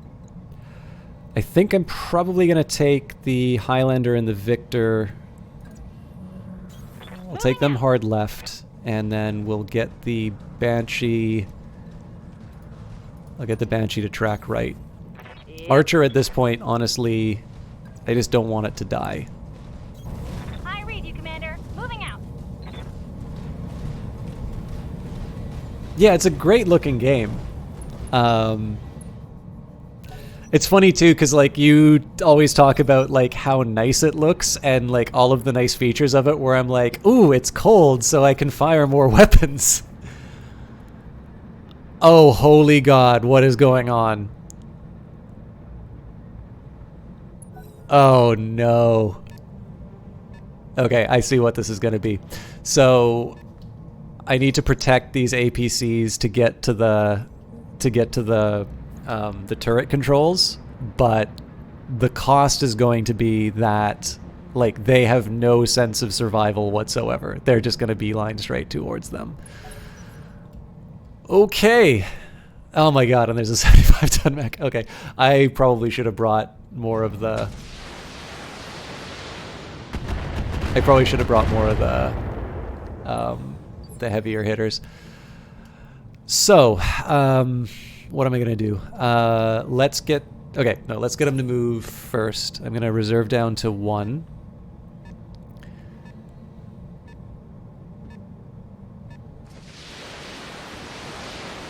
Oh, it's a catapult. Okay, I'm pretty sure I just killed this APC by waiting like that.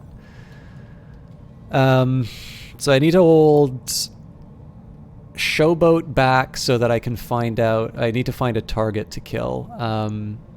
So the problem now is that my priorities are actually the right-hand side, not the left. So Beefeater... I'd like to keep him in the woods if I can. Oh, nice. Okay. So I get shots on everyone.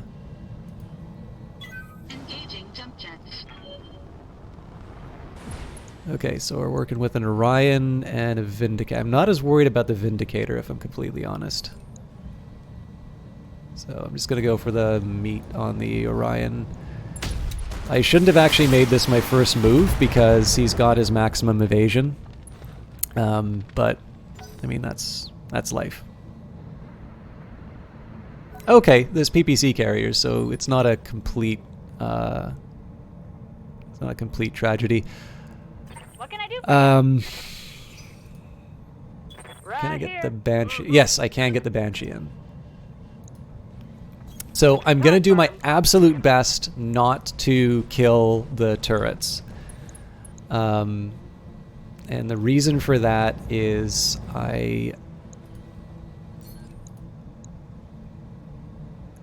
if the vehicles make it... Kib, thank you very much for the follow.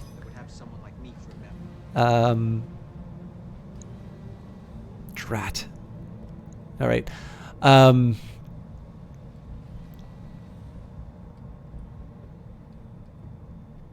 So if these APCs make it, at least based on what the text was saying, my hope is that, like, basically I'm damaging future resources that I'll be able to use. So we'll let her rip on the Orion, but it's not going to be as happy as I was hoping.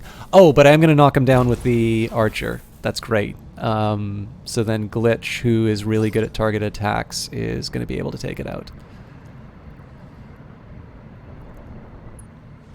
I was going to say, shouldn't they be leading with the PPC carriers? But it looks like they're doing a number on the Vindicator, so my bad. Using quotation marks. Don't know if the guys... No, that's fine. I mean... Okay, it's official.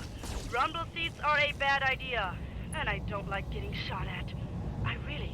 There's a style of handling that, Kib, where, you know, people can sort of jump up in righteous indignation, but I don't feel that anybody learns from that. So I let me just say, I actually really appreciate you being a grown-up about it, because I don't like, sometimes when people get talked to that way, it becomes just a really big and unpleasant experience, and like nobody learns anything. But yes, to answer your question, there is multiplayer in the game. So the Waiting on you, Commander. basically the way that this is what I'm playing right now is kind of the campaign game. So essentially what I'm doing here is sort of pre-scripted battles to, you know, to tell the overall story. If you want, the multiplayer battles aren't even limited just to other humans. If you want, you can go against an AI in like a skirmish mode. Sorry, I'm just trying to pick what my best option here is. I don't like putting the archer in sort of a dangerous spot. Oh no, actually, I forgot. I've got a really cool ability called Ace Pilot. I hear ya. But yeah, so basically the multiplayer battles will be a little bit like this. You get to pick sort of the amount of money that you spend on your lance. So you can come up with a custom lance on your own in like offline. You can practice them in skirmish. Now, I will admit, I've not actually played an online match against someone, so I don't know how well populated the servers are in that. But to me, I've been having a lot of fun with the base campaign. But if you prefer kind of going mano a mano, it's a lot. This game was originally a tabletop game, and it's a fairly faithful translation of it. So you kind of get these nice 4-on-4 battles where you get to do a lot of the stuff that you're seeing here. So again, it's not one I can speak from personal experience on, but it's definitely it's definitely something that it was actually. Sorry, I'm like stumbling over myself answering this. It was actually the original plan that they had for the game. This game came out on Kickstarter, and the original plan was just a skirmish game, and the basically the campaign was one of the stretch goals. So to explain what I was doing here, by the way, for those of you who are checking out the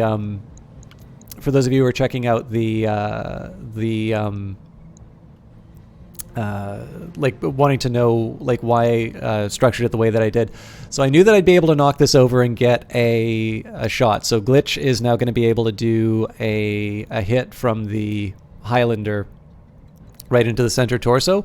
But Showboat was in a great spot for the missile launch. But what I don't want to have happen is all of these really powerful turrets kind of turn around and shoot at her. It's my missile boat, right? This thing is supposed to be sort of sitting in the back launching missiles at folks. So with Ace Pilot, I'm able to unleash all of the LRMs, and then I just kind of get to walk back out of range. Now the drawback is that because all of these turrets are still looking for something to shoot, they're probably going to start shooting after the APC, which I don't necessarily want to have happen either. But what I'm going to do here. The reason I say, by the way, that the archer was in a good spot, I want to try and get as many sort of head-on shots as I can against the target. Okay, so this is good because Glitch gets the bulwark bonus. Oh, it's not good though because she doesn't get the medium lasers. Okay, so if I put her out in the open.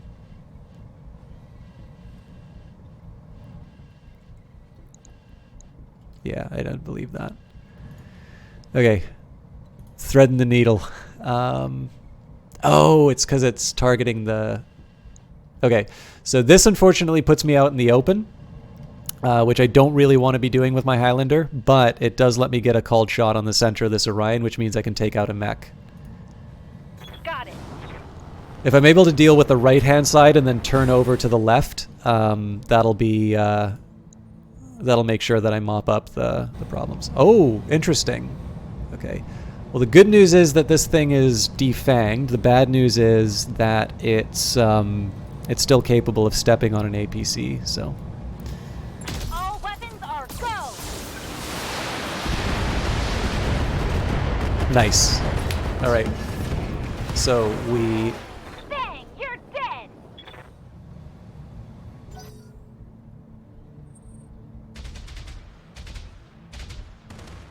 All right. So again, the Highlander taking damage is not my idea of a good time, but it does mean that some of the priority, like the mission critical units aren't taking damage. And we were able to take that Aurigan off the table right away. I really don't know what I'm going to do about this Vindicator. I think I need to kill it because if I don't,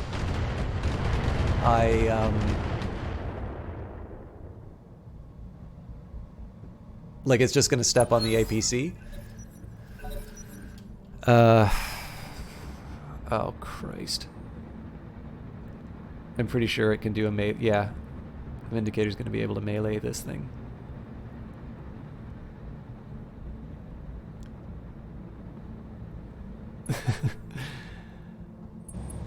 Oh, okay, cool.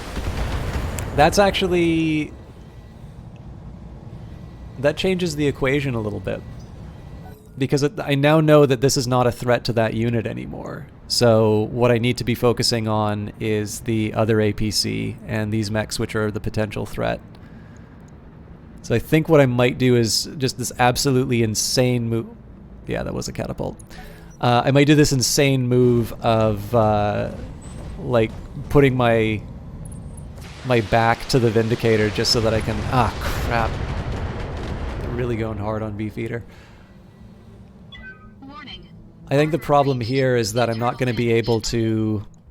so, like, I got to do Vigilance for the stability damage. Alright. So I don't get to do my targeted strikes anymore, but I am going to try and make this...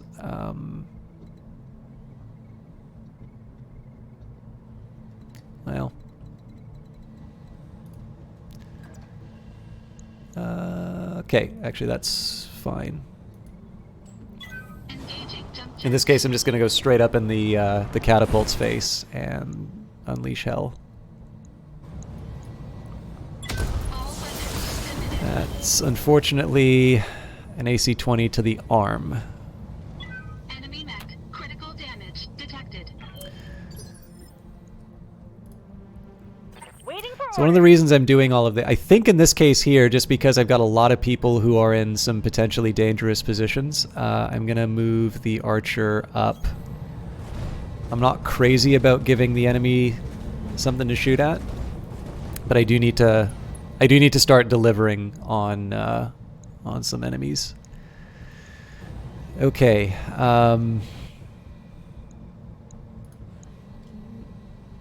Yeah, honestly, just dropping bombs on the catapult, hoping that I can either knock it down or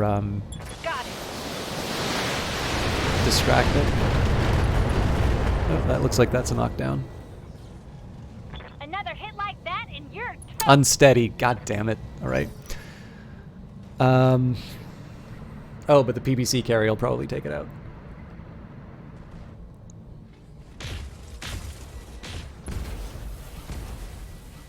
I don't know what's causing the lag, by the way. Okay. Commander. So the Banshee's a little bit of a dilemma for me. Because it clearly needs to get into the fight. There's not a lot of good spots for me to put it in.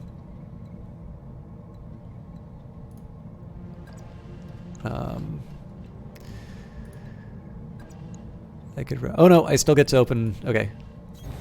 Moving. So again, the Vindicator is not actually the thing I'm most worried about right now. But in this case, I'd rather do some damage to a unit than, like, no damage at all. Wow! This thing is no joke. Okay. So if I Alpha Strike, I basically cook my pilot in the cockpit. Here you go. Oh my god.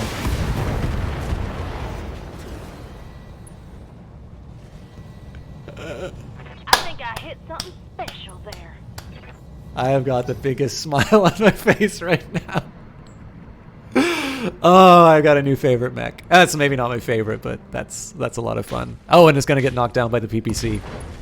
Okay. It can still step on the APC, so that's a worry. But the turrets are a genuine problem. I'm actually really worried about what's going to happen to my mechs.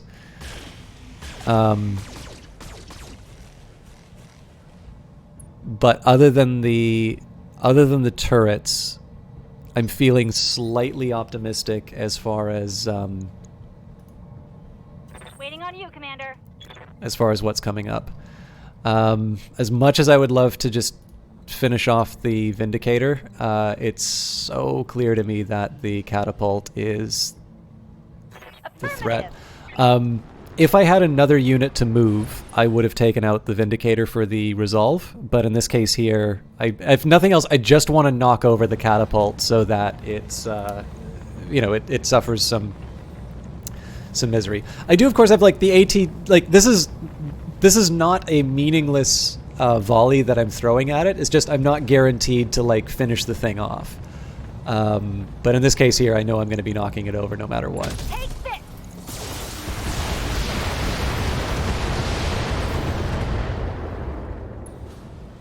Again, I'm really sorry about, I don't know if it's this mission or just the fact that I've been playing so long, but all the good stuff is taking a minute to load. They've got a lock on me. All right, everybody's running really hot, which I'm a little scared of. Also, this Jenner's just sitting here waiting to ruin someone's day.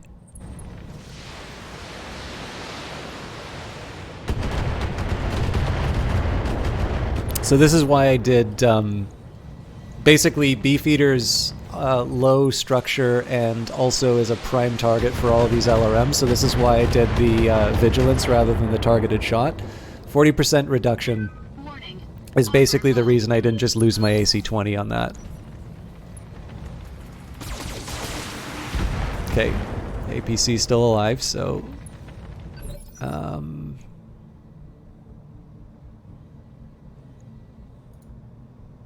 Oh no! I wanted to... Sorry, I thought I was selecting Beefeater. I actually really wanted to... Powering down enemy turrets, Commander. I really wanted to get the targeted strike on the catapult. Powering down enemy turrets, Commander. Give us a moment and we'll rewrite their targeting protocol. Great, okay, so that paid off. I'm not too mad that the Vindicator stood up. I know I wasn't going to be going after it this round anyway, so...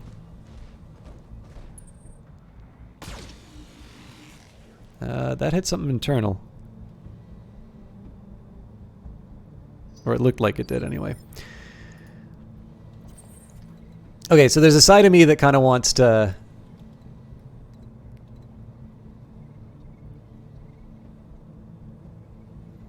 what do I do? Oh, this is an interesting move. Yeah, so I'm still able to do the called shot on the catapult, but I'm actually out of the range of the Vindicator.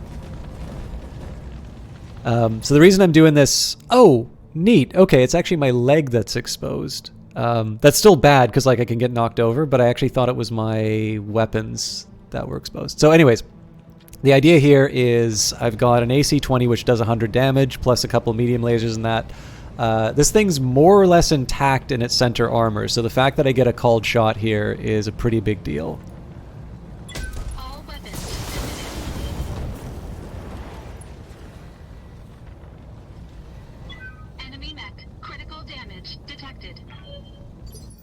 Okay, so...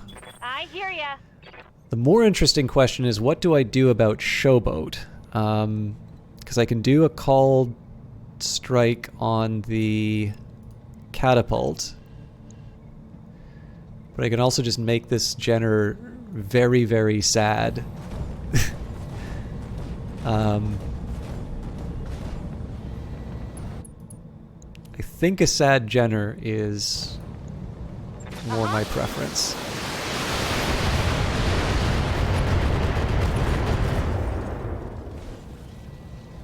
When I shoot you, This thing is really good at zipping around battlefields, so I want to try at least do some damage to it before I commit. The other thing is it's a further away enemy, which means that the AI is going to... okay, well, there you go. I can shut up about what the AI is going to do. I was figuring that the AI was more likely to start taking out the catapult, but...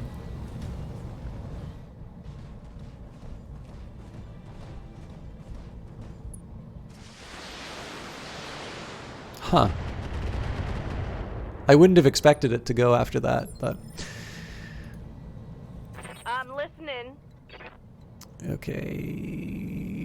In this case, there's really only one spot where I can put them. This will be a little bit of a lighter attack, because I'm assuming this is not the only group that I need to go up against. So in this case, I'll probably be a little more beam focused. I still cook myself. So we'll take out one more medium laser. Jesus Christ. Okay. Double PPC it is. Lock in target. Nice. Okay. So I will... Dropped it. I definitely need to cool people down on this mission. And there's a side of me that wants to be a scumbag and save after this. Actually, I'm just going to save right now.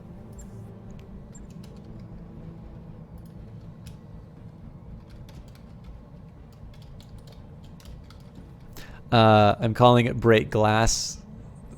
If like things go really, if things just get really, really bad, and I don't have the heart to carry on. All right. Again, everybody's running really hot, so I want to take out enemies, but I also want to make sure that I actually survive this mission. Okay, let's take out one of the medium lasers, and I'll turn off the AC-10 as well. The AC-10's really the thing that does all the damage, but... There, we got it. Okay, good. Gotcha. So I think Farah is in the Victor, which is one of the reasons I wanted to protect that thing. We've got 2 rounds before the turrets are reprogrammed. And one of the funny things is I actually don't see any reason other than I don't see any reason not to keep my group together. So it looks like the objective is up here, and we're going to have some turret guardians next round. So we'll sprint up. Oh wow, they're not kidding when they say that you need to have jump ready mechs. Some of my guys aren't going to be able to get up here. Okay, so the Highlander will follow Beefeater, and the Banshees are gonna, the Banshee and the Archer is gonna go up the ramp. I figure keeping my lance inside of the turrets is probably the smartest decision. Although, seeing as we're going against the Iberia, last time we went up against that thing, it started dropping artillery in the on the map, so I might wind up regretting bringing such a heavy lance. Do they know something I don't? Oh no, they're probably just getting into defensive position.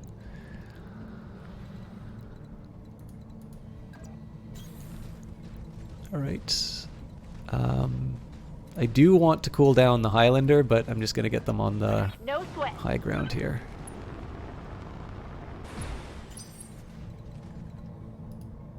And Banshee definitely moves quite slow, so I want to make sure that they're on the high ground before we get Farah into the position. I'm actually very nervous. Oh, Alpha turrets are ours, Commander.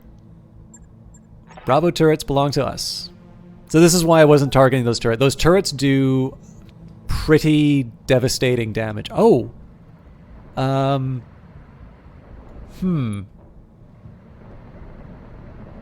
This seems like a very small map.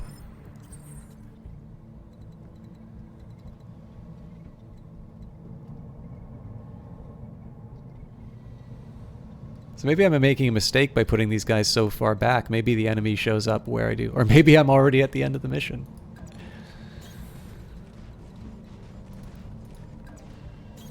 Coordinates received. I think I should probably just stop second guessing the game and run into this. I really like the paint job on the Archer, by the way. You can pick your... Actually, this is one that might interest you too, Kib Live. You get to pick sort of your livery for your mechs in multiplayer. So I know there's like a special skin that you got if you kickstarted the game, but basically part of the hobby, like the tabletop game, was about like buying and painting miniatures and whatnot. So it's not full... Like they didn't do like... what was it? Dawn of War 3. Like they basically made it like painting Warhammer 40k miniatures for that one. But this one you do get to pick your color schemes and your paint and whatnot. So, all right, I'm inside. Really? Did you fly out? Anyways, it should take me a few minutes to find the array's control center, hook up the drive, and prep the system to transmit the Locura to the Iberia. And on that note, I'm going radio silent for a bit. I need to concentrate while I work. I'll be in touch soon. We need to hold the position for 10 turns. Be advised.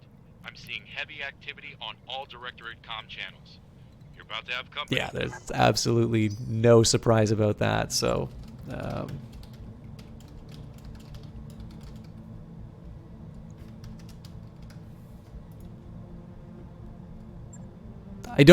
really don't want to have to use these saves if I do, but Good to go. it is getting a bit late, so. Got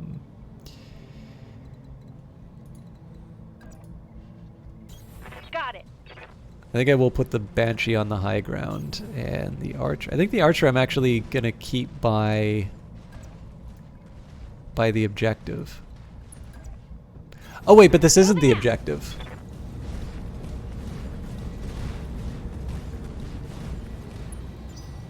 Alright, well we'll see where the enemy comes from.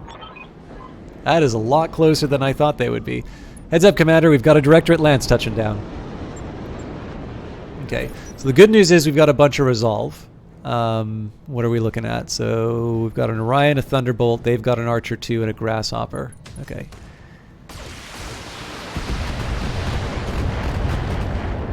So the big problem with me holding back like this is that I've pretty much guaranteed that they're going to be shredding these turrets.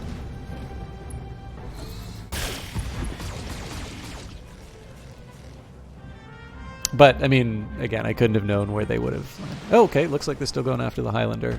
This is one problem about me not moving the full sprint each round. Nice try. They are able to get some hits. Okay, so I am most nervous about Beefeater in the Victor. What happens if I sprint? Nothing. Okay, so I'm gonna jump. And I think I'm gonna sensor lock an Archer. Oh, I can't even do that. All right, then we brace.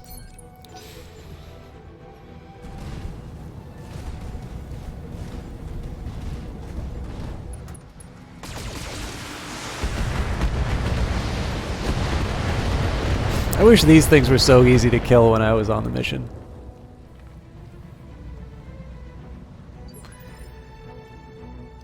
I hear Okay, ya. so Showboat can definitely bring the pain as far as... So the question is if I want to go on the Orion or the Grasshopper. Grasshopper's sitting on some medium...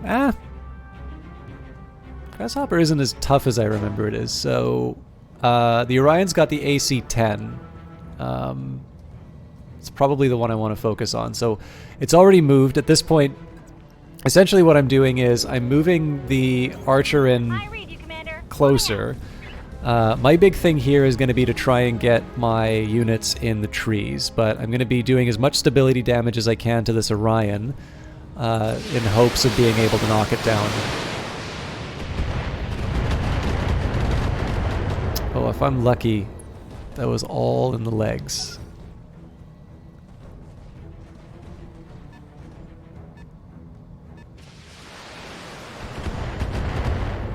Okay, I mean, it sucks that it's going after the APCs, but we're obviously going to be losing stuff at some point, so...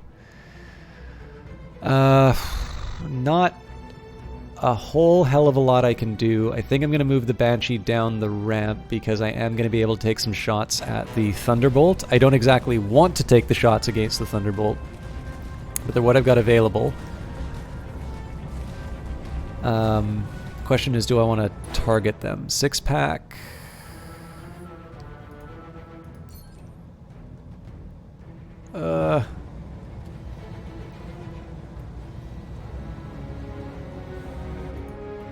If anybody's going to do a called shot, I think it's better for Glitch to do it, so... This also isn't going to, like, roast my mech because I've only got the long-range stuff, so we'll soften it up. Here we go. Alright. most of it didn't hit anyway. So yeah, we'll get Glitch. Hopefully in the Highlander she can jump in and get a called shot on the Orion. But I'm really hoping they hit the center torso there. There can't be that much armor left on it. And, I mean, the one nice thing about this is that this is going to get me some extra evasion for the move, but I'm definitely putting... Well, I mean, this is the spare Highlander, so I guess I can sort of afford it to take some damage. Glitch taking damage, on the other hand, is another matter, because there's no protection here. So this thing isn't... Oh! That's a weak leg. I don't think we're going to be able to finish the job, but this is too good of an opportunity to pass up. Yes. Okay. That's not game over on it, but again, we've essentially a lot of this is about frustrating the opponent, and then the other thing that's nice is that I've got at least 2 people who are going to move before that, so we're going to have potentially 2 people who get called shots on it, and those called shots are obviously going to be going to the leg. I mean, unless they do some... Oh, actually, that looks like a bunch of center damage. We'll see.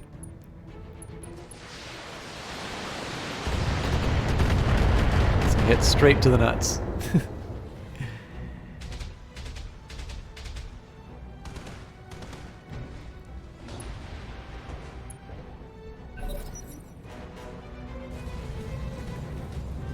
If the game allows me, I might reset it. I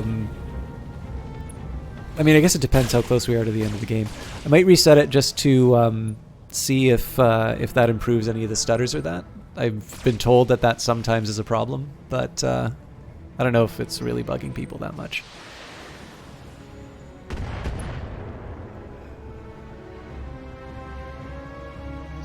All right.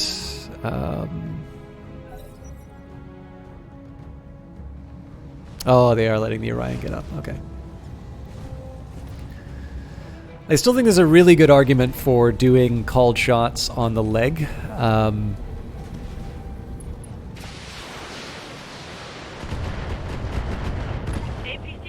I mean, it's a shame, but I don't think it's actually doing anything for me now. So, Beefeater's first up. Let's see if we can actually get him into the fight. I cannot. So the smarter thing for me to do with him is to wait. So now the question is, how do I want to use Showboat?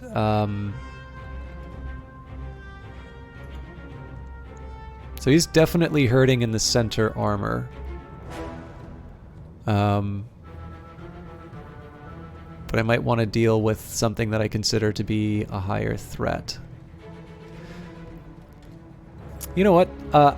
I'm not crazy about this choice, but I'm actually going to reserve. I want to see what the AI does before I commit to anything.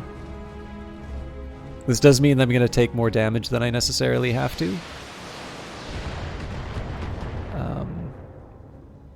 Yeah, I guess I... Oh no, the archer was already... Okay, no. I'm okay with the choice I made.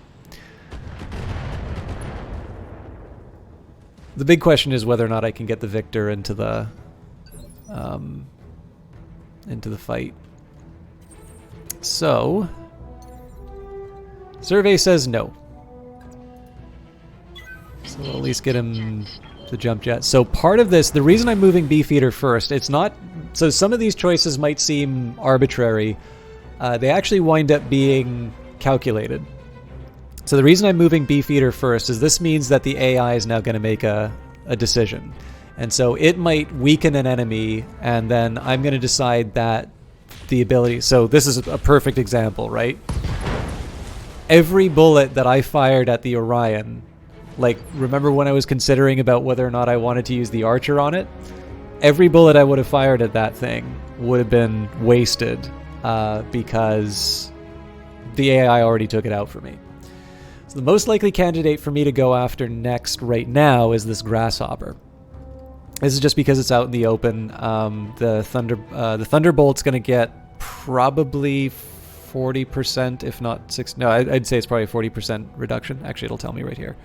Yeah, so it's bulwark, so they're going to get a 40% damage reduction, and they're kind of full, they're full strength. The Archer obviously is able to do a bunch of stability damage, so if I'm going to go for one of the things that's got the lower damage, I want it to be the Archer. And the Grasshopper, it's not the scariest mech in the world, but it is out in the open and kind of waiting to be punched. So let me just see. All right, so similar story here. Banshee can't actually do anything this round, so sad. But what she can do is sprint, so this will give her some extra evasion. We'll dissipate the heat, and Don't think, don't shoot, just when the next turn comes around, she can unleash hell. Of course, we already know that the Banshee has more weapons than it can actually fire on any one turn.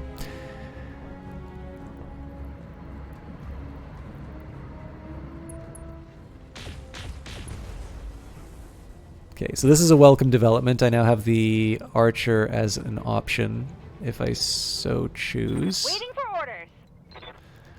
So I suppose the better question for me is if I wanted to use Good to Glitch to go. take out the Archer, could I? I could. Waiting for orders. I'll be honest with you, I wasn't actually thinking I was going to do this. I think I was going to go after the Grasshopper, but let's... I think I'm going to unload on the Archer instead. So the idea here is going to be that I soften it up with a batch of LRM-20s, and then Glitch is going to jump in and get a targeted shot right on the center. So again, I'm not expecting that this is going to knock it over. However, with Glitch's autocannon, I have sort of half a suspicion that she might be able to force them to sort of walk it off. I don't think I'm quite ready. Yeah, I'm trying to find a good spot for Glitch to...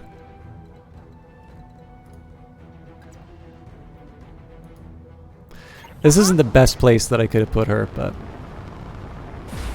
it does get me protection. So one of the better things that could happen here is that their stability damage goes so high they decide not to shoot, that they decide to brace instead. If nothing else, we're just able to do some damage to the center torso with one of my more effective gunners. Firing everything I've got. So hopefully we see some orange numbers. We do, and that was medium laser crit, which we know is in the torso. And there's more where that came from. So this thing's unsteady now. It's only going to be able to walk this turn. Oh, that's right. It might get knocked down because of the AI. I keep forgetting about the turrets. Oh, beauty. Okay, nice. So I'm not entirely sure that that one would have happened on its own because Glitch did a focus shot in the center, but now I don't need to worry about missiles anymore. So it's 4 mechs on 2, and I've got a fresh Banshee which is available, so this should be hopefully not too much of a problem. Mind you, I have 7 rounds remaining, so for all I know, there's going to be another batch of mechs that show up. One of the drawbacks is because of the leg damage the Victor has taken, I may not be able to bring that one on a future mission. I hear ya. Everything else seems to be a viable option, though.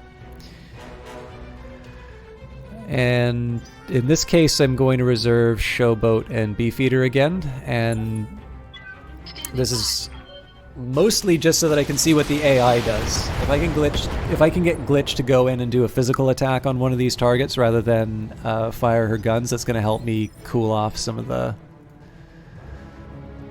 heat. So,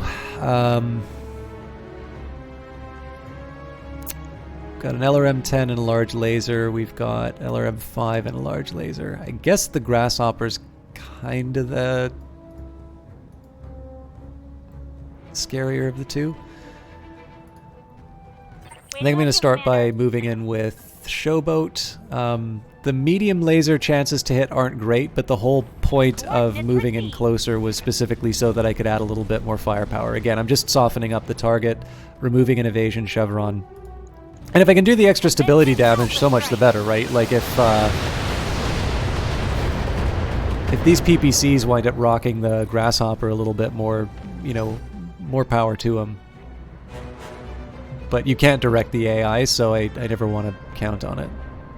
Mind you, these are devastating from behind, so... Okay, that looks like that's exactly what they're doing. So this is great news. What this means is that all of my shots on this grasshopper are now going to be called shots. And this is exactly why you want to... Like, you don't always want to reserve down to the last turn, but in a situation like this, especially when you're outnumbering the enemy, this can mean all the difference in terms of your ability to get stuff done. Okay, so that's a nice called shot with the AC-20. I'm not going to complain about that.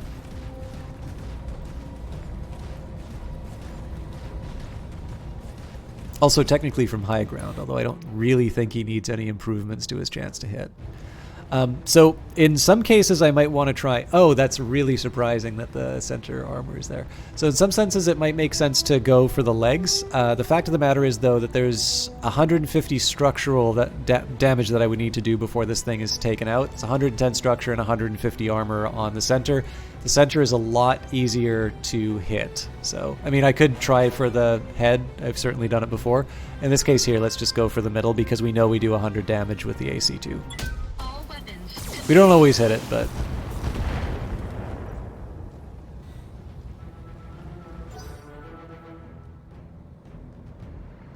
So I'm kind of curious what this one's going to decide to do. It's going to do an ineffective shot on the spot, which won't kill it. Okay. Commander. This is an interesting dilemma. Yeah, you know what? I'm going to move the Banshee and... Oh. Not quite what I had in mind. I'm going to move the Banshee in nice and close. Because everything, like you'll notice, all of these are 95% chances to hit. I actually want the Banshee in the front line because it's a really heavily armored. Like, I think this is a pretty cool mech. And so kind of at my leisure, I can pick which weapons I want to target in on it. I think I'll just do the heaviest hitters. So, yes, shoot everything but 2 guns. Guess I'll give it to him then.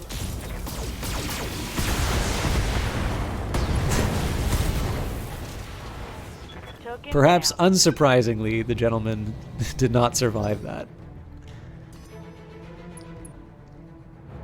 So, drawback on this one is that he's got this bulwark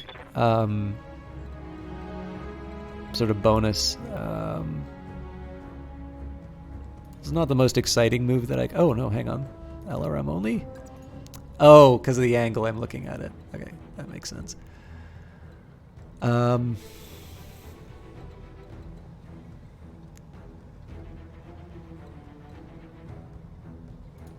I'll precision strike it. I think what I'm going to do, though, I'm going to take advantage of breaching shot. So this is going to do 70 damage. I'm just going to do the breaching shot straight into the center armor. So what this is going to do, this is going to negate the the resistance that it has. So that'll be 70 damage right to the tummy. Special delivery.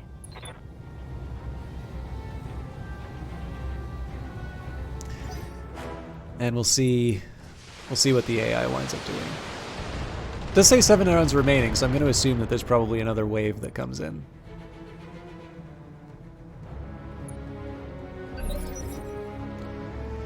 Again, we'll reserve because there's not a whole lot that I can do to this Thunderbolt that'll finish it off.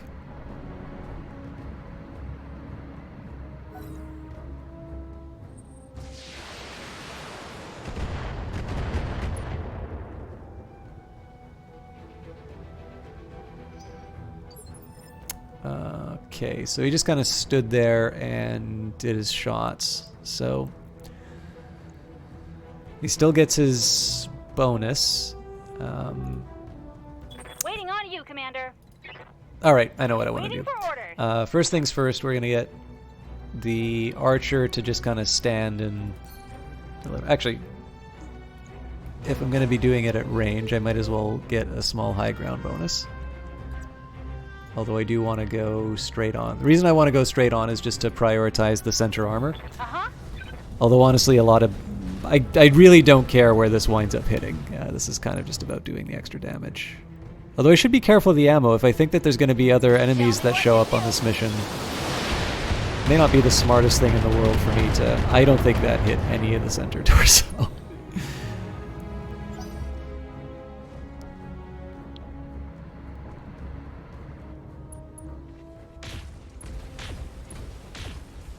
Okay, and we get called shots again.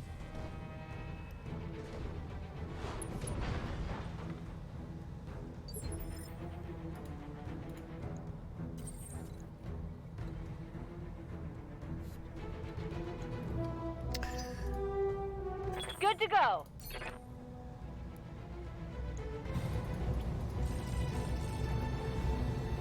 This will generate a lot of heat, but it's worth it. It should be good.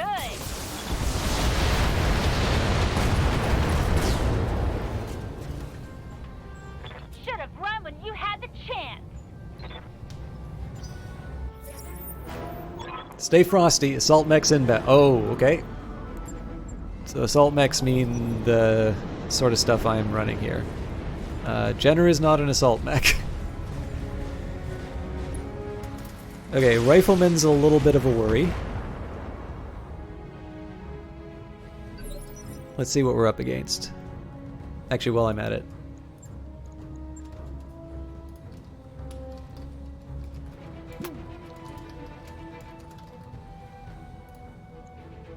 We've managed to get by alright on this, but... Ah, they have a Banshee too. And a oh, okay. The Battle Master is actually a worry. I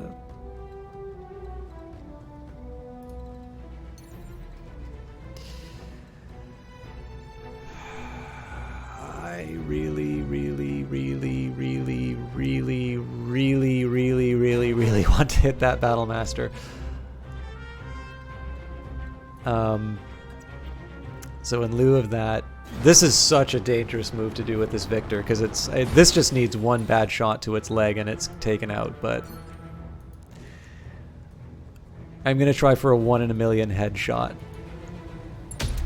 And fail. That, actually no, I obviously hit the head.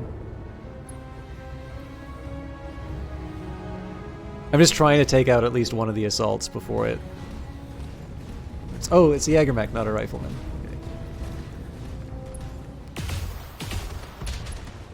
So I mean, I guess the good news is that they're munching turrets. That means that's a round that it's not aiming at my Victor. I hear ya. This is so bloody wasteful, but I'm actually going to try a headshot with the archer.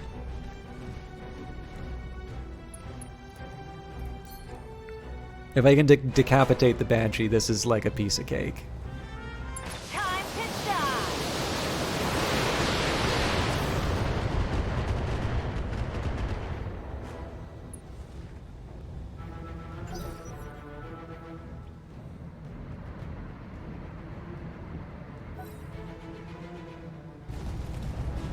The thing I'm really ashamed to admit, I actually kind of want to... I kind of want to leg the Battle Master, because that's a decent mech that I don't have. Okay, so one of my highest priorities right now is to try and knock over this Banshee. And I'm probably not going to be able to do that. So as an alternative, what I'm going to do... This is... Like, I'm kind of sacking the Banshee for this round, but in this case what I'm doing is I'm shedding some of the heat by sprinting. So that next round, I'm able to move in and sort of clean up whatever's waiting for me. The drawback is that I'm almost certainly not going to be able to knock over this Banshee now.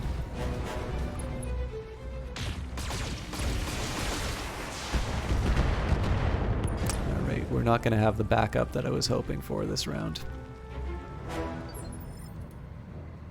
What can I do for ya? Might mean things go a little quicker though.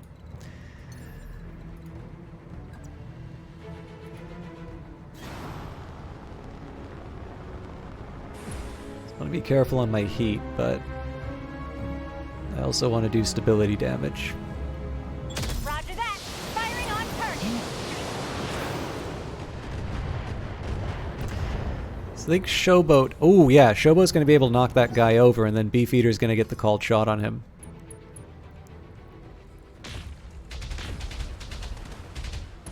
Okay, so... There might have been a better way that I could have organized this that we could have knocked down the Banshee, but a combo of Showboat using the Archer on the Banshee and then Beefeater using the target. Please say that's friendly. Commander? Farah? I've just touched down, but we've got a problem. I have a squadron of Directorate aerospace fighters on radar, and they're headed our way. Damn it, we need to clear out of here before they arrive. How much time have we got? Not much. They're carrying enough hardware to blow the Leopard to hell and back again. I can do this. Just keep the Directorate off me, Commander. I need only a few more minutes. Alright, 4 turns. Yeah, I don't know about the Battlemaster. That thing's fresh. But the plan is use the Archer to knock over the Banshee. Beefeater uses his AC-20 to kill the Banshee. And Good to go. with luck, we use the Resolve to let Glitch kind of get a miracle shot on the Battlemaster. I haven't quite worked that part out yet. Time to die.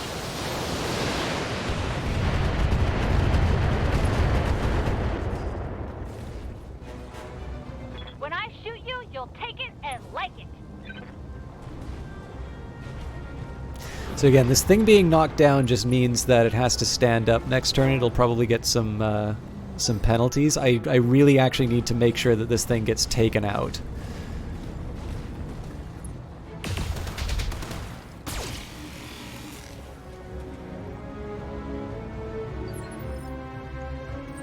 And I don't like generating so much heat, but I do kind of need to make sure that I'm keeping my evasion up.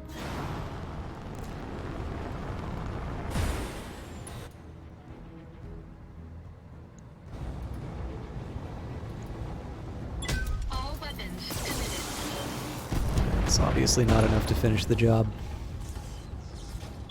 Enemy mech, critical damage. I mean, the good news is that this thing is not going to have as much firepower, but I still need to be careful. Ooh. Alright, Fortune smirks at least. The Battlemaster's still fresh though, so I do need to turn my attention to it.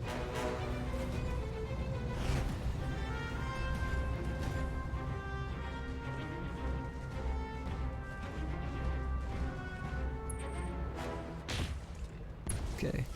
I'm lucky it didn't get like a stray shot on the wounded leg. So question number 1 is, what can Six-Pack do with her own Banshee against the Battlemaster? Now again, the reason why we put Six-Pack in the Banshee was they can fire at multiple targets. Okay, so they can't see the Jenner.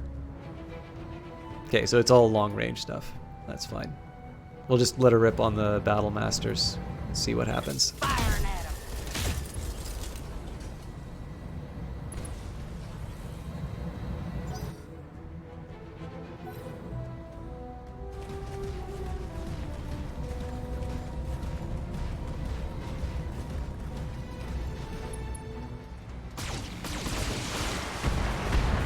I really wanted that thing to survive. The sniper turnets wind up doing some pretty devastating damage.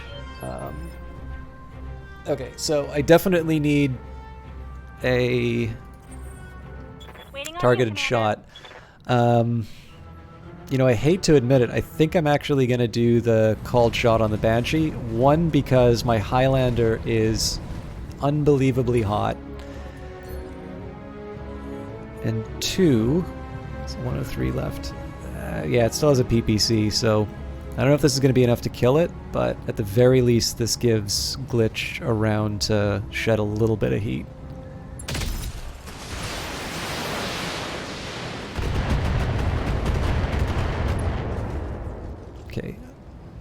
Maybe the AI will be able to clean this up. Let's see.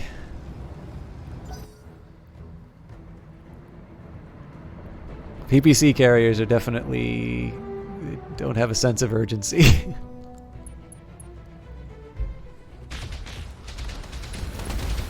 Well, there's some hits, just not in the spots I need. So the big problem I've got is I really don't know if I want to use the archer on the Damage minimal.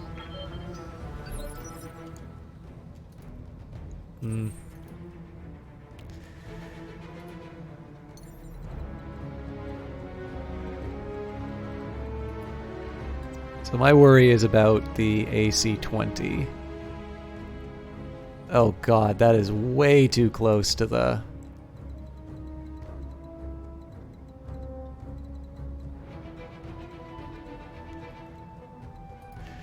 Alright. I think I can make this work. Engaging jump jets.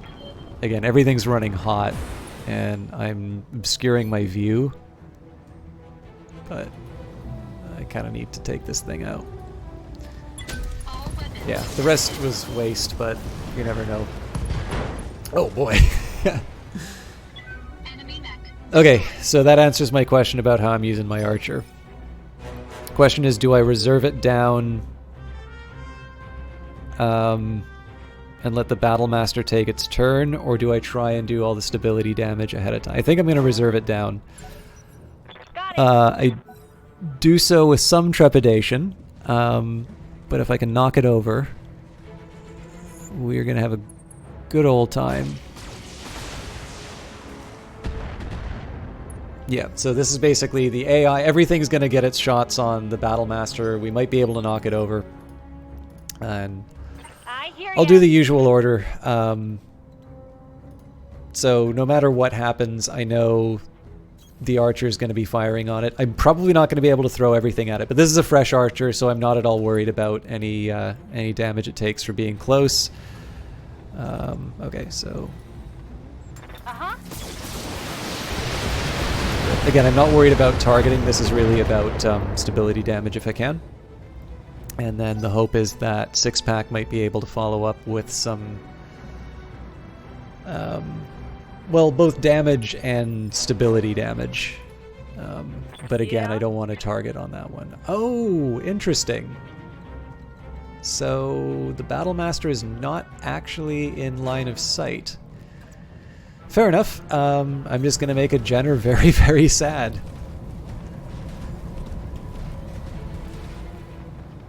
There's a side of me that wants to do a targeted strike on this, but my resolve isn't quite where it needs to be. I really want to do targeted strikes on things like Battlemasters. This is such an irresponsible use of firepower. So I'll go for the higher chance to hit. So this is a refire, so if I turn off the... No, but it does 60 damage, so alright. Pull the trigger. Alright, it was enough.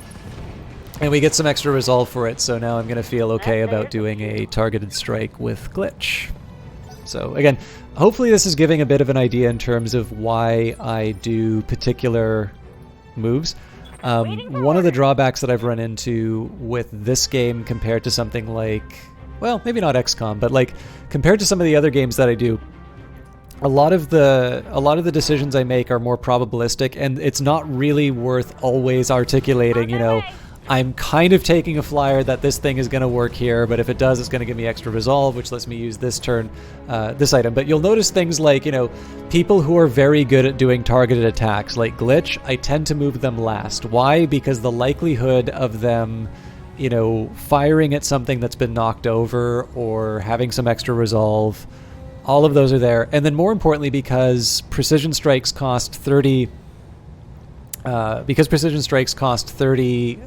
resolve, I also know that all of my other units are going to have that higher chance to hit before being above 50. So in this case, we'll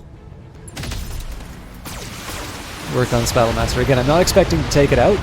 I am expecting to core out the center armor though, so that next round we're going to be able to take it out.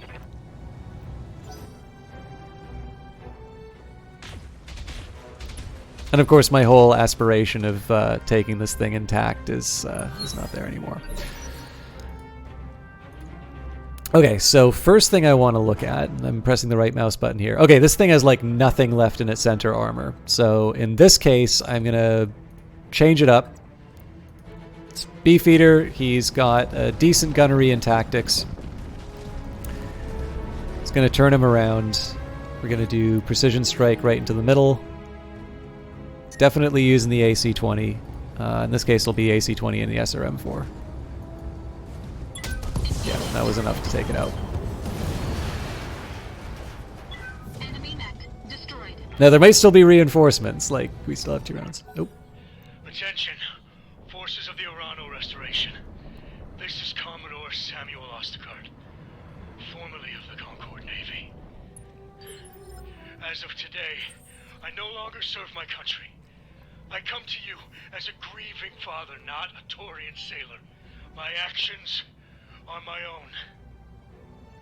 In 3 minutes' time, my ship will enter weapons range of your position. At that time, your lives will come to an abrupt end. I suggest you pray to whatever gods you...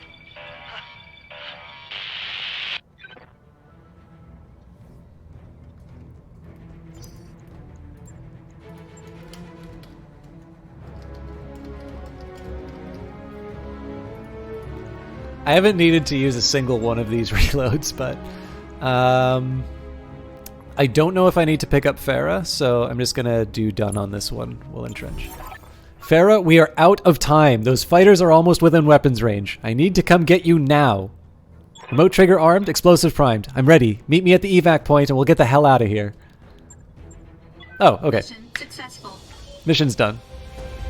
I'm sorry, by the way, I know a lot of you are probably wrapped up for tonight, so we're going to be moving on to the final mission with a smaller audience than we normally see, but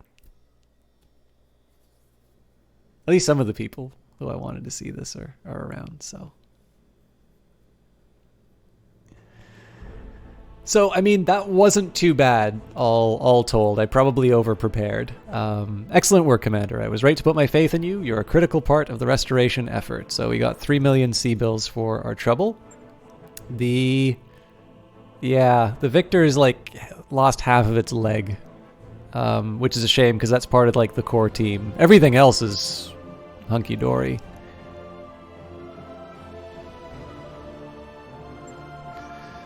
Okay, so, lots of scrap. Oh, no Battlemaster? Oh, no, here it is. Okay. Is this the same archer that I already have? Some of the long-range punch to become even deadlier when it gets up close. Ah, that sounds interesting. I may not keep all of this stuff, but...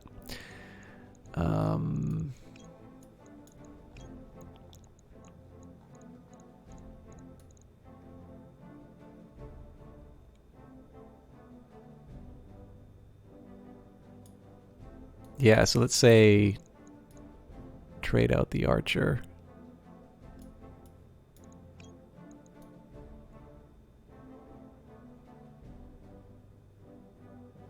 We might still get it, but I kind of like the... It's really hard to find these high-quality parts, so...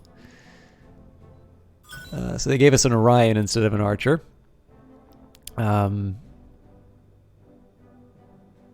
Hey, we did get some good medium lasers. Nice. So yeah, I mean, it's a bit of a shame about the archer, but on the other hand, like, what am I going to replace it with, right? There's lots to... I only have so much mech base space.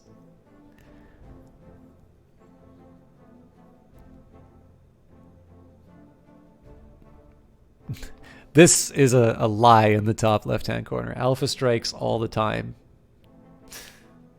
It's the only way to play Battletech. Nope.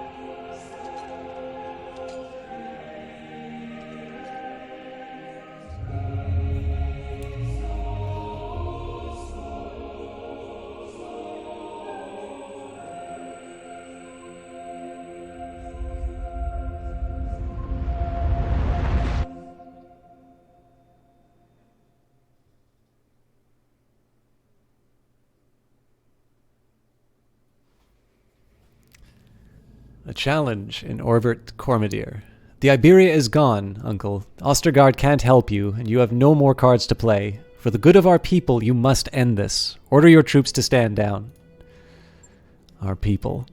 That's what this has always been about, you know. Had you only listened to me, I would never have taken your throne. I don't desire power for its own sake. My only care was for the Reach, its prosperity, its enduring glory. And yet you reach for that glory on the backs of our people. This thing you've built, it isn't who we are. Your directorate has fallen, Uncle. Clinging to it will not help the Reach.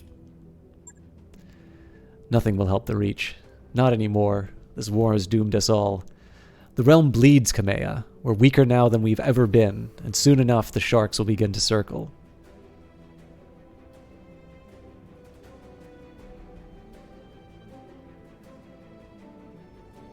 This conversation isn't about what might happen in the future, Espinosa. It's about this system in the here and now.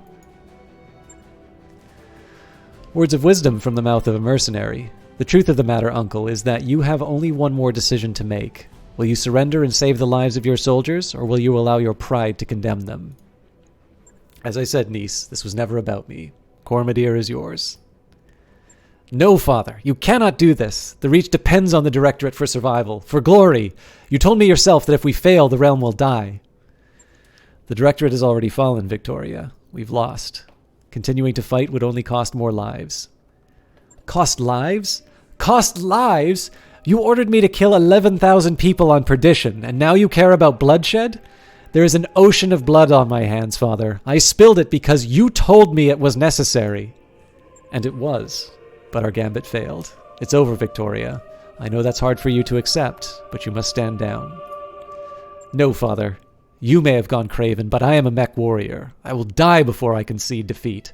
You want this world, Kamea? Come and fight me for it. Your lance against mine, at the tourney grounds. The contest that was denied us. You and me to the death, for the Reach. Aren't you tired of death, cousin? Was the Perdition massacre not enough for you? Again, for those of you unfamiliar with the story, chemical attack on the Taurian border system, the Perdition that claimed 11,000 civilian lives. Protector Thomas Calderon was quick to blame his neighbors and rivals, the Federated Sons, for the attack. The Perdition massacre is the latest in a long string of diplomatic incidents that have raised tensions between the Federated Sons and the Taurian Concordat to a boiling point. I haven't actually seen Adventure Time, Isaacson. Do you have a little more you can elaborate on? I did that for the Reach, for our people. It was my responsibility. I didn't have a choice. But you don't understand, and you never will. And so I'll make things easy for you. You don't have to understand why I've done the things that I've done. You need only face me in the arena, where I will best you, as I always have, as I was trained to do. You will give me what I want, or your dear Alexander will pay the price. My father was too weak to kill him, but I am not. Accept my challenge, Kamea. Accept it, or I will grind him to pulp under my battlemech's foot. I almost pity you. You will have your fight, Victoria, and yours will be the last blood that I spill in this war. Prepare your mech warriors, Beefeater. When I face my cousin in the arena, I want your company by my side. I've been fighting for House Arano since I was 16 years old. You can keep me away if you tried. Very good, Beefeater. I'm proud to fight by your side. Have your lance meet me at the tourney grounds. It's long past time that we brought this war to a close. Alright, this has to be the last mission. That Nick you asked for is cleared for fighting. Don't be fooled by its whimsical name. The Grasshopper is a killer that specializes in hunting down light and medium mechs. Its superb jump ability... Oh, that makes so much sense. Its superb jump ability and good armor allow it to get behind foes and easily bring its all-energy weapons to bear. That mech is ready to Battlemaster, versatile and powerful, the Battlemaster 1G is one of the best-known battle mechs in existence. Normally mounting a varied array of energy weapons, the Battlemaster can engage enemies at any range and packs a powerful punch. So the Grasshopper, I think I'm going to store that away. Battlemaster's a really cool mech.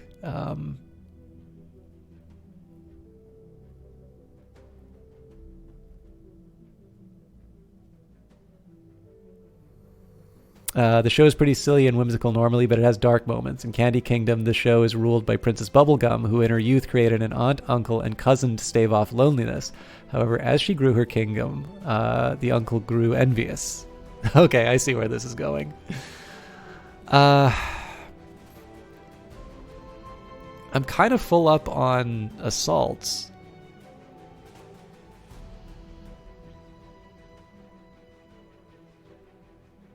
You know what? Let's switch out. Okay, cool.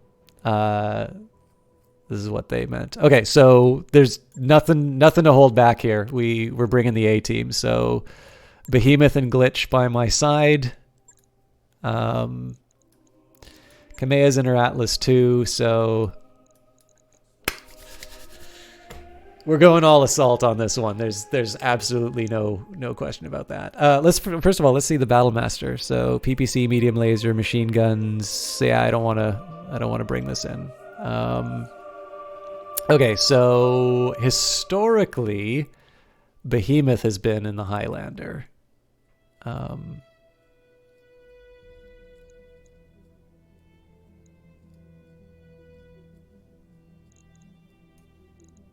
I can't deny her. Okay, here's what we're going to do.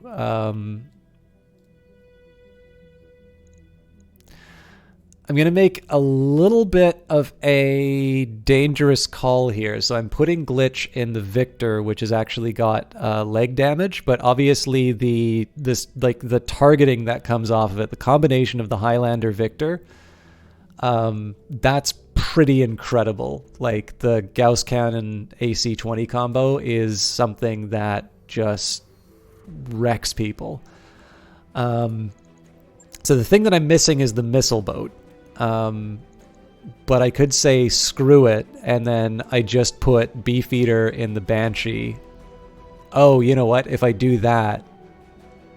No, okay. Beefeater goes in the... I know what I'm doing. Beefeater goes in the Highlander. Glitch goes into the Victor. So these are the people who snipe people off. Behemoth comes in the Banshee.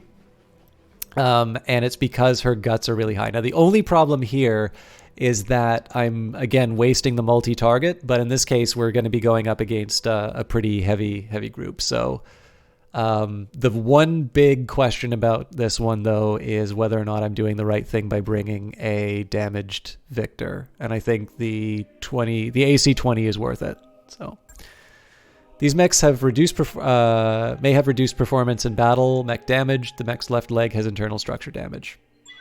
We'll live with it. He tried to take over her kingdom, and she in turn turned him into a dumbed-down version of himself. Eventually, when he found himself back to normal thousands of years later, he attempted to overthrow her again. It's all pretty dark. She turned him into a cheerful bowl of punch. I got to see this show. That's a really neat story. But yeah, I think you were actually here. I'm, I like having you in the channel anyway, Eyes of Sin. But you got to see the original.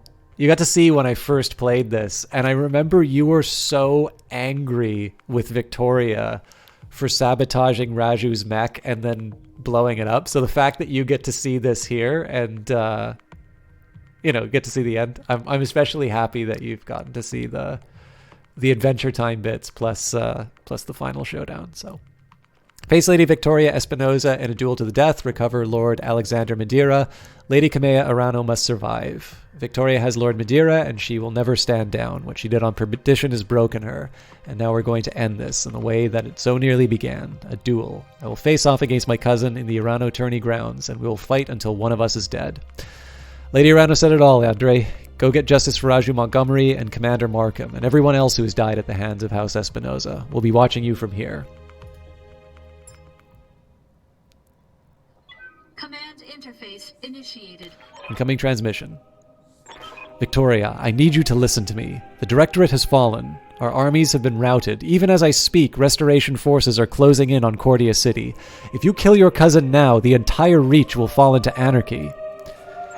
And if Kamea wins, the Reach is doomed anyway. You've been telling me that for years now. Was it all a lie, Father? Victoria, this is not the time for debate. You will attend my words and obey me as you always have. I order you to stand down for the good of the Reach. The Directorate is the Reach, Father, and I will never stop fighting for it. Wallow in your cowardice. I will win this war in spite of you. She's got the line. You're going to have to put her in the ground, Lady Arano. She's too far gone for this to end any other way. If that is her choice, then so be it. I'll do whatever I must to save Lord Madeira. Fall in on me, mech warriors. We have one more wrong to right. again, my confidence, even though I'm bringing the all-star team.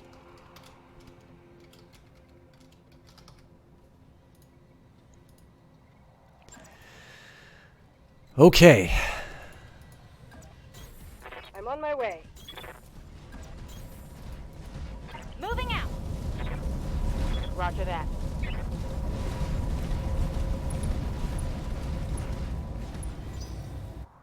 Oh, if I didn't explain it properly, the reason why I put Behemoth in the Banshee rather than the Highlander is that she gets the extra sort of heat dissipation.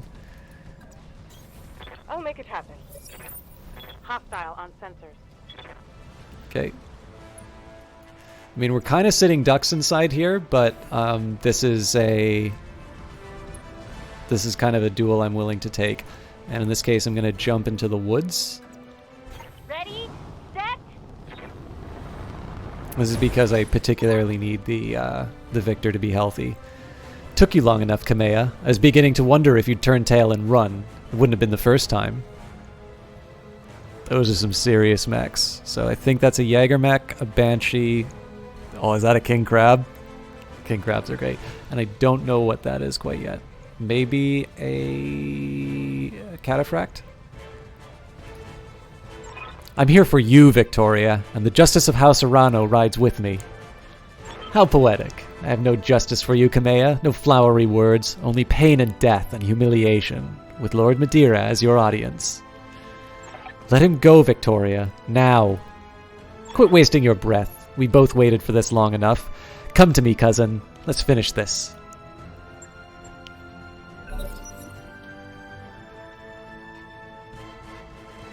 Okay, yeah, that's a Cataphract.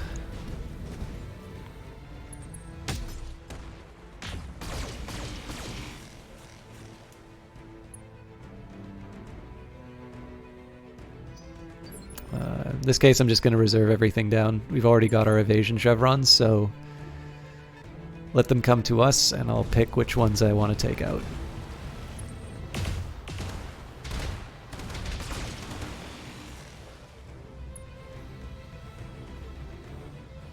I just took a heavy hit. So it looks like they're all focusing on Kamea. Waiting for orders. Okay, so the Banshee is a super slow mover, so at this point I'm just going to move it forward. Keep it in the water, keep it firing. That's basically the only thing I can do with it. Good news, of course, is that I've got Coolant Vent.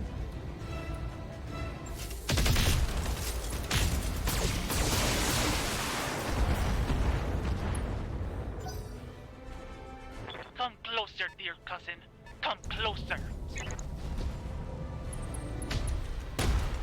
Whoa!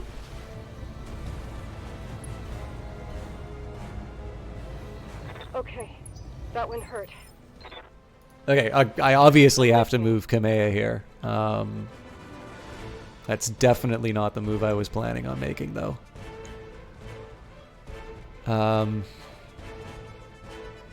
Okay, I really wanted to do a focused shot, but in this case... Standing by. Vigilance helps me with the stability damage.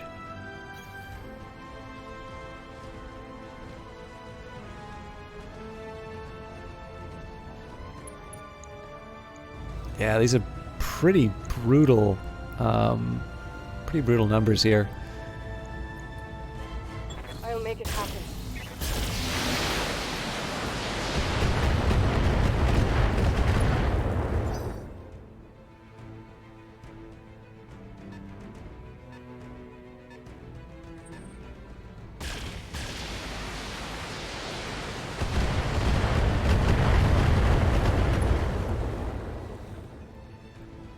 Losing lots of armor.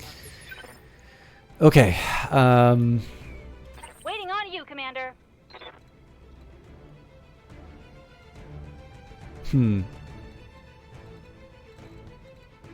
This is an interesting dilemma. Okay, so I'm gonna... It's gonna be a little bit of a risky play.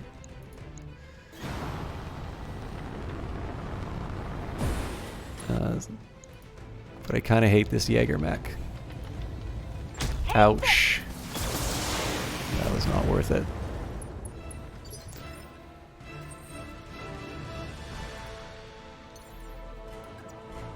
Engaging jump jets.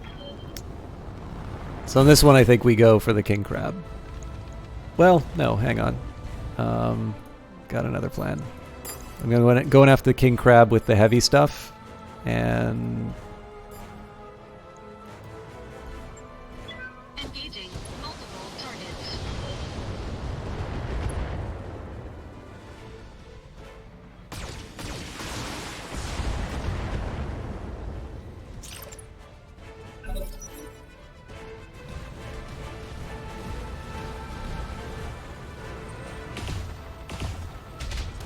so again, this is the whole point of doing the jump jets. Warning. Oh wow, they're already making the armor low. Okay, I don't want to move Kamea yet because she's got her bonuses to defense. I do need to make sure that I'm jumping. Oh god. She could snap my mech in half with that thing, I think. Doesn't matter. Engaging jump jets. I need to hit her in the center. 310 armor. Jesus Christ. Alright, we got 130 armor in the legs. I mean, there is an argument for me to try and take the... try and sweep the legs out from under it. Because I want to kind of take it as a prize. Nah, I mean, this is the obvious way to go.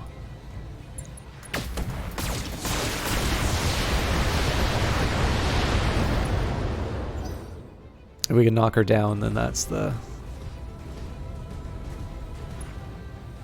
Okay, that is not a huge surprise that the Cataphract did that, but I wish it didn't. Damage minimal. Okay,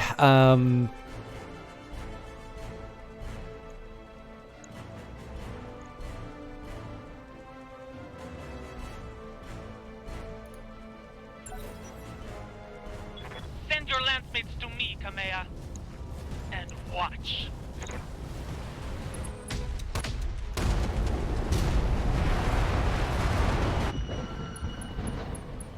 Whoa! Okay, so, yeah. The king crab is just Waiting for misery forever. coordinates. Let's try and knock it over.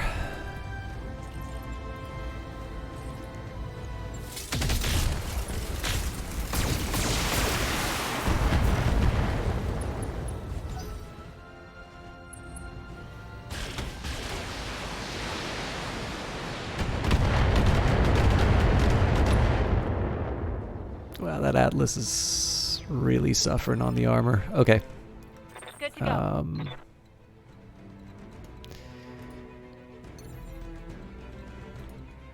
I'm not quite brave enough to go... What's the deal with the...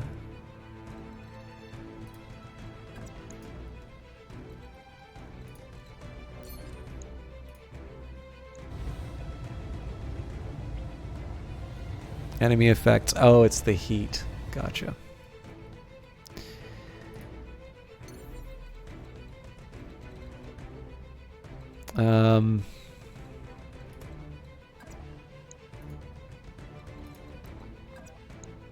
I don't like these odds, but I definitely need to be able to do some stability damage to Victoria, so...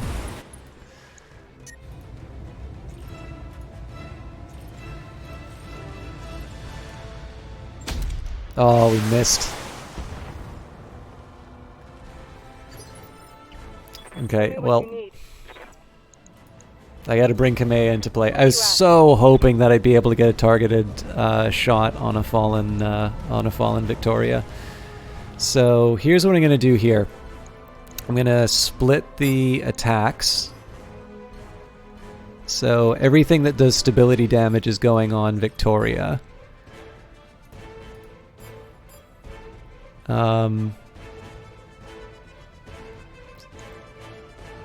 It's 102 in the middle. I feel like I should be committing... Yeah. So it's stability damage on the king crab.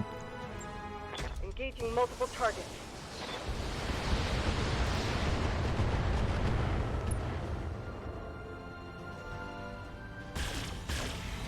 Well, we hit it in the spot we wanted. It just wasn't enough to take it out. Inflicting heavy damage. The directorate must fall.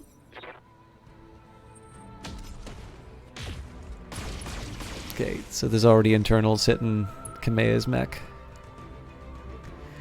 Armor breach. Internal damage.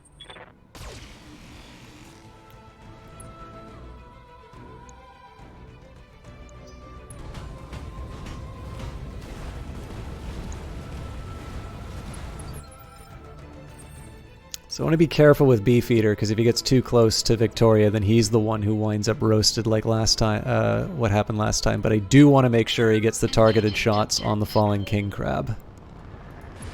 So, what are we looking at for the armor? 125. Those are definitely some guaranteed shots. So yeah, in this case, I'm changing the strategy.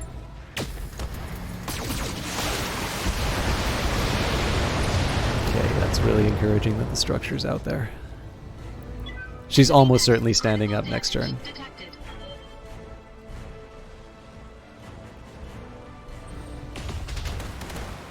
Okay, well they're not hitting the victor's, not hitting the victor's leg yet.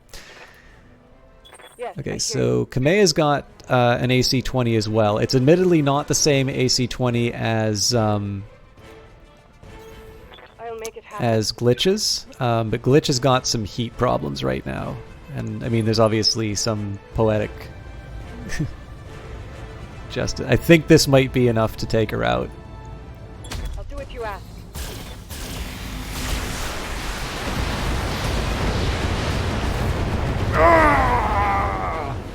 All of this death, the coup, perdition, Mastiff, all of it meant nothing.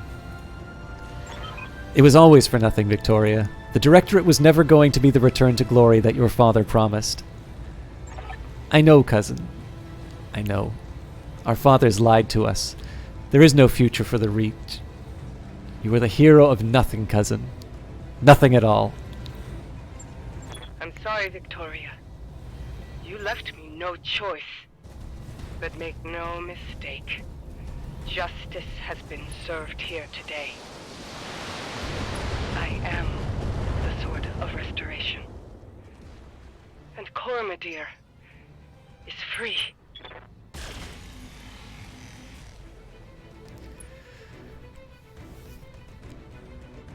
All right.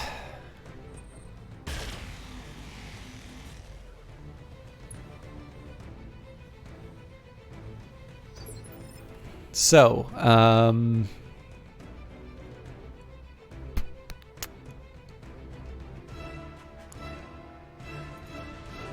Orders.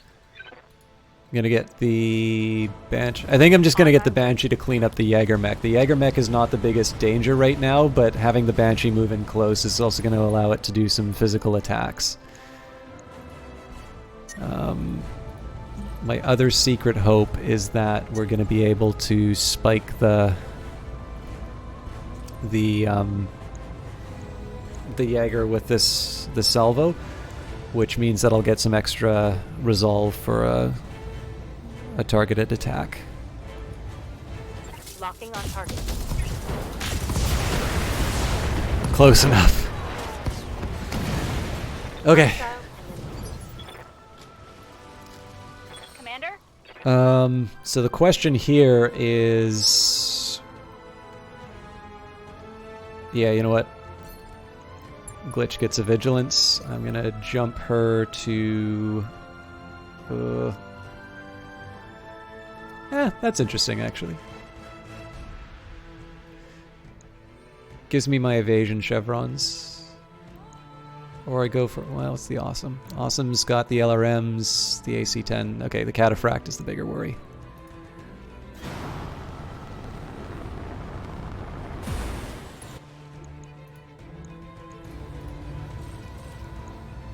I don't normally like doing unguided AC-20 shots, but Follow me to victory.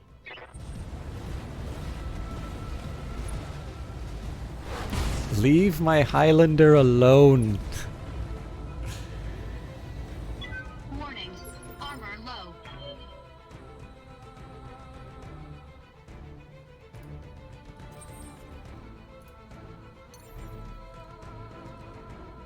So there is a side of me that really wants to do a physical attack in reply, but I have a lot of heat available in this Highlander.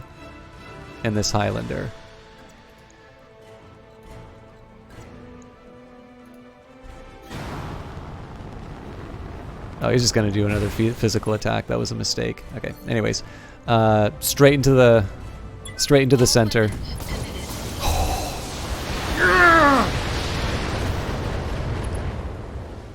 All right. This cataphract is about to have a monumentally bad day. Waiting for orders.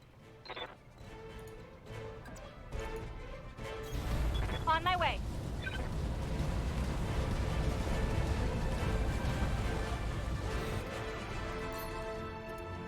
I just tried to do a targeted attack on my own guy.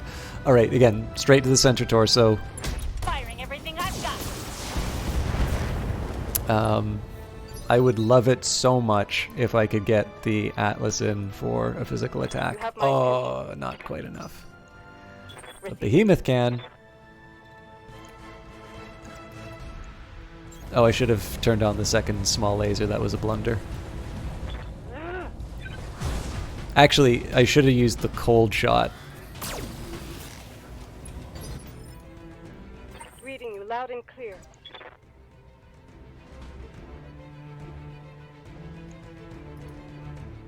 For justice. For the restoration.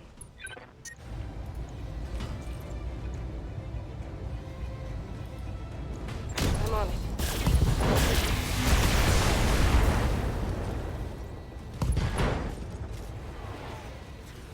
Reporting a critical strike. Called shots for everyone.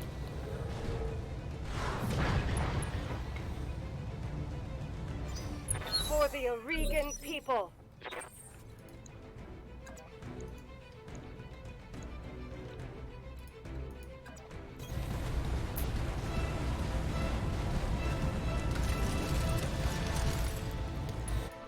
I'm gonna try and go for the legs on this one.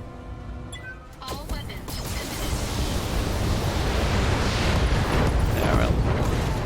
All right, I think that's Battletech. Enemy mech destroyed. Mission successful. That was really fun. And I really like the story. I'm going to assume that there's a closing cinematic, but I'm pretty happy with how that turned out.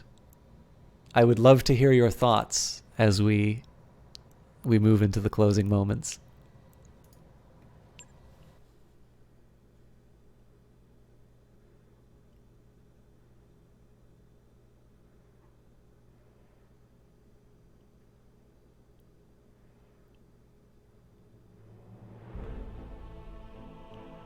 Excellent work, Commander. I was right to put my faith in you. You're a critical part of the restoration effort. 4 million C-bills. Obviously, the experience will mean nothing for the rest of the people here. But just Beefeater who's going to be getting the most out of it. But Beefeater, by the way, did get the most kills.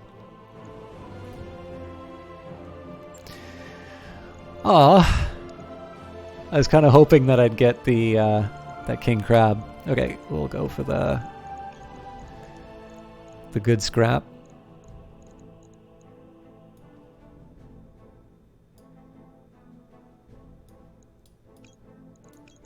At least this is valuable, right? So.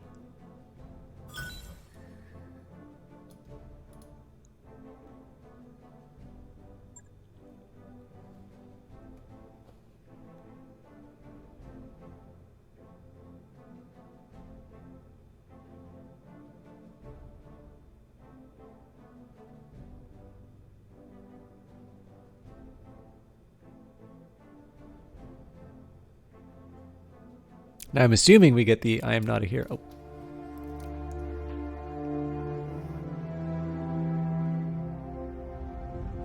I began this restoration because my birthright was stolen. And I wanted it back. Not for the people of the Reach, but because it was mine. I wanted war, for all the wrong reasons. But on Weldry, I traded that naivete for nobler purpose. Seeing my people suffering with my own eyes taught me why I must fight. On Artru, I found humility. Blinded by righteousness, I was reckless in my pursuit of power, and it almost cost us the war.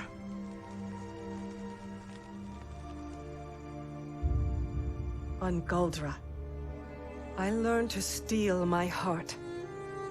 I chose necessity over conscience, a choice that nearly broke me.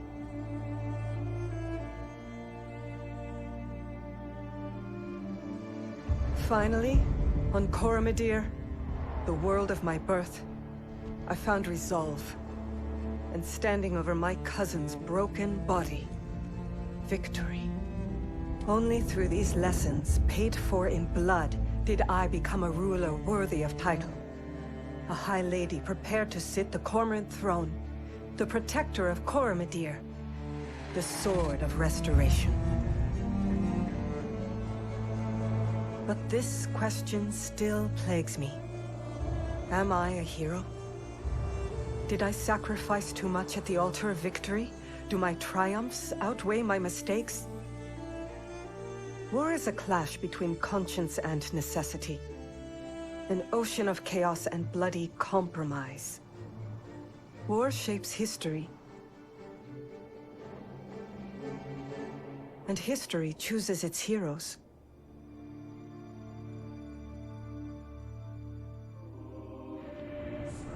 As for you, mercenary, you made the liberation of the Aurigan Reach a reality. Every trial I faced would have been my last without your skill on the battlefield. I still don't know if you fought for honor, or for the thrill of it, for belief in my cause, or just my money. But whether it was your noble heart or mercenary mind, your actions gave us hope. That makes you a hero in the eyes of history. And you know what? It doesn't matter if you believe it, because others do. As I believed in the heroes of my father's stories. After all, when we are gone,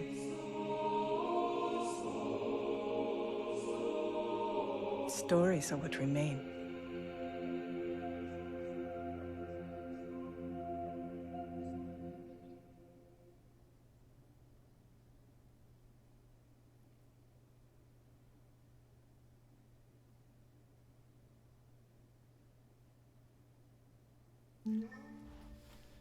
Oh, I really like that they're including photos of the dev team.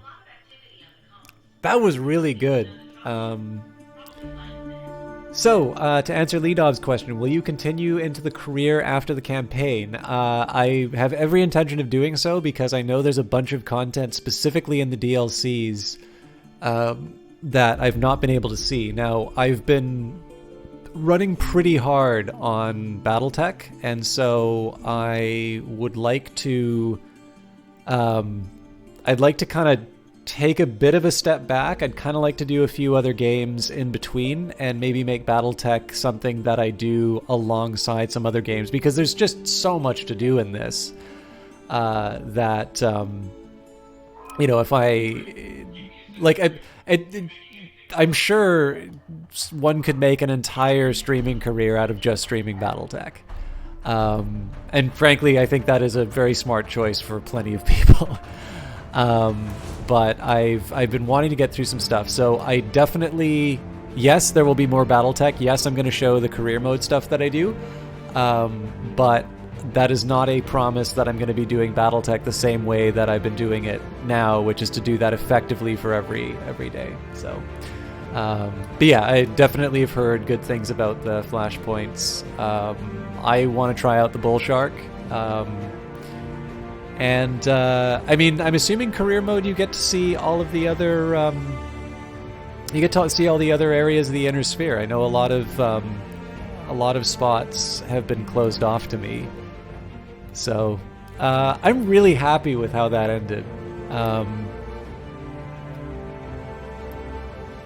I like the story quite a bit. I'll admit, like, I don't know if Battletech 2 is in the future or if it's another sort of season pass of material.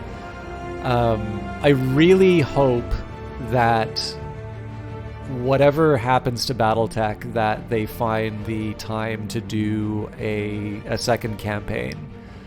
I mean, obviously, the career mode's been really working for a lot of people. Everyone I know has lots of good things to say about career mode.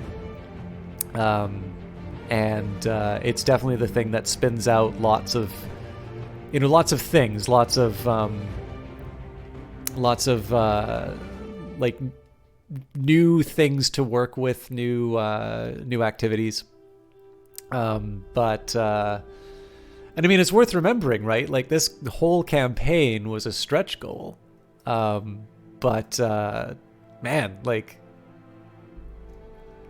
I would be very sad if that didn't make it. I mean, it's done what I don't necessarily think has been true for a lot of Battletech games, which is motivating the reason to fight. I actually really like the closing line in terms of just sort of talking about, because, like, it's fun to do stuff like Warhammer 40k, in the grim darkness of the future there's only war. That's Battletech that they're playing, by the way. Those aren't painted miniatures, but there's a cardboard miniature version of it as well.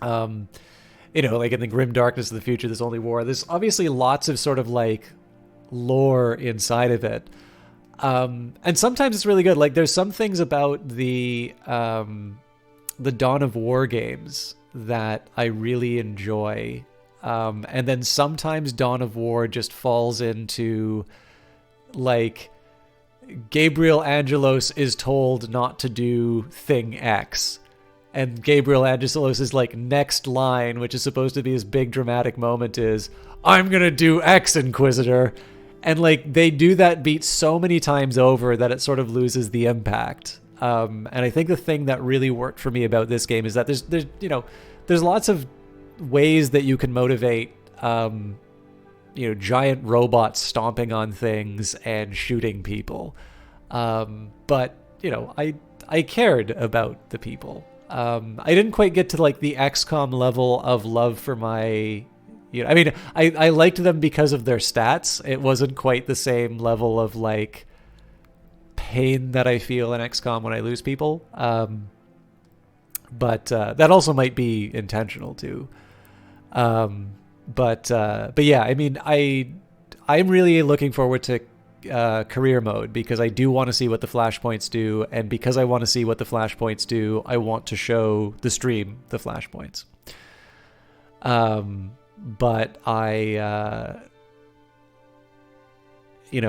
also want to make sure that I do some of the other stuff that I was planning on doing. So it's not the last of Battletech, but it does mean that the sort of Battletech on all days are going to be rolling back. I'm also trying to run out the clock on the credits, because I know it's like one of the most common things that I'll hear in on streams is, hey, get past the credits, stream game, but it's nice. I mean, one of the things I really like about including the photos of the team on this is, okay, actually, this might be the thing. It's like, because I've worked in camera, right? And I know that not every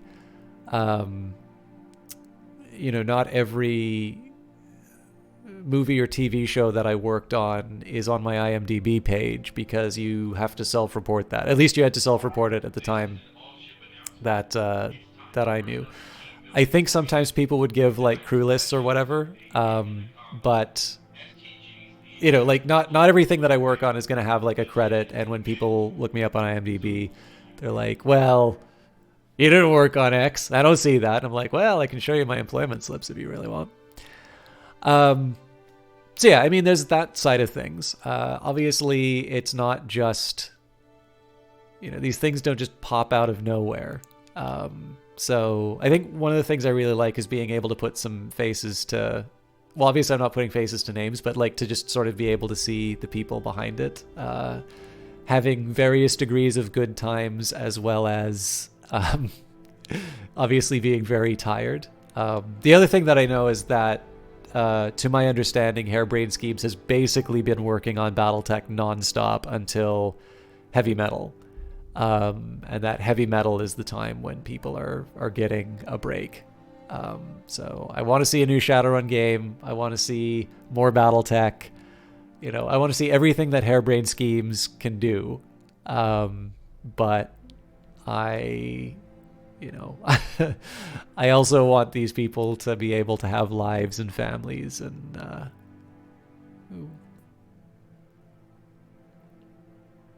what else to say about this? I don't know. What do you guys think of the story? I liked it a lot.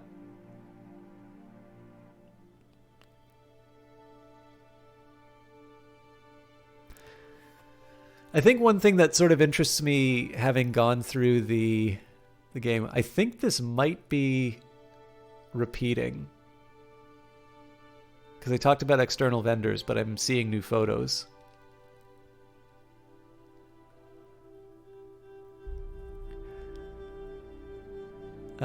What's that Unreal shirt doing there? It's the Unity game.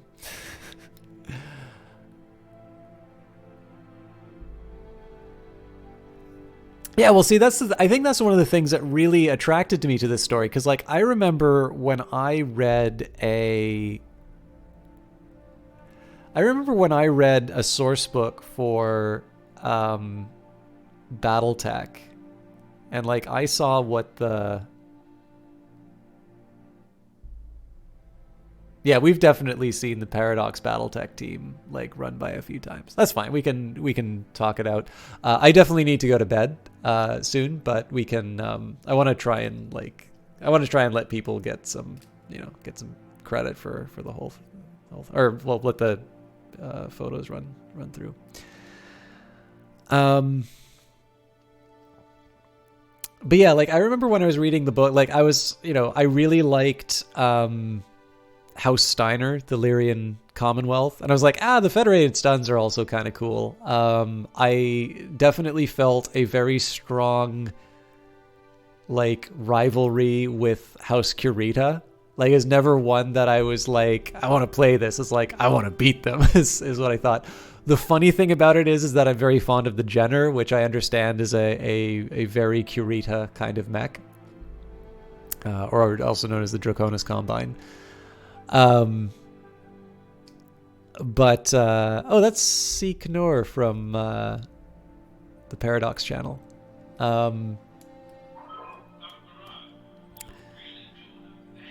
But I always remember, like, looking at the shame on you, sir. Shame on you. I better see some other house banners. But yeah, looking at I remember looking through the source book, and I'm like, I had houses that I thought were interesting, and, the clans were really cool. I really liked Jade Falcon. I thought they were, like, the coolest clan ever. There's lots of stuff that I thought was really interesting about the setting, but the periphery never really made that much sense to me. It's just kind of like, yeah, it's whatever. It's the periphery. And then I found out that, like, there was a source book for the periphery, and I'm like, why would anyone ever get that? But then when you take a look at the Battletech story, like, the periphery is where the fall of the Star League kind of started. And what's also very interesting, and where I think this particular story works so well, the Decker banner's cute. I think one of the things that makes this work so well is that, like, when you do a story about the successor states, so, like, if you're going to do a story about House Davion, the Federated Sons,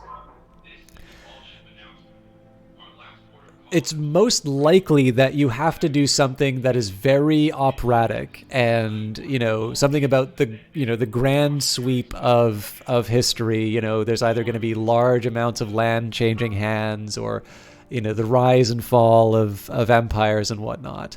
And that's fine. Like, you can do very good stories like that, but it is also, especially within the confines of a game where you want to make sure that you're actually playing it and that, you're getting on with it. You don't want to have like 45-minute cutscenes like Johnny's enduring in Death Stranding. The thing that I think works so well about this is, again, I was invested in Kamea getting the throne back, and not just because I wanted to advance the story. It's because I was like, yes, this is an injustice that needs to be that needs to be corrected, and just the idea of the development, the lessons that she learned, and of course the whole recap of it at the end I thought was quite good. So. And I think one of the things that makes the Periphery such an interesting story there is that it's a setting where you can have so we're back in the cycle. So I'm gonna exit out of this if you don't mind. It's one of these things where I think you can. Oh, epilogue. Andre, Darius, Sumaira, Yang, Farah. Through your courage, skill, and sacrifice, the Reach has been saved, and I have reclaimed my throne. Without any one of you, our campaign would have ended in tragedy. I can never adequately repay you for your service to the Reach. I owe you a great debt as well. I owe you a great debt as well. Without your company's help, I would be dead. I consider it a great honor to call you my friends.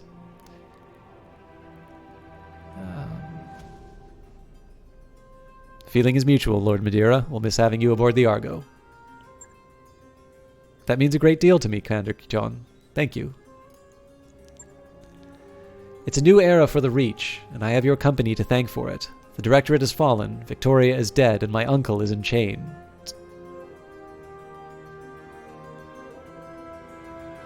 Took Espinosa alive. What are you going to do with him? Initially, I was going to try him myself, but Alexander convinced me otherwise. There are risks inherent in holding such a man for any length of time, and the Reach is fragile enough in a fragile enough state as it is. Don't worry, though. He'll receive his taste of justice soon enough. Consider my curiosity piqued. What did you do with him?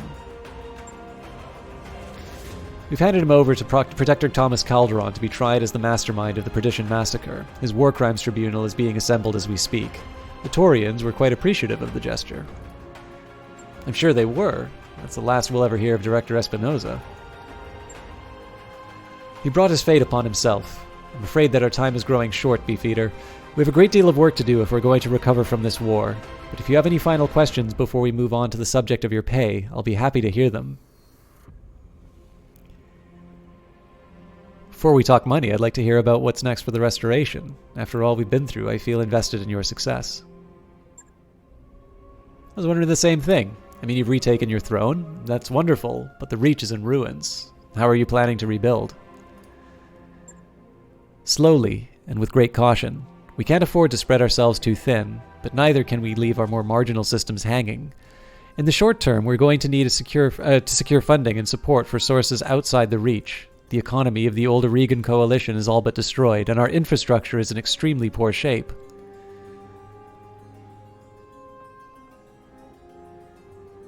How do you tend to go about getting that support? However we can. Political marriages will be invaluable. Our sovereignty is our greatest asset, and I'm still thinking about ways we can capitalize on it.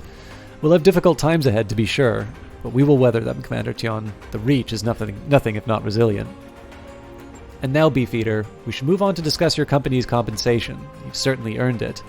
For your exemplary work, both on and off the battlefield, your financial debts are now forgiven. Those were the terms of our arrangement, but you deserve a little more than that, I think. From this moment forward, the Argo is yours. I relinquish her into your control. You may consider her a bonus for a job well done. A second token of my appreciation is on its way to your mech bay now, Beefeater. Please accept it with my compliments. Thank you, Kamea. We'll put your gifts to good use. Good. And with that, Beefeater, I'm afraid that I must return to matters of state. My people need me, and I must get back to helping where I can. You will always be remembered as friends of the Reach, every one of you. Goodbye, Kamea. Rule wisely and well. Make Raju Montgomery proud.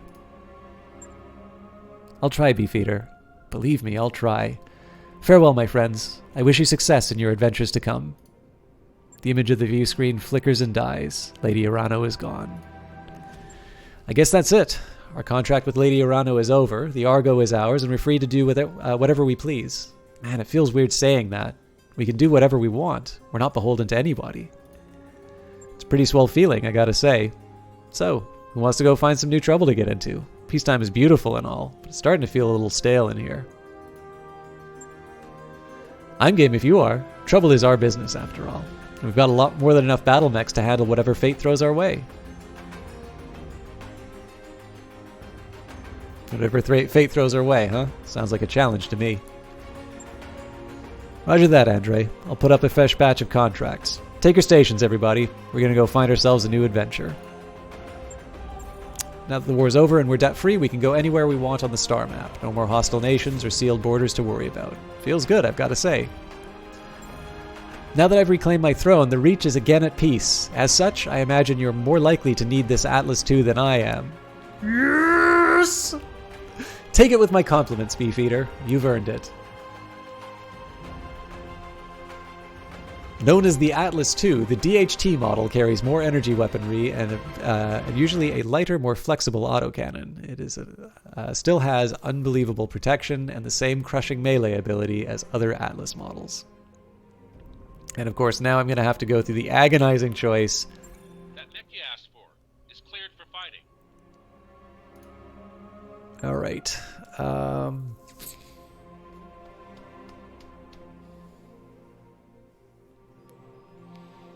I never wound up using the catapult.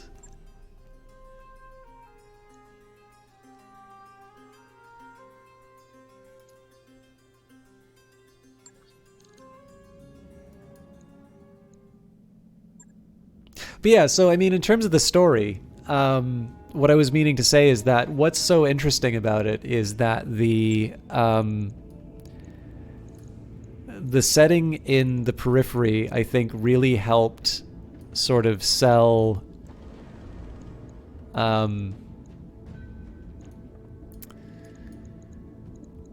like it's a small enough story that it's interesting and I'm really invested in the characters, but I don't feel like I'm cheated at the end if default SBA. Oh, damn. That's cool. I mean, I'm going back to the original, but that is a handsome looking mech. You got to go with the Death's Head original though. Yeah, Beefeater's fired. Beefeater's in this one. But yeah, I don't know. Like I feel like because it's set in the Reach, there isn't that same, like there isn't a need to Waiting on you, Commander. what's the way to put this? Waiting for orders. Like you don't need to have sort of this grand sweeping story. The story is still very the story is meaningful. The story definitely has resonance, but it doesn't have to be sort of this big space opera. You're able to focus a lot on the individual people, because obviously a small country is still a very large, that is still a big deal to the people that live there, and so I think it managed the story quite well. Anyways, it's quite late for me. If I go to bed now, I will get sort of the proper amount of sleep that I need to function in the morning. And I thank you all for staying with me for what is basically double the length of a normal stream that I do. So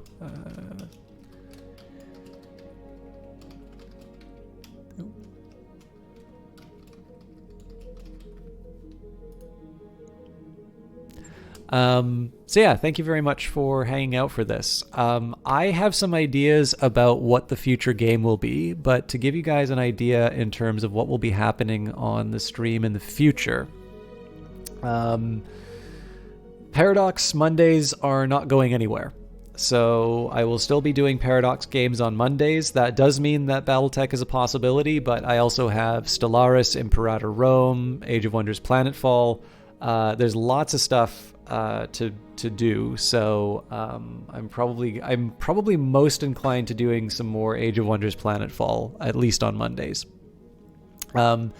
There are some games that I have started and I have not yet finished yet, and so there's a side of me that is inclined to do that as well. One thing I'm trying to decide on is whether or not I do it a little bit like Battletech, which is that the Wednesday and Friday casts are really focused on getting through that game, or if I kind of go back to a different game each day and just sort of let it spread out. And I see pros and cons on both sides. I tend to keep pretty tight-lipped about what I'm doing moving forward, but the people I have talked to about it seem quite happy with it. Only other thing to keep in mind, one sort of commitment that I'd made which hasn't come through. I know a lot of people have been wondering what's going on with Cultist Simulator, because I did say that I was going to be doing some specific YouTube videos for those. The Elder Scrolls videos are taking a lot more time than I thought that they would, and I have less and less time on my weekends than I thought I would. So I am still planning on doing those. Those won't necessarily be on stream, but there should hopefully be some of that on YouTube. And I have a few specific things in mind for that. And as for the rest of it, if you've seen me play a game and you haven't seen me get to the end of it, chances are I'm coming back to it. That will also include XCOM 2, which I started a very long time ago. But I'm trying to make sure that I balance the sort of commitments that I make to people to cover certain games. Obviously, if they give me a key, I want to make sure that I cover it, and cover it more than just like 2 hours and say, meh, wasn't for me. I mean, you can say that. It's just, it'd be nice if you were a little more upfront about it at the start, not just like, yeah, thanks for the free game. I'll never play it. But yeah, let's find somebody to host. And again, thank you all for those of you who hung out with me for, through the debrief. I'm glad. I should have known there would be an epilogue, because there was one in Shadowrun Hong Kong as well. Johnny Big Time's gone to bed, so let's host Kilgore Trout tonight. So Kilgore Trout is playing Mummy Tomb of the Pharaoh. It's a game from 1996. I have no idea what it is. It looks like he's actually doing box hype movie hype, so we'll no doubt get to see some of the some of those before we go back to the games. But again, I need to get some sleep. I will be back Friday. No idea what I'm doing yet, but I hope it will be as fun as Battletech. So have a good night, and we'll see you next time.